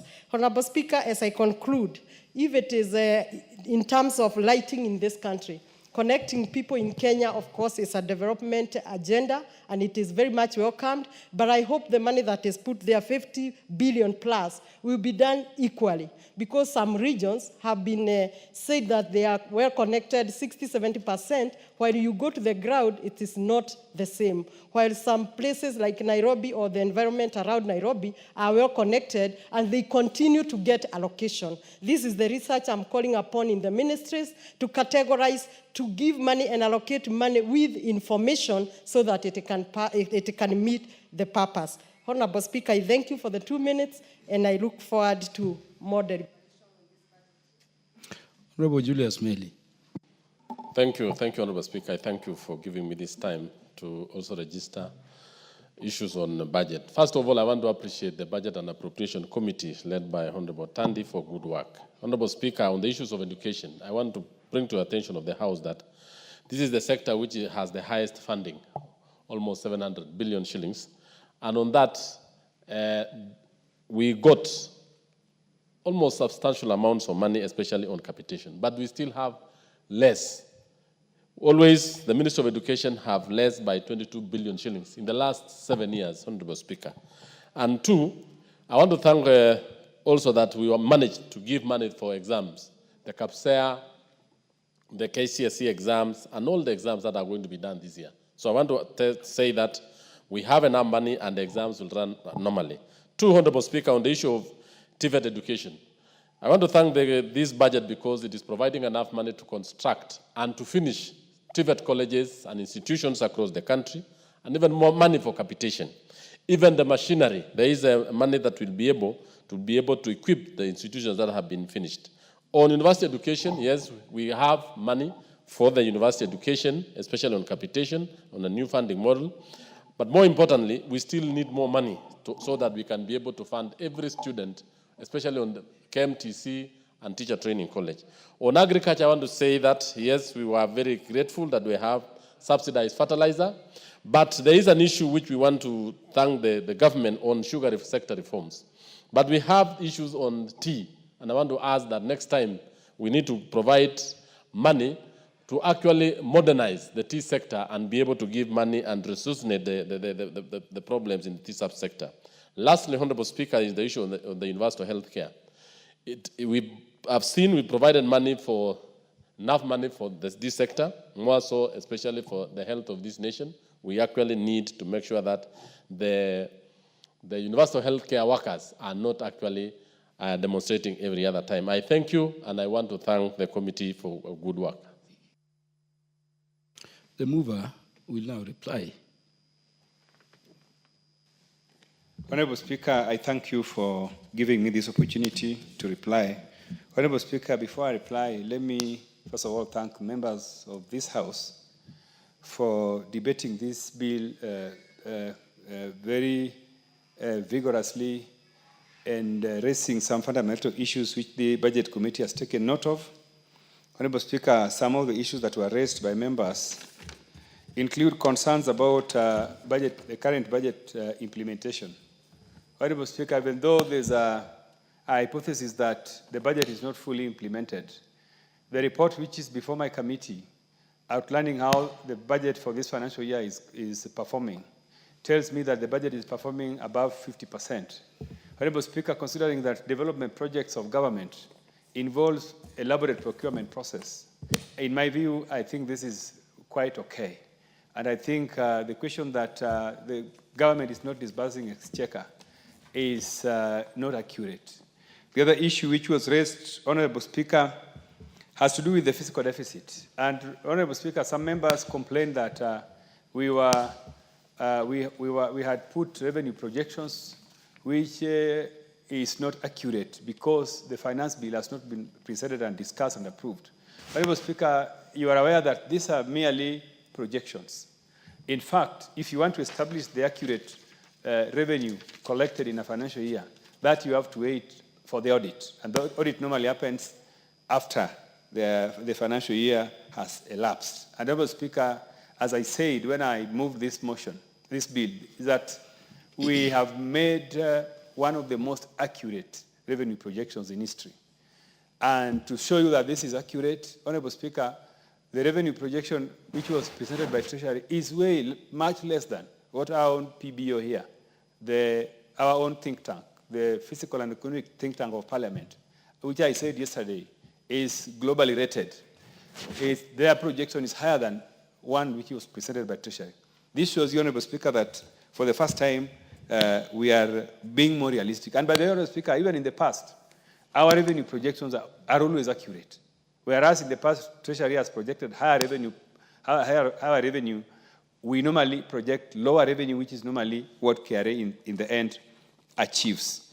Honorable Speaker, on equalization fund, the concerns are very real, Honorable Speaker, that up to now, Kenyans cannot be able to see the projects that are being performed by equalization fund. And by the way, Honorable Speaker, even when this fund comes to an end, it will be very difficult for Kenyans to see the impact. So, Honorable Speaker, this is something which Treasury has taken note of. And because some of these projects are implemented by counties, we want to urge counties to change because we have less than, I think, 5 years. So, Honorable Speaker, these concerns are genuine and Treasury has taken note of them. Budget Committee has also done the same. Honorable Speaker, there were concerns about judiciary budget. Honorable Speaker, we say that we, as a House, have fully funded judiciary. We have given judiciary the resources they need, especially for hiring of new judges, Honorable Speaker. And for the infrastructure in judiciary, I want to urge members of Parliament that we can also supplement the efforts of judiciary in funding the infrastructure. This we can do using NGCDF. So members, please, in your areas, in your constituencies, I know members who have spent their NGCDF in also constructive courts, and I think this is something which I would like to urge Parliament members, let us think of this. Honorable Speaker, on allocation to counties. Honorable Speaker, even though the share of allocation to counties in this bill is 405 billion, it needs to be noted that we have an additional 74 billion in the conditional allocations, which also is going to be due to counties. So in the end, counties are going to receive a total of 474 billion. Honorable Speaker, this is not a small amount of resources. We have complained in this House that our governors are let down, that the resources that we have given them, they have not spent it wisely. They are abusing their powers in the counties. Honorable Speaker, these are facts that have been raised by members. And therefore, we believe that at 474 billion sent to counties, that money is good enough for our counties to realize development. Lastly, Honorable Speaker, I want to say that there's this also notion that not enough functions have been devolved in the area of health. Honorable Speaker, if you look keenly at the budget for Ministry of Health here in Nairobi, all the allocations are purely for national government functions. For example, Honorable Speaker, you know that we have more than 6 level 6 referral hospitals. Honorable, these hospitals are funded from the budgets of national government. There is no way we are able to transfer budgets of national referral hospitals to counties. That would be regular. So when you see budgets for Ministry of Health in Nairobi, as large as it may look, it is for very, very national government important functions, some of which involve primary health care, you know, Honorable Speaker. So I want to say, Honorable Speaker, that this campaign and fight for more resources by governors needs to stop. We want governors to now focus on implementation of development programs in their counties. We cannot have, governors in courts. Governors are only thinking about sponsoring court cases against national government. They want to grab everything, but they are not performing. They are not utilizing those resources properly. Honorable Speaker, I would like to say that I want to thank again this House for this debate. And Honorable Speaker, when we get to Tuesday, when we'll be discussing the Committee of Supply, I know again members will be able to deliberate and be able to allocate resources where it is needed. Honorable Speaker, I beg to reply. I'll defer the putting of the question to a future date, and to thank all members who have stayed up to beyond the hour to deliberate on this very important role of the National Assembly, that is budgeting for the nation. Honorable members, be upstanding. Honorable members, on the time being 7:04 p.m., this House stands adjourned until Tuesday, the 10th day of June 2025, at 2:30 p.m.